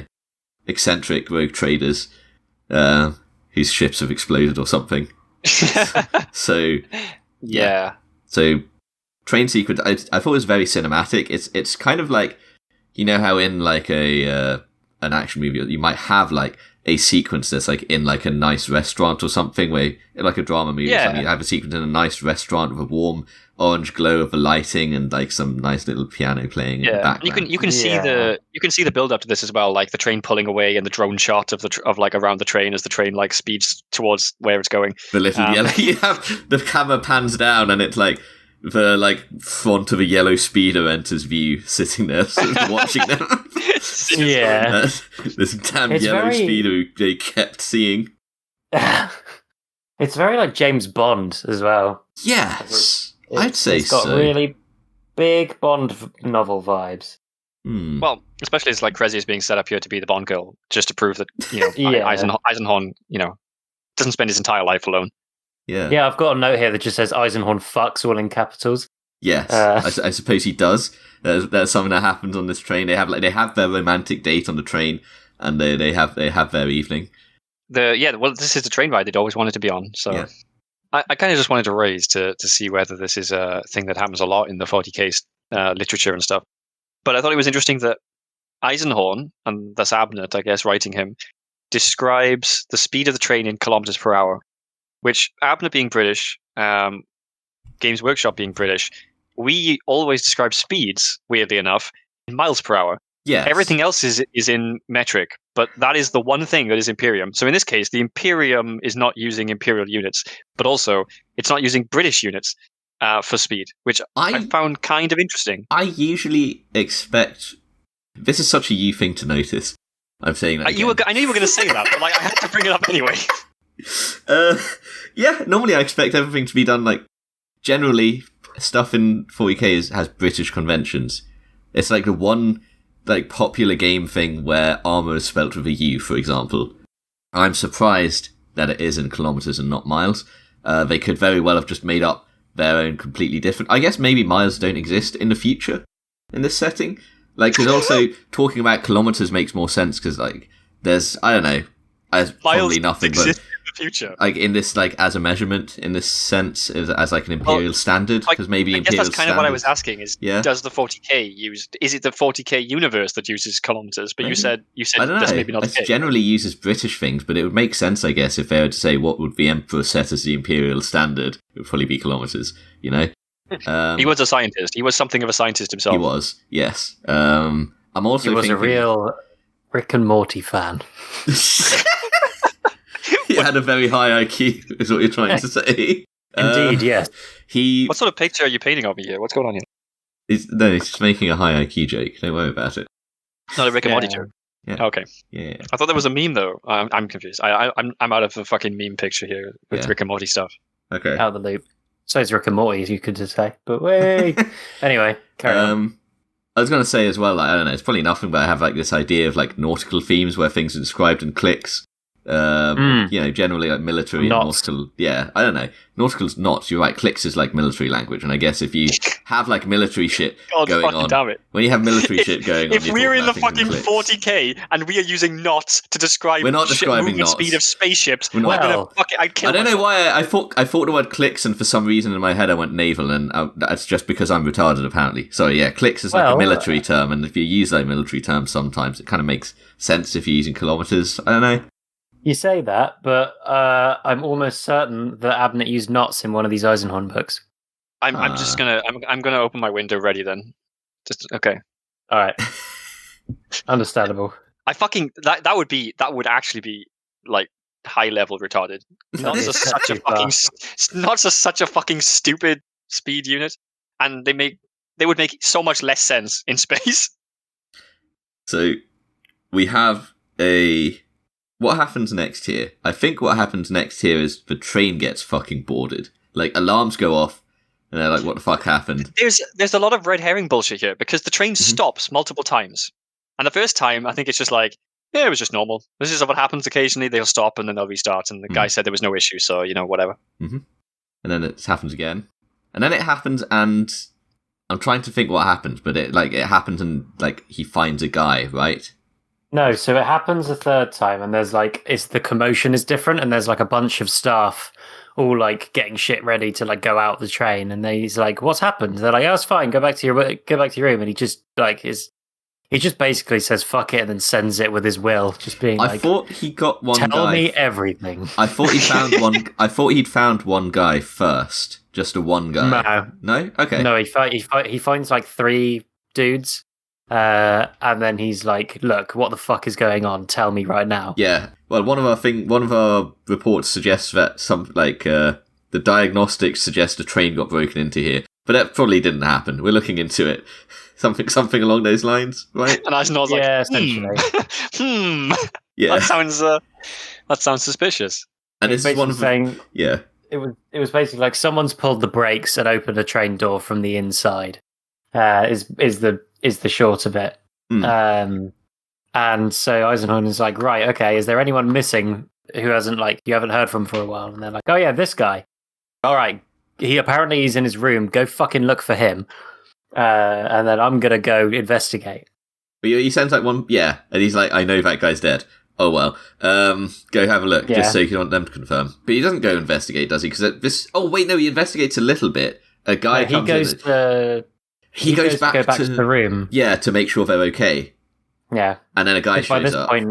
By this point, Medea has... Oh, we didn't even talk about Medea. Medea's been in a coma and she woke up. Yeah, so the reason they went... Yeah, okay, brief primer. The reason they went to the doctor was... Well, one of the reasons that he chose this doctor friend to go to was because he needed a doctor, because Medea's been in a fucking coma.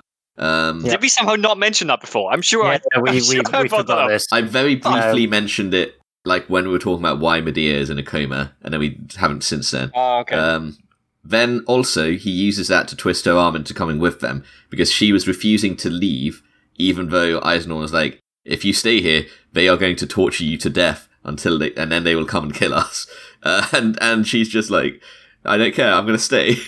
Until he goes, well, if you stay, who's looking after Medea? Because she's coming with us. So he uses her to twist her arm into coming with them. He's a bit cruel with her sometimes, but also she is a bit stupid about it sometimes. And legitimately does not do what is in her best interest because she's no idea what world she is in right now. So at this point, Medea has at some point here woken up and been like, who the fuck is this woman, Eisenhorn? And he's gone, oh, this is my former romantic interest who I never told any of you about, and even Amos didn't know this. And then we kind of move past it very quickly, right? Pretty much. So I wanted to say something about the when Eisenhorn like screams at that guy and uses his psychic powers to get him to tell him everything, basically. So Eisenhorn is often shown to be inferior as a psychic to so many people he comes across. Yep. Mostly other Inquisitors, but like generally everything. Whenever he comes across another psyker, he's usually weaker than them. He was stronger than that one in Malleus.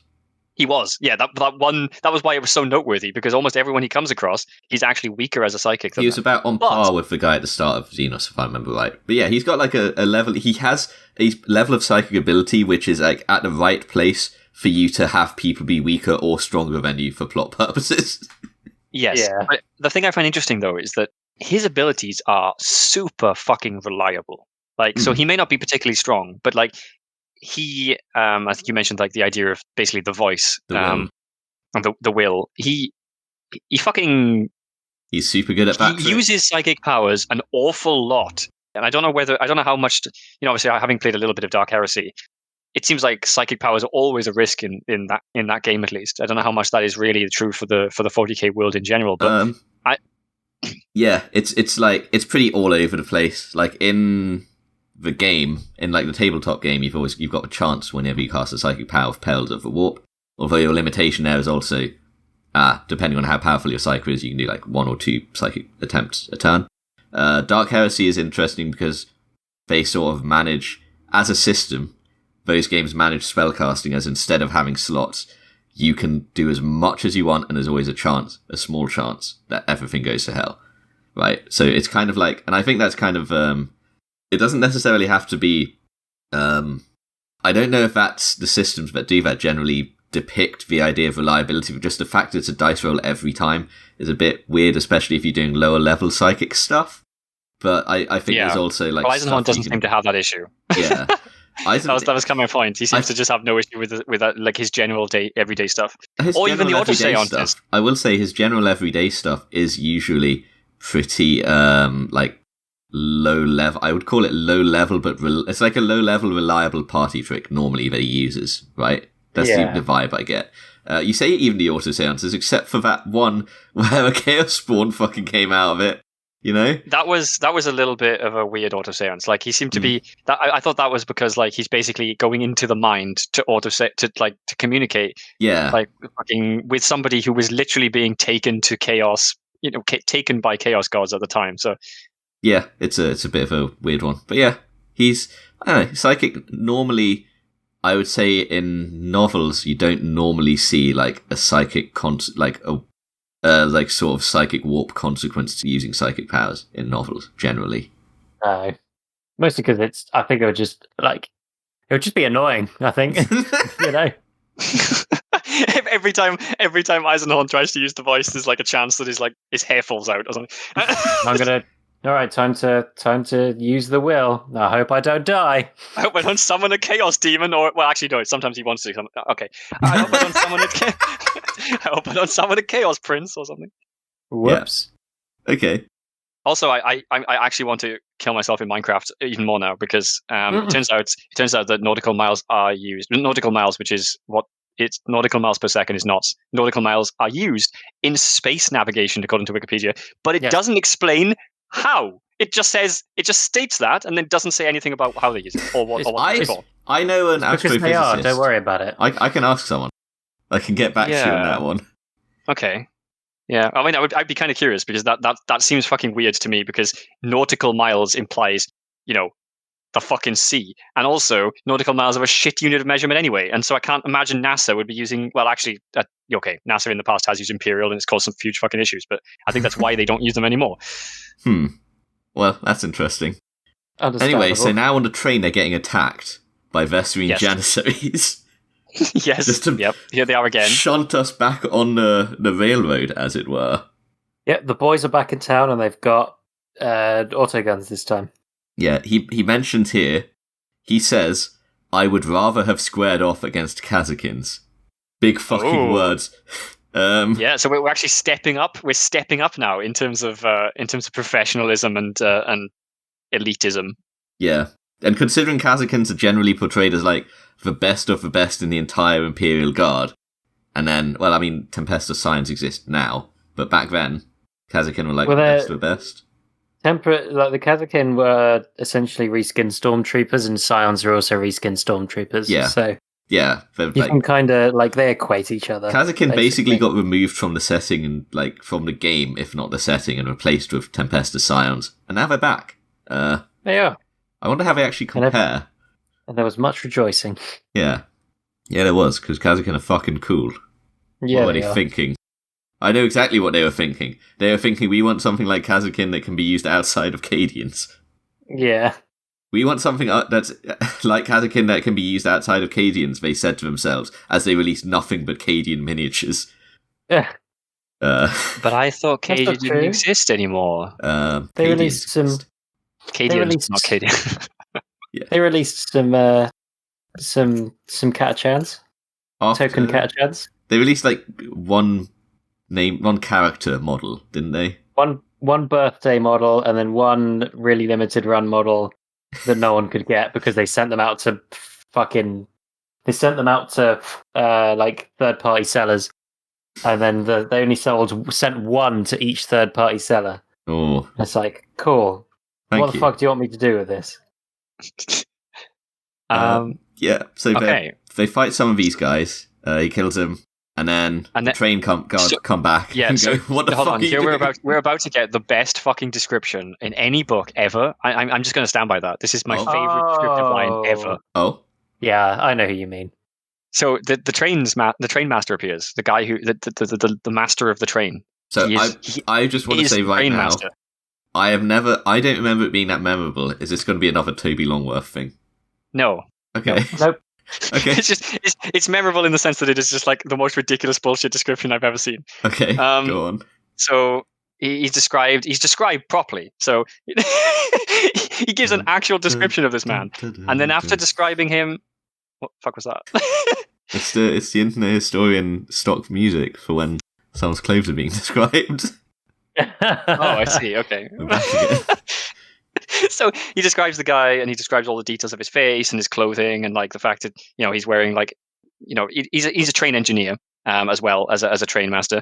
And then right at the end, the last line, he looked like a bearded locomotive in human form. Yeah. just why? That is a pretty good description. I'll give you that. just why? A bearded train. This guy is a bearded train. In human form. Oh, fucking hell. Yeah, he's great. The train master comes along and he's like, arrest him. Fuck it, arrest this guy. And this is the first time in a long time that we've seen Eisenhorn just mask off. Because they've been going undercover here, and they usually operate undercover. They try and operate without people knowing their Inquisition, because he finds it gets in their way more often than not. But here he's like, you know what? They already know I'm here. There's no need to hide anymore. And I just need these people to do what I fucking say. I'm an Inquisitor, you fuckhead. I am now taking charge of this train. Hold up. Yeah, but first of all, before he tells everyone that he's an Inquisitor, which would have been a good thing to start with, I think, to be honest, he first just, like, straight up just threatens the entire fucking crew. Like, I just did this to these. Yeah, he's just like, look behind you at all of these dead mercenaries. Are you going to confront the guy who did this? He sort of like shrugs almost. It's a bit indulgent. It is a bit indulgent. Yeah, that was quite amusing. And then in private, after he like gets everyone aside, then I think is when he reveals that he's Inquisitor Eisenhorn of the Order Helican. Yes. I thought he just did it then and there, to be honest. I thought he did it then and there. But also, if he just went, step in here with me, please, and then did that would also... No, because he's saying, I'm taking charge, this is now an inquisitorial train. An inquisitorial train! An inquisitorial train. All aboard the heretic train. I don't know why the idea of that that's so fucking amusing. Yeah, so he reveals his power level in public, and everyone just like, oh fuck, okay, sorry. My bad. Yeah, it won't happen again, promise. Yeah, there's a fucking line there that I completely forgot about. But what the fuck? So after he says, I'm Inquisitor Eisenhorn, blah, blah, blah, blah, blah, Suko and his guards are speechless. He then says, do you accept that, or do you like me to rotate slowly in front of you until you're convinced?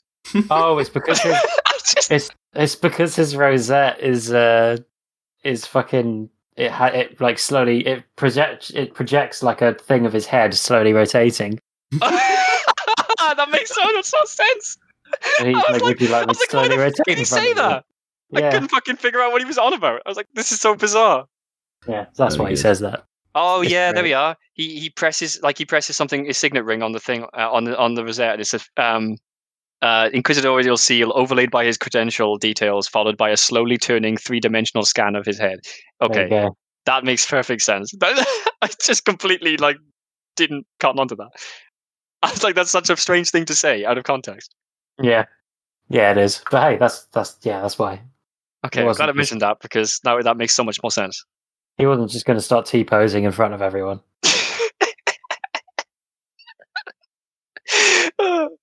So, fucking hell. Somewhere around this whole thing, I can't remember exactly what happens, but he ends up on the train roof fighting against the mercenary leader.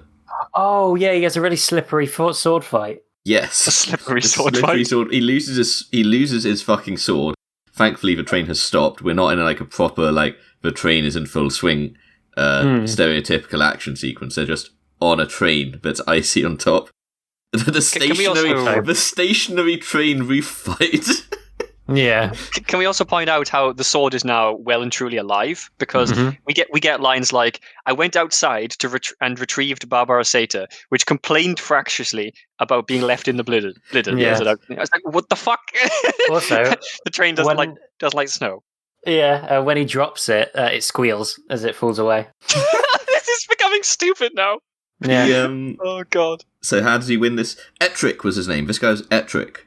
Oh yeah, that's right. It was Clan Ettrick or something it was called, and this guy is the titular Ettrick. He is the Ettrick. the man, the myth, the Ettrick himself. Yes. Yeah, I don't remember how he wins the fight. I think he shoots him. He just gets out a gun and shoots him. Because at the start of it, he gets out his sword, and the mercenary guy is like, "All right, we're going sword to sword then," because he's the mercenaries still have their own sort of sense of honor. So they have just an actual sword fight. He drops his sword, and then he just gets out a gun and shoots him. Oh, Abnett's already used this Indiana Jones joke, though. Has he? And yeah, kind of, not to the same degree. But I love the way it describes the disappointment and the look of betrayal on the dude's face as he shoots him. The guy he shoots feels wounded, and Eisenhorn himself is like, "Yeah, that wasn't very honourable, but I had to do it to him."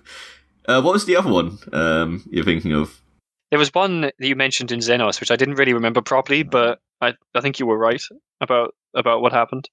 Where he basically just shot somebody who was coming at him with a sword, instead of fighting him. There was a very blunt. Oh no! It was just wasn't that just Oberon in the thing? But he just gets shot. I don't think he shoots him. But he does just randomly get shot. I don't know. You guys remember the scene, and I didn't really remember it. And you both referenced Indiana Jones to talk about it. So what was the other Indiana Jones one? Oh fuck knows! Go listen to the first episode of this 3-part series. assuming that bit doesn't get edited out to make the video actually watchable within a normal lifespan. Don't suggest such things. What is a normal lifespan? Okay, so we get off the train, and. I think we just fast forward from the action to where the train is. In fact, I think we go straight from the train into a bar. Yes, we do. Is this the disappointing twist bar? This is so the during twist bar. Another Thames twist bar. Yes. the pretend twist bar, and I've got a note here about more Abnett horny posting, where he basically describes everything with a lens of how sexual it is or is not in this bar. Yeah, you got sexy girls dancing in cages and shit. And then also some people who are not so sexy, who he specifically comments on this. That's the level, the ranking level. You just everything gets described in terms of this bar scene. Oh, I've got the name, Marla Tare. That's the one. So this scene has got so many baits and switches. You know what? This is a good point to raise because we haven't explicitly said it yet. But what Eisenhorn worked out and suspected is that this whole thing is orchestrated by Pontius Glor. And he managed to trace back this Marla Tare to Pontius through the Gudrun bloodline, like some maid or something that Pontius Glor had. So he knows Pontius Glor is responsible. So he goes to this bar scene, has so many baits and switches. So the first one is, he sits down at the bar, and he has a chat with somebody, and it's not Nail. It's revealed that Nail is in fact dead. And this person he's speaking to is this Marla Tare. It's revealed that the Psyker back in the house didn't die, and that instead he was captured and used to send messages in Glossia, because otherwise it would be impossible to crack Glossia. So that's the first bait and switch. Nail's dead, and he's now face to face with Marla Tare. The second bait and switch here is that it's not actually Eisenhorn here at all, who Marla Tare is talking to. It is in fact a body being puppeted by Eisenhorn. So it starts body of the captain. So he uses him to tease out some information from them to confirm his suspicions. He gets it confirmed that it is Pontius Glor right here. He also, I think here it's revealed that not only is there this link to Pontius Glor, but she's actually his daughter. So it starts off here basically, and we're in this situation where we think that Eisenhorn has somehow ridiculously walked into an ambush where the entire fucking club is basically there to kill him. And then obviously we get the bait and switch that he's not actually there anyway. But this is also some serious fucking warpcraft going on here. We haven't even touched on how serious the warpcraft is yet, and we're still only talking about puppeting the body. Yeah, it gets even more crazy. But yeah, the body is he's not puppeting just from another room somewhere. No, not another room, several miles away, it describes. Yeah, several miles away. Okay. And it's not just a body, it's a bomb. A warp bomb. Well, yeah, so you all know the concept of pocket sand, right? Yeah. So he has pocket sand, but imagine the sand is instead of fucking warp storm, and that is what he has currently stored, ready to go. So I couldn't figure out whether he'd sent the body with some sort of weird warp bomb thing, or as he says, he uses a warp vortex. That's all we really get is he says, "I used a warp vortex." He said, "Eamon won't be happy" or something. I most won't be happy. And I was like, "What?" I think it's channeled through that body. The details aren't really spelled out, nor are they needed. He uses his body to detonate a warp vortex in the middle of this ambush that was set for him. And as he does this that he learns that she's Pontius's daughter, because he gains insights into her as she's being obliterated by the warp vortex. So a warp vortex just opens up in the middle of a club, in the middle of an imperial hive city. I think he describes it as basically annihilating everything on that floor. Yeah. In that area. So, hello, civilian casualties. I'm glad he could be so precise. Yeah, I'm glad he could be so precise with his fucking warp vortex. Well, it's not precise. It's the area around the fucking bar as well. Okay, but considering it seems what to it be could like have a disc or something. Apparently they're just horizontal discs. I don't know. Fuck it. He describes it as taking out that floor or something. How did he know that it would only take out that floor? Did he not give a fuck? I don't think he cared. I think it's fine. He's just kind of. I don't think he's very experienced with using warp vortexes. Well, this is what I mean. He can't possibly have known. He's just I'm just going to detonate this in the middle of the hive city, and let's see what happens. So then we just hop back to Eisenhorn, don't we? And he's like, "Oh, that was hard." but I'm okay now. And then we move on. He has a conversation with Amos, and I think it's here or immediately after, where... it's just after, yeah.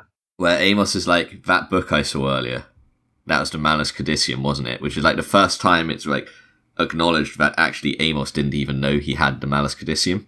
But he does now, after seeing him put that book away earlier when they were leaving. Mm-hmm. And he actually condemns Eisenhorn's actions a bit here. The first time we ever see him do that. He acts disappointed, doesn't he? Yeah. He's like, I can't believe you've done this. I expected better of you, Eisenhorn. Well, he's kind of put a lot of trust into him. He saw him basically create a demon host out of another Inquisitor, and he was okay with that because he felt like it was necessary, and Eisenhorn wouldn't have done it if it wasn't. But Eisenhorn, he's playing a bit fast and loose with the fucking warp magic, I think, right here. Yes. Like puppeting dead bodies around, channeling warp storms through them that he doesn't understand. Yeah. Like this is some like risky fucking shit, and this is like the true. This is the funny thing, right? I was just talking about how most of the shit he does seems like low level sort of party trick kind of psycho powers, where he's just.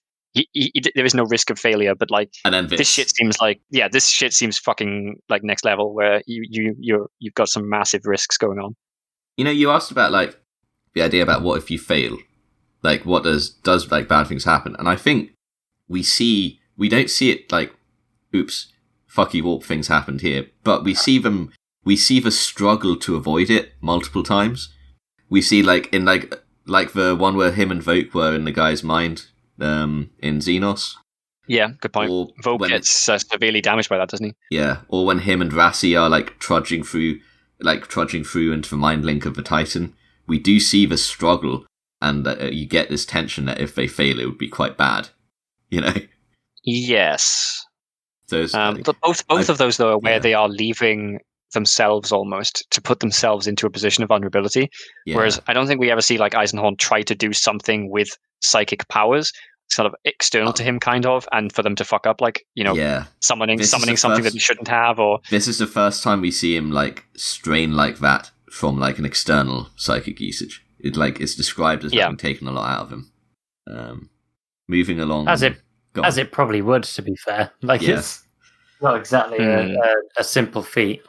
No, this seems like some next level powers, definitely. Like, well, nothing we'd seen before. It's almost like it's almost a little bit Deus Ex-y, but you can kind of assume that there's probably some crazy shit in the Malus Codicium, so it's not that surprising. And also, like, the fact here is it's not like done on a whim. It seems like something that was done with like preparation by him. It was revealed to us after the fact, but it was a plan from his end.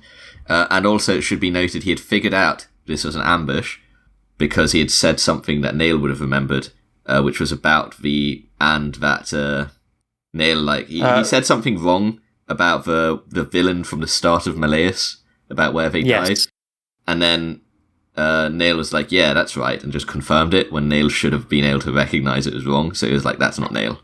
That's used an awful lot in stories, but yeah, it works here as well. And it's done so casually, and it's like the details, like, oh, what was the name of that world in Malleus again? Did they even die at that point, or did she get away? I can't remember. I'm not sure. It doesn't matter. That doesn't matter. It's kind of like a sort of a Glossier trick kind of thing. Yeah. But the astropath wasn't present at the time, so he wouldn't have known either. The other thing as well is I kind of found it funny that Eisenhorn is still like ruminating on whatever the fucking word is. He's still considering the idea that maybe the Malus Codicium is a bit more alive than he thinks. He wonders about this warp storm and all this crazy magic. He's like, in hindsight, I wonder if the Malus Codicium had planted the idea in my head. It's like, what is it up to? Or is he just trying to justify the fact that he's getting too used to using these powers to solve his problems? Yeah, I think, well, we'll learn more about that later, though. Yeah, exactly. So I think it then zooms forward to being picked up by Maxilla and having a chat with him, where we have the next interaction about how do other people feel about Eisenhorn crossing the line. And Maxilla's is one of the best conversations of this, in my opinion. Yeah, absolutely. He is passionately supportive of Eisenhorn. Not only is he like, I think it was okay, he's like, I think it's natural. I think it's understandable that you'd go this route because the ends justify the means, blah, blah, blah, blah, blah. And then he's just like, I think it's fine that you're a radical now. Yeah. And Eisenhorn's just did we think? Thanks. Did we think that Maxilla would have any other fucking answer though? Yeah, because Maxilla, he is like he's a rogue trader, but he's not like a straight edge sort of guy. He's like, he is a rogue. He's like he's a rogue trader that does whatever the fuck he wants. Even if it's illegal, he doesn't give a fuck. He's like a Han Solo type. I follow my own rules type thing, except he's a foppish caricature of old aristocracy. But he's still, I follow my own rules, you know? He cheats and lies to get what he wants. Like, he paints the image of himself, even in this conversation with Eisenhorn, as like, I'm not really a good guy, but, you know, if it works, it works. Yep. I get it, exactly. And I do it for myself, you do it for the whole Imperium. So, you know, you're a good man, Eisenhorn, even. There's nothing wrong with being a radical. He's saying, I'm definitely not in a position to judge, you know, if you know, it's a good conversation. I think he even says, there's no doubt you're a radical, but, you know, he's like, so, I think it's the first time Eisenhorn's called a radical when he actually, by somebody, when Eisenhorn is actually thinking he's a radical. Because the other times have been like him being a Puritan and like somebody else's standards call him a radical. This is the first time since he's crossed that line by his own standards that somebody has just been like, yeah, of course you're a radical. And we're in a position to probably believe them. Like all the other times, obviously, it seemed kind of ridiculous because from our perspective and from what we've seen of Eisenhorn, he hasn't really done anything to deserve anything, say the Witch Hunter or Osmond said about him. Yeah. Whereas, you know, suddenly we're like, okay, he's definitely in that territory now. You could still argue he doesn't deserve it, but he is very firmly a radical now. Maybe. Wait, what do you mean? Because if he definitely deserves to be called a radical. Oh, he deserves to be called a radical, definitely. Yeah. Yeah, he still probably doesn't deserve what they want to do to him, but he's still, I'd still say he's definitely a radical. And I mean, he did kill an Inquisitor to trap a demon host to save his own skin. I mean, but his skin it's and not everyone in the location and probably the planet too. So I don't know. Capturing that thing was pretty important to do. Don't want to leave that thing lying around. The other thing here as well is that like Eisenhorn's sins are such that Maxilla does not even occur to him that this might be an offensive notion to Eisenhorn. He just thinks Eisenhorn's at peace with it. Yeah. He's like, it's obvious at this point, mate. Just get over it. Just accept it. Take it within yourself. Make yourself stronger from it. Yeah. Become the radical you were always meant to be. You're a big boy now. You can deal with it. And then we have a montage of different people we see, because next is Fishig. Fishig shows up at last, like the one fucking agent who's not dead, who shows up and is basically not very happy. And the reason he is not happy is, I think at this point, Medea has told him some things that Eisenhorn would rather he had not been told. Yeah, basically. He has like a crisis of faith, if you will. Yes. So he leaves, and this is the point I was talking about, where it's suddenly relevant that he basically divulged everything about Cherubael to Medea. Yes. And Medea was in a position at the time to accept what Eisenhorn said and agree that it was necessary. Whereas Fishig, being a little bit more... would likely never be in that position. Ever. Yes, it would be difficult. Eisenhorn's conscience. And Eisenhorn's conscience knows that he's doing things wrong. Yes. Yeah, so Medea, like, divulging basically everything about what Eisenhorn has been doing, she thinks she's right in that Fishig will come to understand, but like Eisenhorn and us are probably aware at this point that that was never going to work. No. So Medea and Amos both talk to Fishig, and they're both like, I'm sure we can make him understand. And they had a bad read on him, which has just these disastrous consequences. And his own actual departure in this scene, like initially, is glossed over really quickly, and we instead focus on Eisenhorn being angry at them. And, you know, it's a very sort of human moment, because they, like, from their perspective, were reasonable, but he's still got good cause to be upset, but he's still, like, in his anger, treats them a bit unfairly. I don't know, it's a very sort of human scene, his anger there. Yeah, I'd agree with that. It's just, this whole section of the book is so well written. Yes. Even if it smash cuts around all over the place. Because next Eisenhorn's like, right, I'm going down, grabs a speeder or something just to go down to the planet quickly, and has his little confrontation with Fishig after the fact.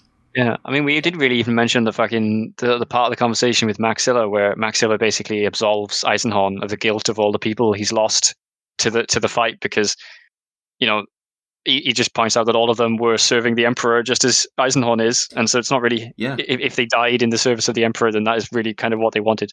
Yeah, that's true. He goes. I doubt all of them were quite as happy to die in the service, but yeah. Vervuk. Oh, you're a loyal servant of the Emperor. He's a willing servant of the Emperor. Don't worry about it. To be fair, he was probably one of the more willing to die in service of the Emperor, but true. Maybe not quite like that. Yeah. So he takes the speeder down, has a chat, and him and Fischig have a drink and have a chat and hash it out. And Fischig comes to a conclusion. This is okay, though. There's a way we could fix this. There is? Yeah. You have to go to the Inquisition and confess. You have to confess to keeping Pontius secret. You have to confess to keeping the Malus Codicium secret. You have to confess to Cherubale, everything. And Eisenhorn goes, nah. Are you crazy? See ya. I don't know about that, mate. See ya, and just leaves him. This feels like very, very naive from Fischig's part, but I guess there's this is literally the line for him. Yeah. What he's seen is so much that he's just at the point where he's like, Eisenhorn, either you do this or we're just. This is This is the one thing you can do to keep me in, and you make your decision. Because a second Eisenhorn did that, they'd probably annihilate him. I will support you through whatever. If you repent, and then I'll support you until they execute you. Yeah, it's a bit of a tough one, but yeah. But he also he talks in the sense of saving his soul as well. He's just yes, he thinks Eisenhorn may be lost in terms of being an Inquisitor and maybe living, but he wants to save his friend in eternal life. Yes. Yeah. So, do we remember what happens next? We do. So this is when Eisenhorn heads back to the ship and he has a good old rant at everyone else. Yeah. Being like, what the fuck did you tell him all that for? Yeah. Right. Most of that rant happens after he's back, not before he... Yes, yeah. Yeah. And then Fischig is after... I think they wait for a week or something. Yeah, or something important happens before that bit, though, when Fischig comes back. Yeah. They get a message. Someone else turns up. They get a message from Talon, who is, if anyone was paying attention... Oh, yeah. Ravener. Talon comes back, yeah. Ravener's back, baby. So they go to speak with Ravener. And it turns out Nail and Kara did survive. It was a double red herring. A double dupe. So it was two red herrings strapped together. So Nail and Kara survived, and Beckwin, because Beckwin had taken a turn for the worse, and they'd escorted her off to some other hospital. Was to Ravener's secret? Is Ravener's personal doctor, wasn't it? Because he was not the best. Not immediately. They'd just taken. I thought that's where they were. They'd taken them to another doctor when the terror attack had happened, and then Ravener had arrived in the system because he'd had a vision. More on that in a moment. And he'd arrived late, unfortunately, but he was there in time to save those three, who literally showed up in the middle of a firefight to save them. And now that he had saved them, Beckwin is now safe with Ravener's personal doctor. But she is also brain dead. Also this. She's alive. It's not funny, but yeah, the fact that she was alive and then also not alive at the same time is yeah. Important distinction to make. Suffered brain death. I think doesn't quite constitute as alive. Yeah, suffered brain death, but alive body. Yeah, alive in spirit. So, who knows where the soul goes with all of this? Do they even have a soul? Blanks, nulls? I don't know. Okay. I've got to mention again here. So Ravener's obviously talking in Eisenhorn's brain for most of this because he's a super psyker and he just wheedles his way in and he's just speaking with his normal voice in Ravener's head, in Eisenhorn's head. And then Eisenhorn questions this. He's like, "What the fuck are you doing?" And then Ravener points out that he can speak with his voice box that's implanted. He can use the Stephen Hawking's voice if he wants. Yeah, but... and Toby Longworth does the Stephen Hawking's voice. That fucking killed me. Just out of nowhere, he's just actually puts on the Stephen Hawking's voice for Ravener. The Stephen Hawking's voice is actually unique to Stephen Hawking's. Yes. Well, that's the thing. It sounds like a cross between Ravener and Stephen Hawking. It's so fucking good. That is. Oh my god. He also does this throughout the entirety of the Ravener series as well. Oh my god, that's amazing. Whenever he's not speaking psychically, he does the robot voice. Oh my, I need to hear this. But yeah. It's great. Because the robot, yeah, I don't know. We don't need to go into Stephen Hawking's lore right now. Anyway. No. Anyway, yeah, he has a conversation with Ravner, which is the next conversation about Eisenhorn and the line. A lot of these get packed into this section of the book, where Ravner talks about radicalism not as like something to avoid, but as something that is inevitable. And you know, this entire bit is fucking weird. Yeah. Also, radicalism is inevitable. Lamau Haldane. Yes. I mean, yeah, that seems pretty reasonable, to be honest, considering like the sort of always the talk about the corrupting nature of chaos. Yeah. And also just like power in general. Like it is power.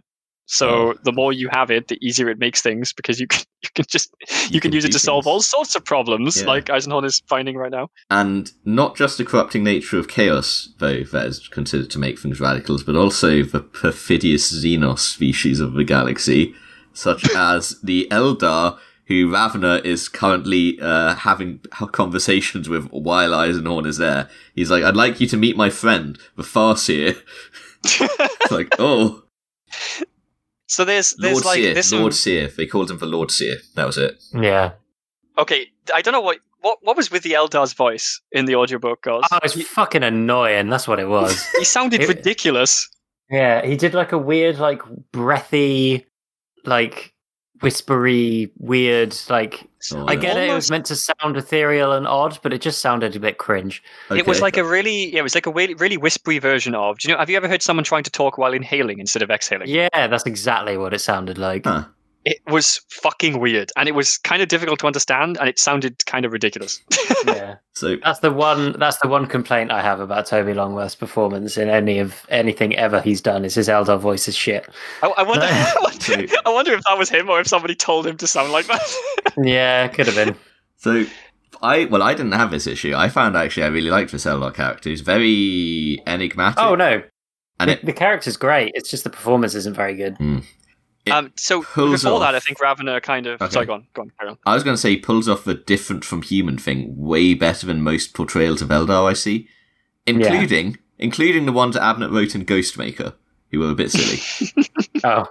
That was weird. I remember, like, it was both fun, but it was also kind of silly. Yeah. I was just going to say quickly, so we do actually find out, before the Farseer appears, I think, the Ravner tells us the problem and what he has seen of the future with the help of the Eldar. And we get a pretty fucking huge reveal. Yeah, exactly. There's a pretty huge reveal, which is that they see all of the risks and the dangers of the future, and he describes some of the problems that they're going to face. And then he says, after that, nothing. Yeah. Because there is no future left to see. 6 months forward, the future stops, as far as the Farseeing goes, which is very unnerving, I would say. And it's interesting because like Ravner doesn't leave that ambiguous. The line is literally, after that, nothing, because there's no future left to see.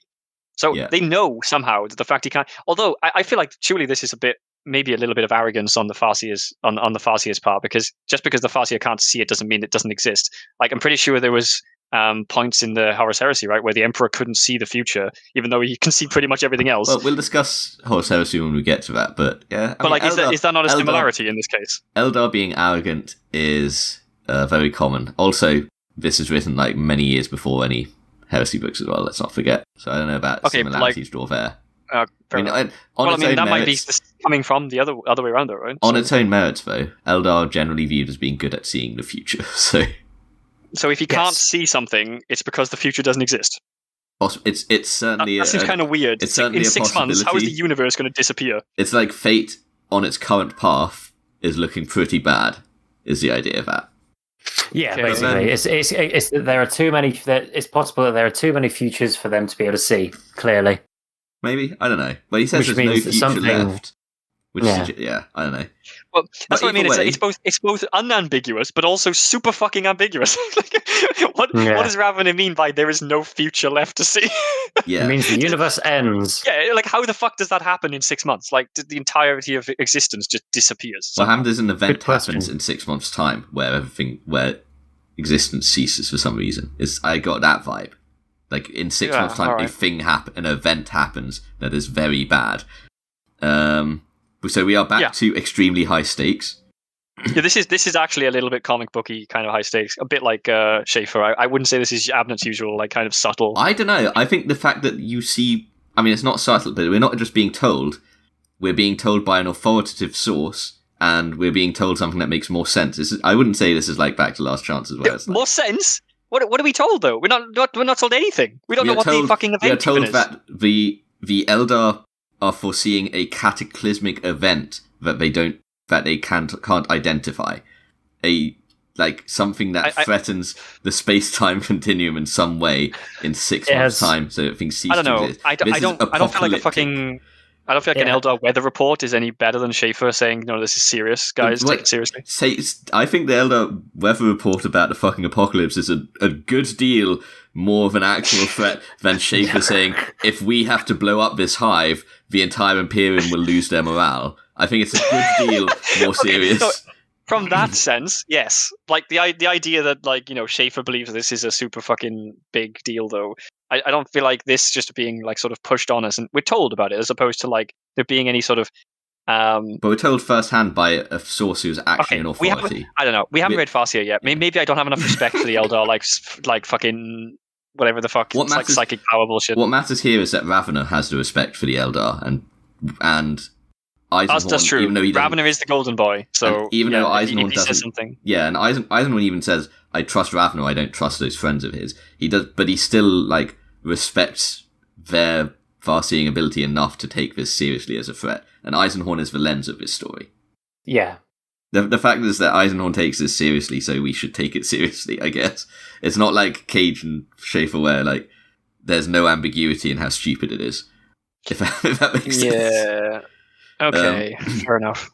I know, I'm not that happy with this weird stake. It just seems a bit strange. So here we have another auto-seance, done with Ravener, who is incredibly powerful, to go to look at this and say, what happened when Pontius was here? Because they're on a world where Pontius was. And we get this we get the seance, and then it's like, what are they doing? This doesn't make any sense. It's like, wait a second. Eisenhorn's like, that looks like us. Zoom out. They zoom out, and Pontius and friends are doing their own seance. And then they're like, wow, I wonder what they're seeing. The Farseer steps in and is like, let me help you with that. And the Farseer makes basically turns their seance, amps it up to be equivalent to Pontius' seance. So they're seeing what Pontius saw. Oh my god, they're doing, it's like fucking, we've got to go deeper. Enhance image. Zoom out. First they zoom out, and then it's like, damn, I wish we could enhance. And then the Eldar's like, well. Well, have I got something to sell you? And they see this world as it used to be. So this is a pre-human world. Yeah. And in fact, were they doing the seance on the entire fucking planet or something? Because I was so confused by this scene. Yeah, basically the entire they're auto-seancing the planet. And we go from learning, so this was a pre-human civilization.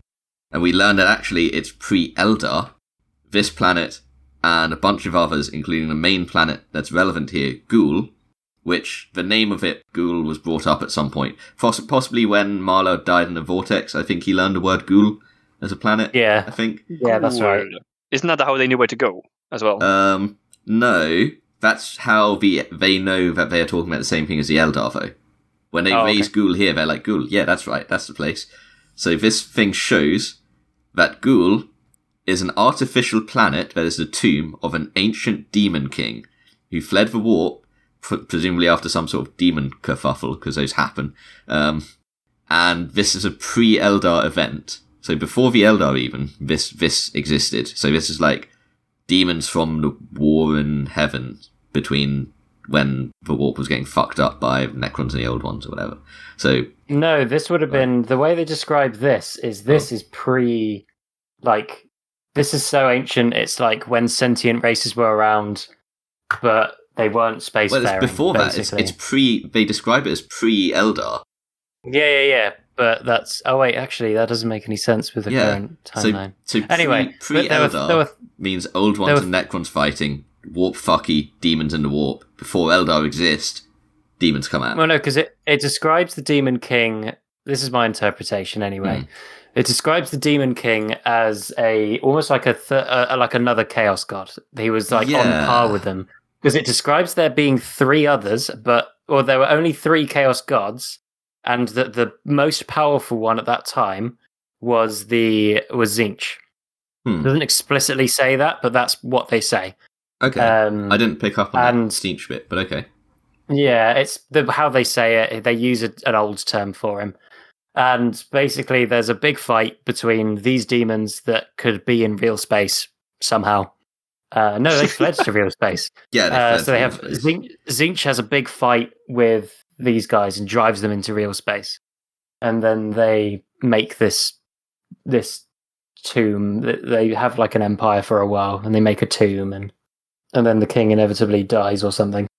Yeah, I think he was like they fled wounded and made a tomb for him and put his something like that. Yeah, and then that's what it is. I don't think it's related to the Necrons and Old Ones. Also, you got to bear in mind this book was written in 2003, 2002, late 2002. Necron, the first release of Codex Necrons was in 2002. So it was this stuff was still very much new. Yeah, it's coming out pretty much the same time, I guess. So either way, old Chaos force of like Demon King fleeing the warp makes a planet thing, and this is like it made a main tomb and a bunch of other worlds surrounding it, and this is one of them, like one of the ones related to that. And they basically on the spot they go, okay, here's the plan.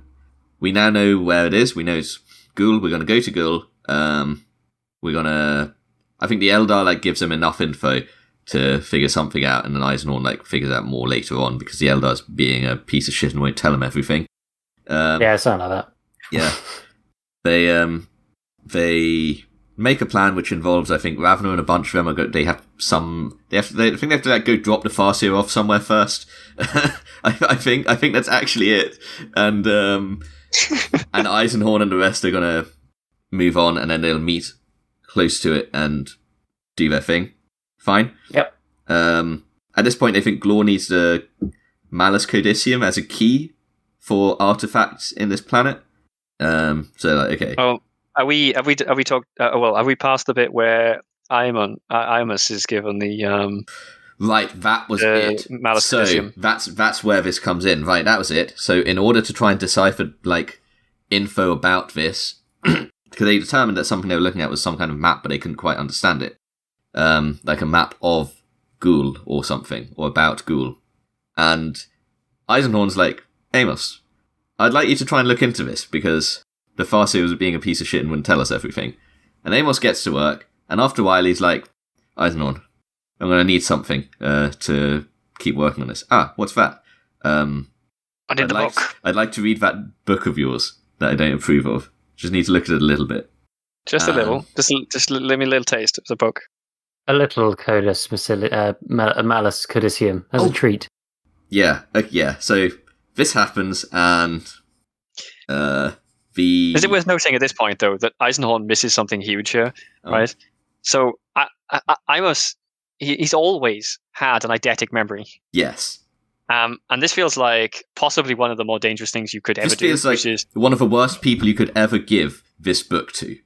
Yeah, or any chaos text. Like if you are giving chaos text to somebody, it should be somebody who doesn't have a photographic memory. Yes. Otherwise, you're asking for some serious issues. So Amos has this book. He learns more than he should fucking learn, and at this point, it's like the clock keeps on fucking chiming near him unexplainedly. He's now looking like Charlie Day's fucking post office conspiracy thing.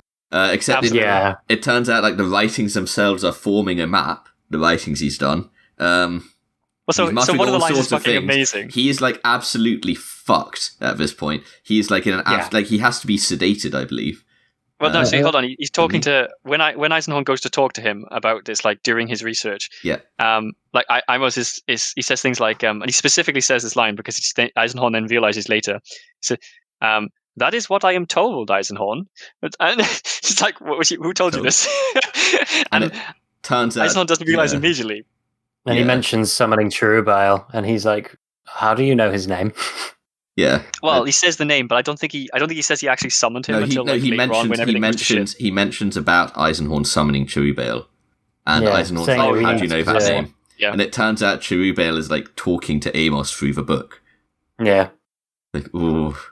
So yeah, yes, fucking creepy book. The book does have a sort of will of its own, it turns out. Or Cherubale's will, one or the other. Or they're using it as like a conduit. Yeah. Either the book is sentient, Cherubale is able to use it as a conduit to communicate with people, or both. I think the answer to that conundrum is yes. Yeah, basically. Very evil thing. It's massively taken its toll on Amos. Amos is just like, I have a really hard time articulating like how he's described as fucked, but he's fucked by this book. Well, they have to lock him in like a cell because he's gone a bit crazy. And no, they didn't just lock him in a cell. They sedate him. They sedate him, put him away for a bit. As the clock starts to chime and chime and chime and chime. Oh yeah, like everything around him is kind of fucked as well, not just him. Like it's weird. Also, we get another surprise now too. Yeah. Oh well, hang on. Before that, I've got something I want to note here because I've just found some of my own notes about the shit we know about the Eldar thing. One, there is a comment from Eisenhorn like, there were only 3 gods back then. I wonder if the Eldar know what's up with that. Yeah. That's one. And that to me makes me, I've got another note. I got the impression the Demon King was some sort of greater demon or demon prince who tried to usurp one of the other gods and failed. Sort of like the Bloodthirster I'm thinking of. Scarbrand, yeah. Scarbrand, who was convinced by the Changeling that it was a good idea to try and you're strong, you can overtake Khorne, dents Khorne's armor. Khorne throws him basically out of the warp. He like basically there's warp metaphysics shit, but like the story is that he like was hurtling through the void, the warp or whatever for like 7 days and his wings burned away. Oh, it's more than 7 days. It was the number of Khorne. It was like 888 days or something ridiculous. Something like that. Okay, fine. But yeah. He was flying through various realities and time and space, and just by the end, he was just nothing. There's a lot of fun. Yeah, he'd like not his mind gone, just pure rage, which suits Khorne. There's a lot of fun little like pseudo allegory stories about demons. Yeah, they're very fun. They're definitely one of the most interesting parts of the setting. So, a quick question: is Elizabeth still a null when she's brain dead? Good question. That's a good question. Anyway, just cart her around like a fucking get me. Well, I was just thinking it might be very useful shortly, but I don't know if that is ever pointed out.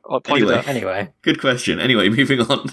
So that's when he heads back to the SN, and Fishig is like, "Hey, I'd like to talk to you." It's not directly on the SN, is it? Because first, yes, it is. It is. No, it's not. The SN boards docks somewhere, and they're like, the SN they dock for supplies, and when they dock for supplies, first it's just like the 2 guys there, and they're like, okay, and then they go through in the next room, Fishig's sitting there, and they end up on the SN in a minute, but it is after they've arrived somewhere. Fishig needs to be there waiting for them. Yeah. And he's like, hey man, I can save you. Like, it's going to be okay. We forgot to mention this earlier, but like, after they'd gone to find Ravna, or like around the same time, they'd gotten messages from Fishig that were like, hey, I've changed my mind. And Eisenhorn's like, I don't fucking trust that. Fuck that, we're staying away from that. Fishig's made his choice, I've made mine. Do not listen to that man.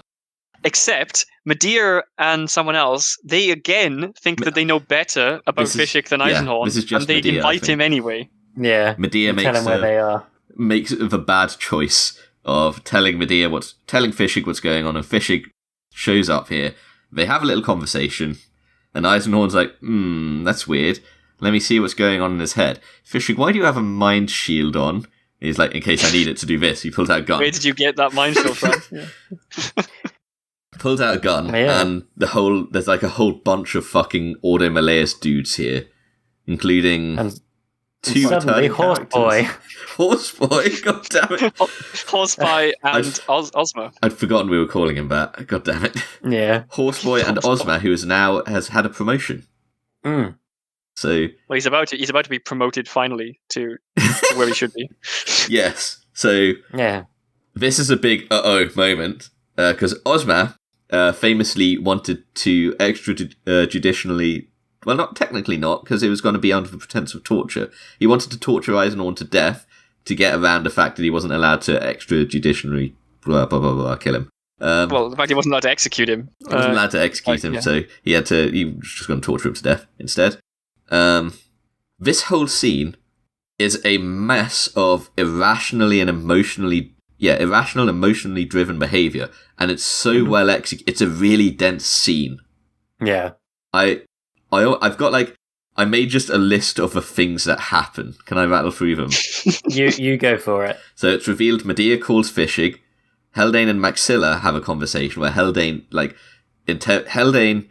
isn't having any of his shit with Maxilla protesting from being on the ship, and basically repeatedly wounds him, and then doesn't he psychically just throw him across the room? Slams him into the wall and basically kills him.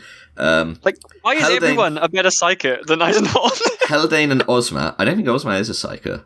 No, Horseboy. Horseboy is, yeah. Horseboy and Ozma's true motives are revealed, and Fischig is kind of realizing this on the spot, that actually they aren't after. They don't just want to deal with him. They want to know where the book is. They want the book. They want Cherubale. Well, I think they're particularly after Cherubale because I don't think they ask for the book, but they do ask for the passcodes or something to the demon host. Words. Yeah. And find out how to use them. What is and the password to the demon host? Funny that. I thought you were Puritans. What would you need control words for a demon host for? And Fischig's like, yeah, guys, what are you doing? And they're like, no, Fischig, you don't get to have a say anymore. You've made your choice here. You made the right choice. I think at some point it's let slip that more people are in the ship. Somebody lets it slip because everybody had been kind of coordinating, being like, no, it's just us. And then when Kara is revealed to still be on board, I think, because Haldane reads it. Horseboy, sorry, can't call him by his true name. Reads it in Eisenhorn. Yeah. And they find out that she's with Imus, sorry. So they find out about just Kara initially, and then they're like, there's somebody else on the ship who that's it. They get fed up then, and he's like, you've been lying, slams Maxilla, kills him. Then kills him. Don't worry about it. Then Cherubale fucking shows up. He doesn't just show up, though, does he? Doesn't show. He fucking rises out the floor like, hello. He shows up, and we have a scene where he is cleaning house with all of the fucking with people. I believe he goes to work on all the people who are accompanying the Inquisitors. He slams the ship open, the floor of the ship. He cracks it open and slams it shut on Horseboy's foot, presumably to later be replaced with a hoof, as we know he's still alive and kicking about. Ozma is about to fucking slam his Thunderhammer down on top of Eisenhorn, because of course he has a Thunderhammer, very Ordo Malleus Thunderhammers. That's what Malleus means, literally hammer. That somehow never clicked for me before. Okay. Until his head explodes, because it turns out that Maxilla wasn't quite dead, and he has shot his little rogue trader digital ring weapon and shot a fucking laser into his head. Digital weapons, very cool. Would have again. Yep. So Ozma's head explodes. Yep. We get a little death speech from Maxilla, where, based on some of the stuff Maxilla had said when he was being tortured, basically in front of Eisenhorn, Maxilla confirms, I didn't mean a word of it, and then dies. It's very, very touching. Maxilla didn't deserve any of this. He didn't. Loads of things are happening to everybody around Eisenhorn throughout this that nobody deserves. There's a confrontation with Fischig as Eisenhorn goes to figure out what the fuck's going on with Cherubale. Amos, oh no, Amos. And with Fischig, Fischig basically is like, no, that's it. This can't go on. Convulses, dies. Medea has had to fucking accept. Oh no, hold on a minute. Hold on, whoa. Oh. You missed a really important bit there. Oh, which is where him and Fischig have a confrontation, and then Eisenhorn's just like, I'm walking away, and Fischig says, no, you're not, and then blows his knee. Eisenhorn's like, what are you gonna do? Shoot me? And then Fischig shoots him. You're right. Yeah, twice, once in each knee. Yeah, his own conscience cripples him, which is just the most poetic thing. You're right. That was a very bad thing for me to miss there. And then Convulses dies. Medea has shot him with the needle pistol. Medea, who called him here, is basically left with the consequences of her own actions, unfortunately. Medea is also sat here with guilt of what she has done. Then, we have Amos, who is like, hi guys, I need you to prepare a host body for this demon, for Cherubale, really quickly, because I can't hold him like this forever. He basically like, how the hell are you doing this? Amos is like, I memorized every word in that book. Oh no. Well, also, hold on a minute though, because when Eisenhorn first did this bullshit, he did it without the book as well, so it's not that surprising. But he is not Amos, who has memorized every word in that book. Yeah, no, what I mean is, though, that's actually even more impressive, right? Yeah, but Eisenhorn could not control Cherubale once it was out. Amos is here consciously controlling and keeping him safe until they make a host body, while Cherubale is not in a host body. Well, also, at the beginning, consciously maybe, and then he's fucking loses his mind while he's doing it. Well, no, he's kind of just like after make a host. Yeah, and Amos isn't a psyker. Yes. Yeah, I made a note about that. I wanted to ask what the fuck the deal is with that. So anyone can use it. Anyone can use like warp shit. You don't have to be a psyker. It's why there's a very important distinction between a psyker and a sorcerer. Well, because a sorcerer can be just someone who's using warp shit via chaotic rituals. It's why the word. Well. It depends. There was also another caveat too. I need to say there's a distinction here, because I think in older lore, this distinction was really clear, and this is an example of it. In newer lore, there is like practically no distinction between a sorcerer and a psyker.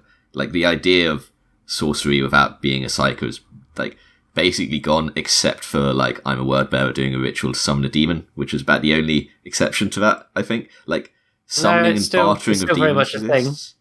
No, it's still very much a thing. It's covered quite extensively in the Heresy series, and especially in the Siege of Terror. There is maybe a caveat here, though, in that like Amos doesn't do this on his own, though. He is using the rune staff. Yes. I think like rituals to make demon things happen is a bit different from like. Okay, I guess what I'll say, I'll clarify that and say, while sorcery, which was basically like I'm doing magic without being a psyker, exists in early 40k. Later on, that's kind of that. Oh no, but psykers can still do sorcery. It's just they're better at it. Oh yeah, but that sort of aspect of like that idea of sorcery isn't really so present in newer 40k. It's more like I've done a ritual and I've got a demon, or I've gotten a demon to do a thing. It's sort of the idea of just like doing these psyker-like things without being a psyker doesn't really exist so much anymore, I'd say. Yeah, that's fair. But yeah, he is not a psyker, he can still do things, which is why these sort of books are so damn popular with the heretics, because you don't need to be a psyker, you just need the book. Yep. So, having given us a really nice run through of the plot there, thank you, Wozni, there was a few things I wanted to just note, like some funny moments or some interesting moments. There's one last moment there. There's one last moment that I need to fucking mention. Actually, no, there's two. One, they all get off the ship and it self-destruct. It like basically collapses and explodes. Now, after all this shit, this demon host has been running wild on it, killing people. And two, Amos, after they manage to make a host body and put the Cherubale in it, Amos dies. He does. So, and as a last, like, not a thing that happens, but I made a comment here.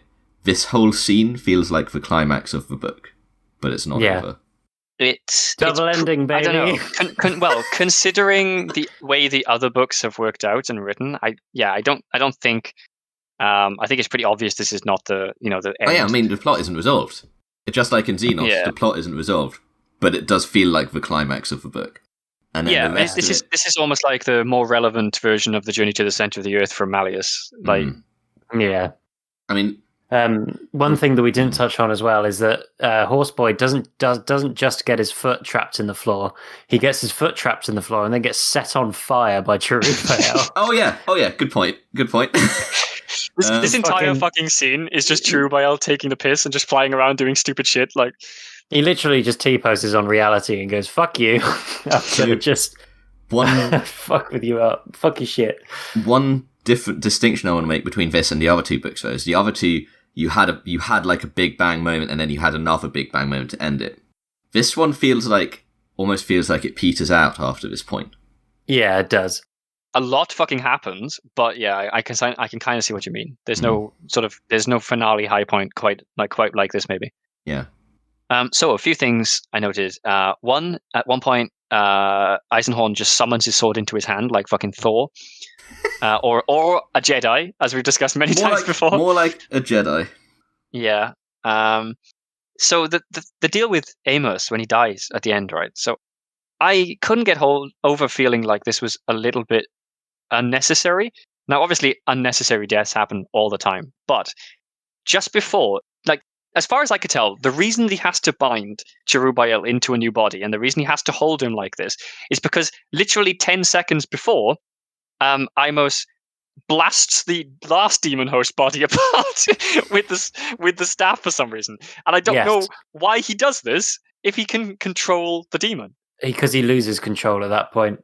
But then he controls him again 5 seconds later. No, he doesn't. He weakens him with the rune stuff and drives him off. That's why he's like, "Get a fucking body now," and then they do. Okay. And then they use, I don't know. It felt a little bit contrived. I think it's fit the rest of the theme of the book. Which is obviously that bit is just chaos, but Eisenhorn gets everyone killed. That's the theme of the book. Basically. Yes, what I'm saying is I almost had to die, but I feel like the way that Abnett set it up felt a little bit unnecessary. Like for such a core character, I feel like maybe he didn't there could have been plenty of reasons why he died in that scene that didn't involve him literally blasting the demon host body apart 1 second and then going, "Hold on while I hold it in place while we get another body that I have to put it into." It just seemed a bit weird. He's not holding it in place. He just drove it off. I thought he was literally. Oh no, I think you're right. I think I said I suggested away and it comes back or something. Yeah, I think I suggested that, but I think I misremembered. Yeah, you're right. There's an interesting line where Ozma, obviously it's hard to really sympathize with Ozma because he's a bit of a cunt anyway. But at one point, Eisenhorn basically says the equivalent of "bad things will happen if I don't finish my work," and Ozma points out that is what everybody says. That is literally, and Quixos says exactly the same thing to Eisenhorn, so he already knows that. It was just a really funny, kind of repeating poetry. It rhymes. George Lucas line. Yeah. It's this. You're right. This whole section of the book is just utter fucking chaos. It was just madness. Especially that scene. Wasn't he describing or said at the beginning? It's just complete madness, and so you had to make a list of things that happened here just because of how completely chaotic it was. Otherwise, you can't keep track of things. Yeah. No. It was. And I liked how. Well, I didn't like it because it's fucking sad, but I thought it was where the moments of tragedy with the action were they were well meshed. They're intermingled well. The whole thing was paced well, despite it being very chaotic. It was really dense. It was really chaotic, but it wasn't it was well written. Yeah, a long running kind of tragedy with one after another, just sort of hitting you every time things calm down a bit. Here comes another tragedy. Yeah. Yeah, I have written here again. Why does everyone keep dying? We just lost Maxilla and Amos, potentially two of the best characters. Fuck. Yeah, two of my favorite characters just fucking dead in a single scene. So thanks. And Fishig, fucking. Well, Fishig, I like Fishig, but he obviously this was how it was going to end. I think his heart was in the right place. And I remember now. There's a demon in there. So I noted. Yes, exactly. I noted at the end here. Who did they use as the demon host? Yeah, they reveal it afterwards, don't they? Yeah, there's a reveal moments later. Yeah. And then we skip forward 3.5 weeks. No, years, isn't it? Yeah, I think it's years. Years? It's not years. Yeah. There's 6 months left until the end of a fucking world. I don't think it was 6 months. 6 months. Because it took. I'm pretty sure it took them another 2 or 3 years to find him. I specifically have skip forward 3.5 weeks written here. Oh, maybe okay. Then I guess that is what it is. I don't know. There is one point. There is one point of this story where out of nowhere he just starts recounting how years passed, and I was sitting there like, what? What is this? Maybe that's to come later. There's a time skip of an indeterminate amount of time, even though he does explicitly states that none of us can remember which time period it is, where he finds out where where Glor is and where the Demon King's tomb is, and then they go there. Oh shit! Yeah, literally. So sorry. The time skip is literally so that Eisenhorn can have his knees replaced because currently he doesn't have any knees, and then he starts he does 5 days or something of of recuperative time, and then they're immediately off again.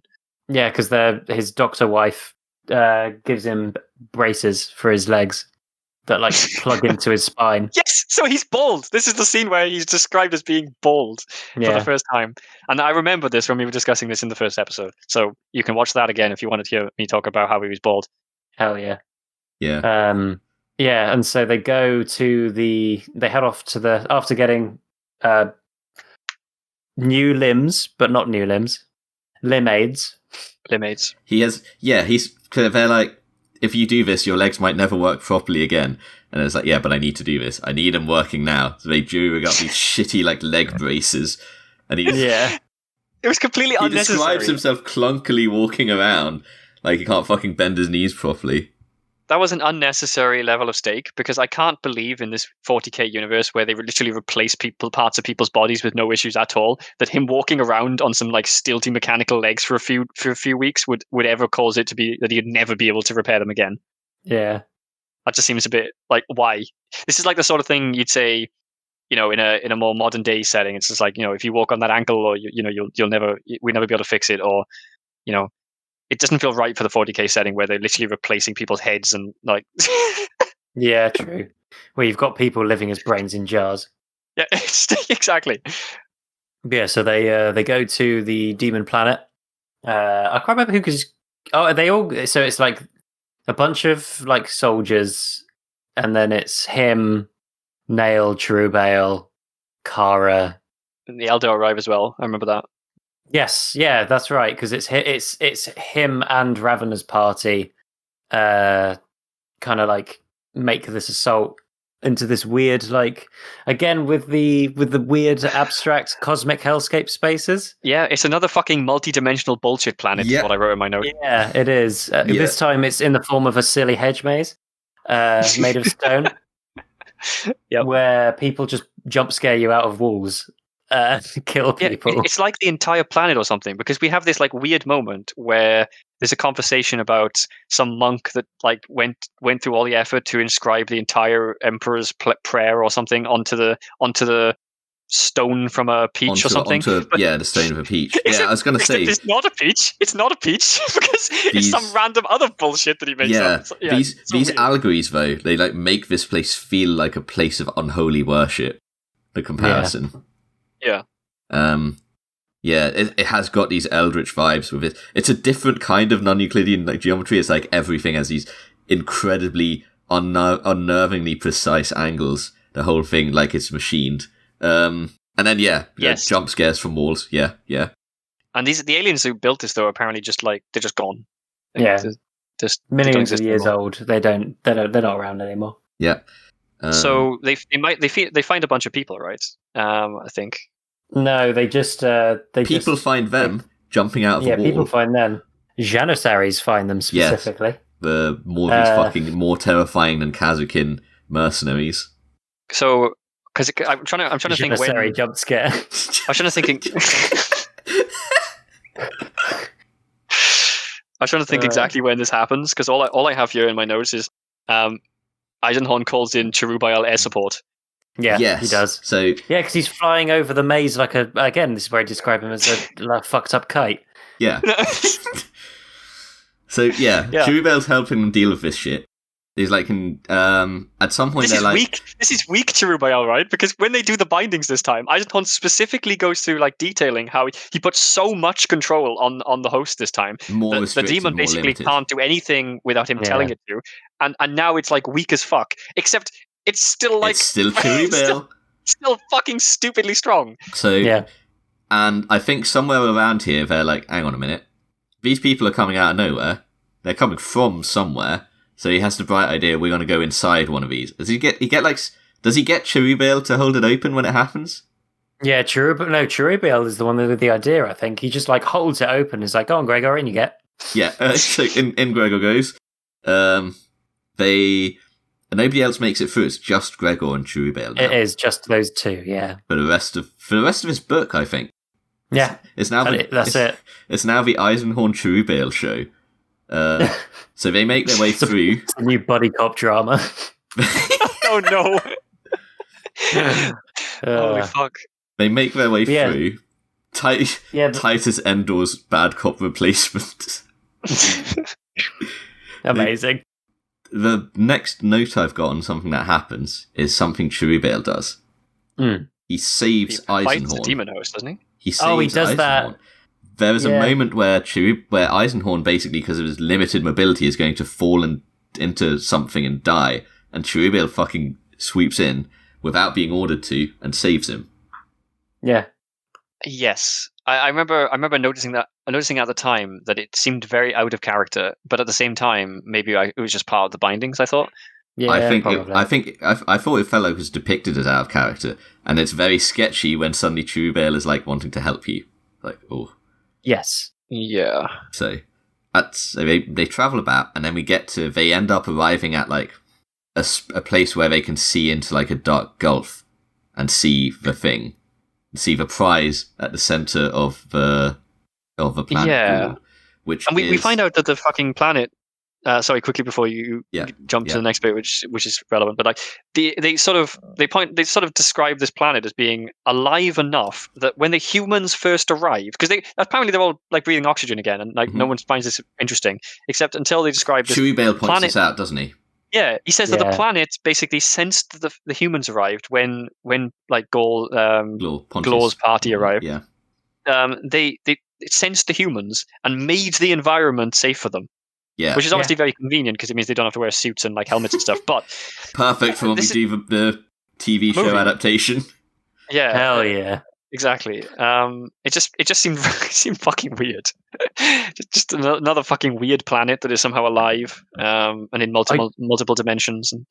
So that is something actually about this book as a whole. This is written in terms of like structure, quite similar to Xenos. It's almost like a it's almost like a darker reflection of Xenos. Yeah, I suppose it is. Like you have poetry. Yeah, exactly. And I think this is a deliberate choice from Abnett. Like, shut the fuck up. I can't help it. Anytime like that comes up, it's just like all I can picture is fucking George Lucas in my head. Talking about Gungans and Jawas. It rhymes. Yeah. But yeah. It's that's something I noticed. It's good. Also, it's the same villain, kind of. It is, yeah, kind of. It's a really well structured trilogy. I think that's part of why it feels like a solid story as a whole. Yeah, I noted down the way this whole gulf and the thing he found was described. So the thing that's in here is the Demon King's bark, bark like Barque. Yeah. And woof. The Demon King's bark, and basically some sort of like described like some sort of chariot. In fact, I think this might have been uncovered by Amos earlier.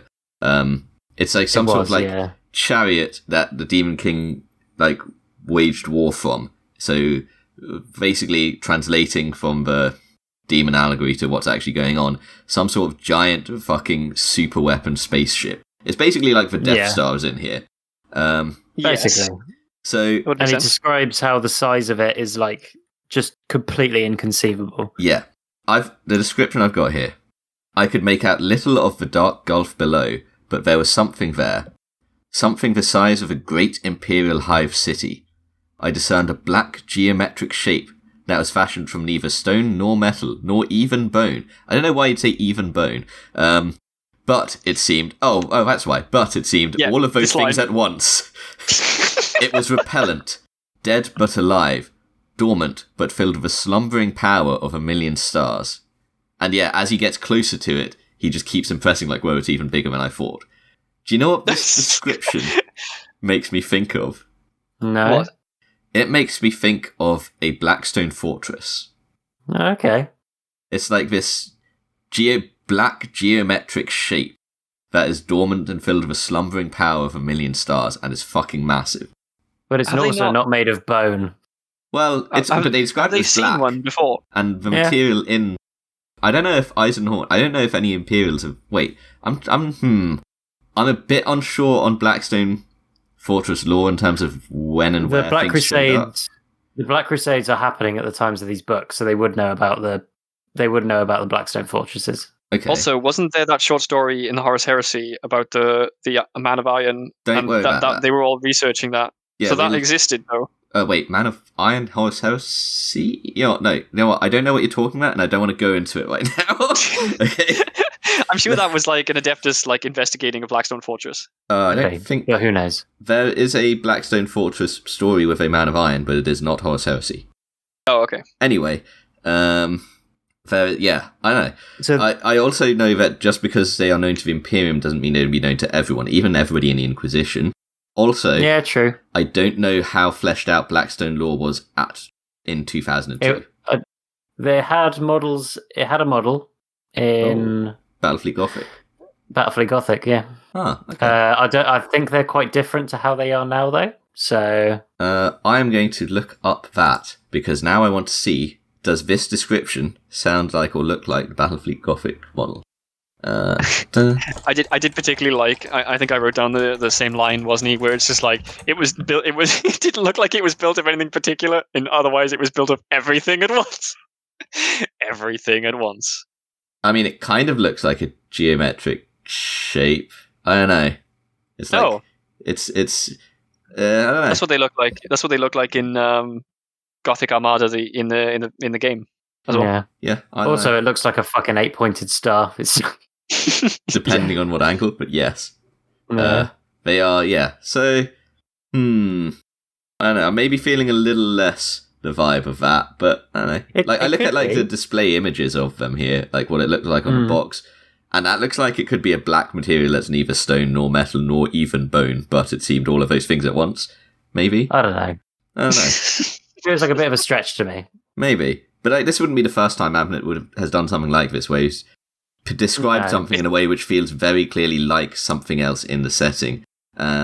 Which I guess ambiguous enough that he gives himself cover. Well, the last time wasn't ambiguous. He called them Men of Iron, not Necrons. But I think he had like a bit of leeway between what sort of designs he was seeing and what he wants to put in his books, I guess. I don't know.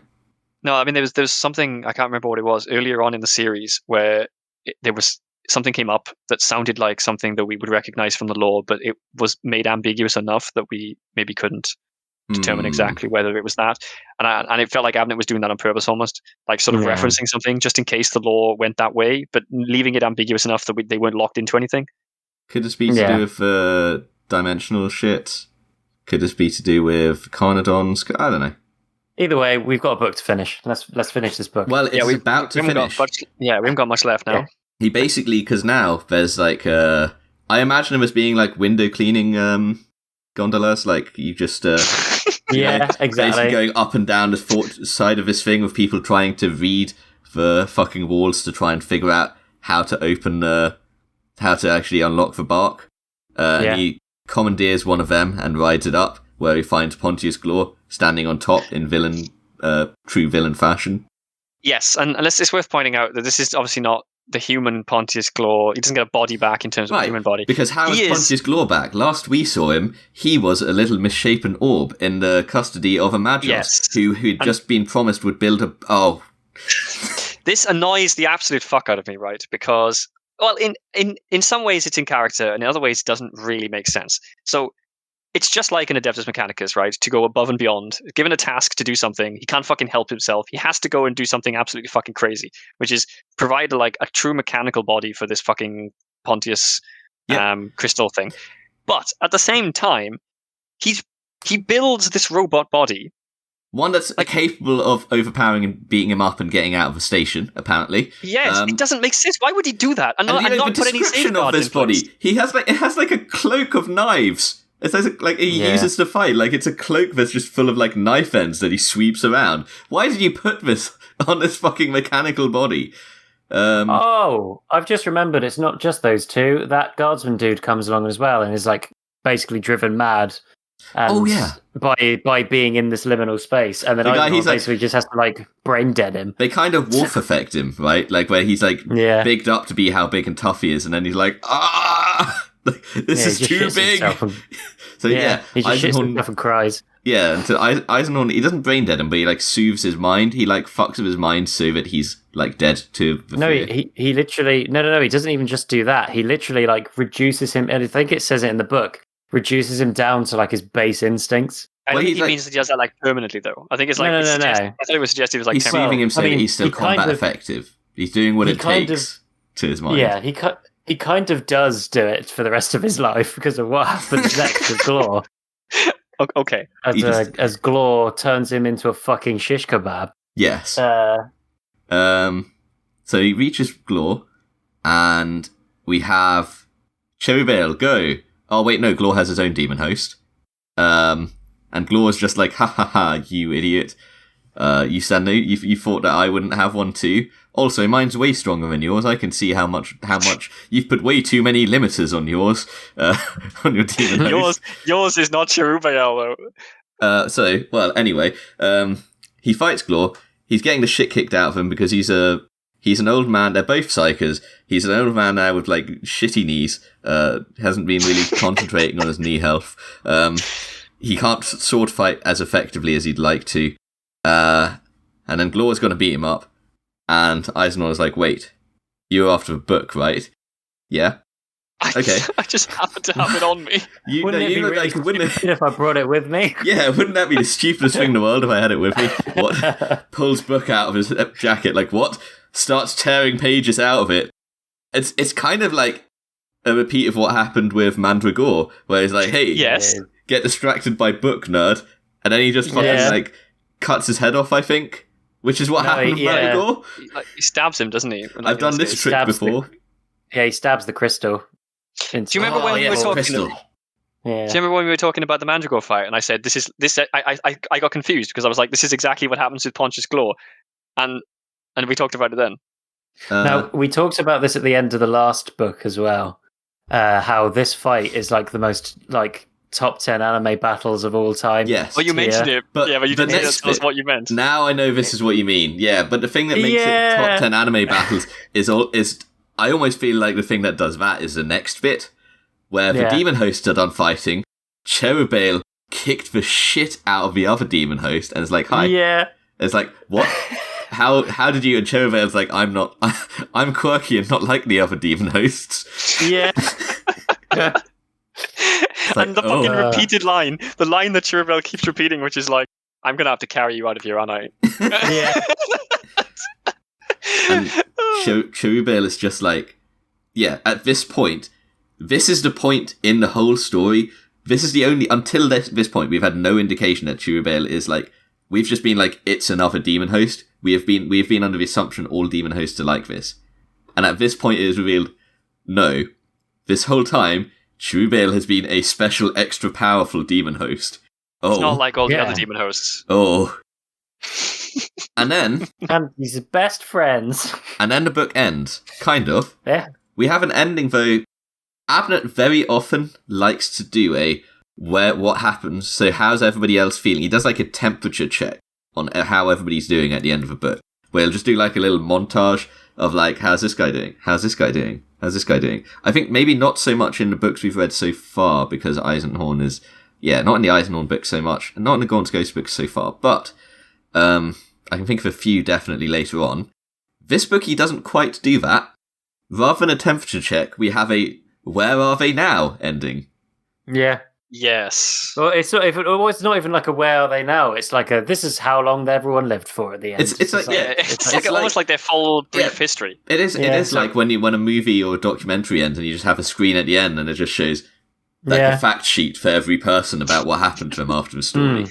It's like Rorken recovered from his space cancer and became the Lord Helicon of the Inquisition for another 350 years or so. Great. Grandmaster of the Orders Helicon for 315 years after that fucking illness. So I don't know how fucking long he lived for, but Ravna and Haldane have their stories caught up. Haldane is like, yep, they managed to pull him out of there before the ship exploded, and he went on to blah blah blah. Horseboy went on to he went on to die at Minosoid Epsilon. Yep, which is Gaunt's Ghost story. Was that the Gaunt's Ghost? That was Menozoid Epsilon, where they found the Men of Iron and Gaunt's Ghosts. Their Ravna is caught up to he went on to be a successful. I can't remember exactly what it was. It was like he went on to be a successful Inquisitor with many books that were bestsellers.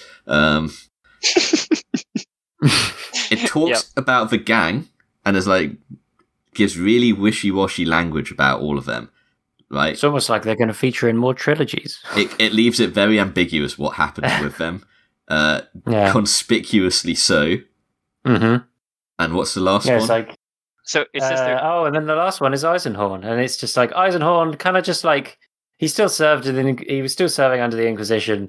Nobody knows what happened to him. Yeah, like people think he died. That's not the last one. One is there is no archive mention of the being known as Cherubael. Oh yeah, that's right. Which is that right? Whoa. Because we've seen a few archives of the being known as Cherubael. That is have we not true. We have seen 2 inquisitorial communiques about... Well, unless somebody deleted them from the inquisitorial records. Yeah, maybe Rorken deleted them. Or maybe Eisenhorn deleted them. Or maybe Eisenhorn did. Somebody's been interfering with the Jedi archives. Shut up.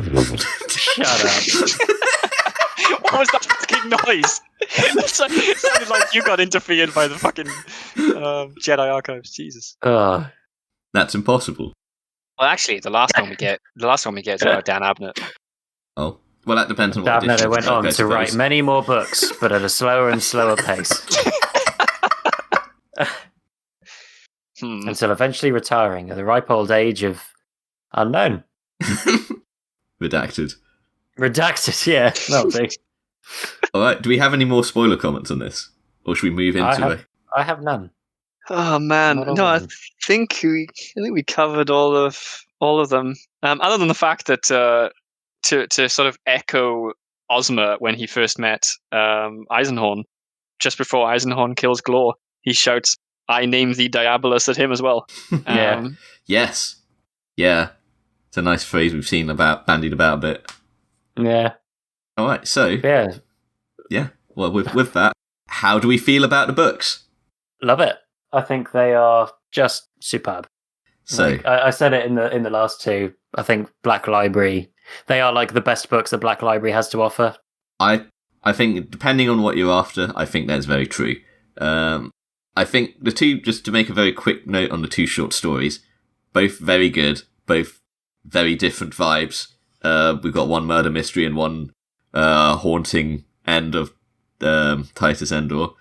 Hereticus, I feel like Hereticus is the weakest of the 3 books, but it's still a very strong book.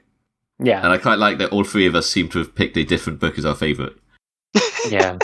Yeah, convenient that. Yeah. Well, yours was Xenos, right, wasn't he? Yep. Well, yeah, mine's definitely the second one, I think, and Gauzios was the last.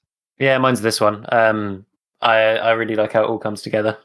It's I know we like a bit of tragedy.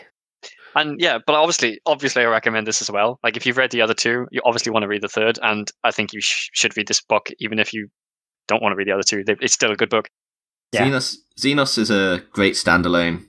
You could probably read Malleus about it, but but like I'd say, but Hereticus is definitely the ending to Malleus. If you have read Malleus, you need to read Hereticus. Yeah, absolutely. Like, this book, you can't really read on its own. It relies too much on the last 2. Yep. That's fair. Yeah, there's quite a lot of characters and a lot of things that follow through. It doesn't need to be able to be read on its own.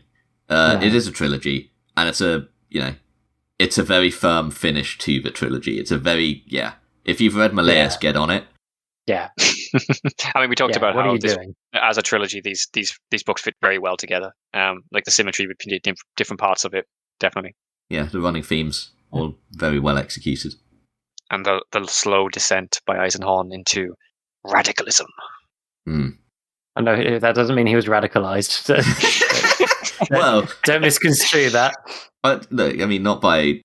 You could radicalized by chaos. You could absolutely say something radicalized by chaos, I guess. Yeah. Or radicalized by his own goals and motivations to save the Imperium. Yeah. I'd say so. Radicalized by being a good boy. To use more and more radical methods to solve the problems. Well. Yeah, I've definitely recommended. Good book. I think we probably don't have too much more to... We've had a lot to say, like, around the other 2 books, but I think, like, this all has come to a head. So, yeah. I guess... Indeed. What are we doing next time? What we're doing next is we are reading Farseer by William King. Not read it before. Hadn't heard of it. We've read the Space Wolf books by him, so it should be quite interesting to see what that's about. So it'll be Eldar, right? Yes. I'm not looking forward to editing in 3 episodes while reading 1 book. There we go. It would be our first episode that isn't on a trilogy. That'd be a nice breather. That'd be refreshing. Yeah, just a one and done. All right. It's been a pleasure to have you about for the Eisenhorn books, Goz. Yeah. Thanks for having me on. It's been great fun talking about some books I love, and I look forward to seeing you when we talk about Ravener. Yes. Oh man, yeah. I want to read those books already now. I want to know where the fuck these Eldars come from. Like, how are they there? Contain what yourself. What are they doing? That's all. All right. See ya. Bye-bye. Bye.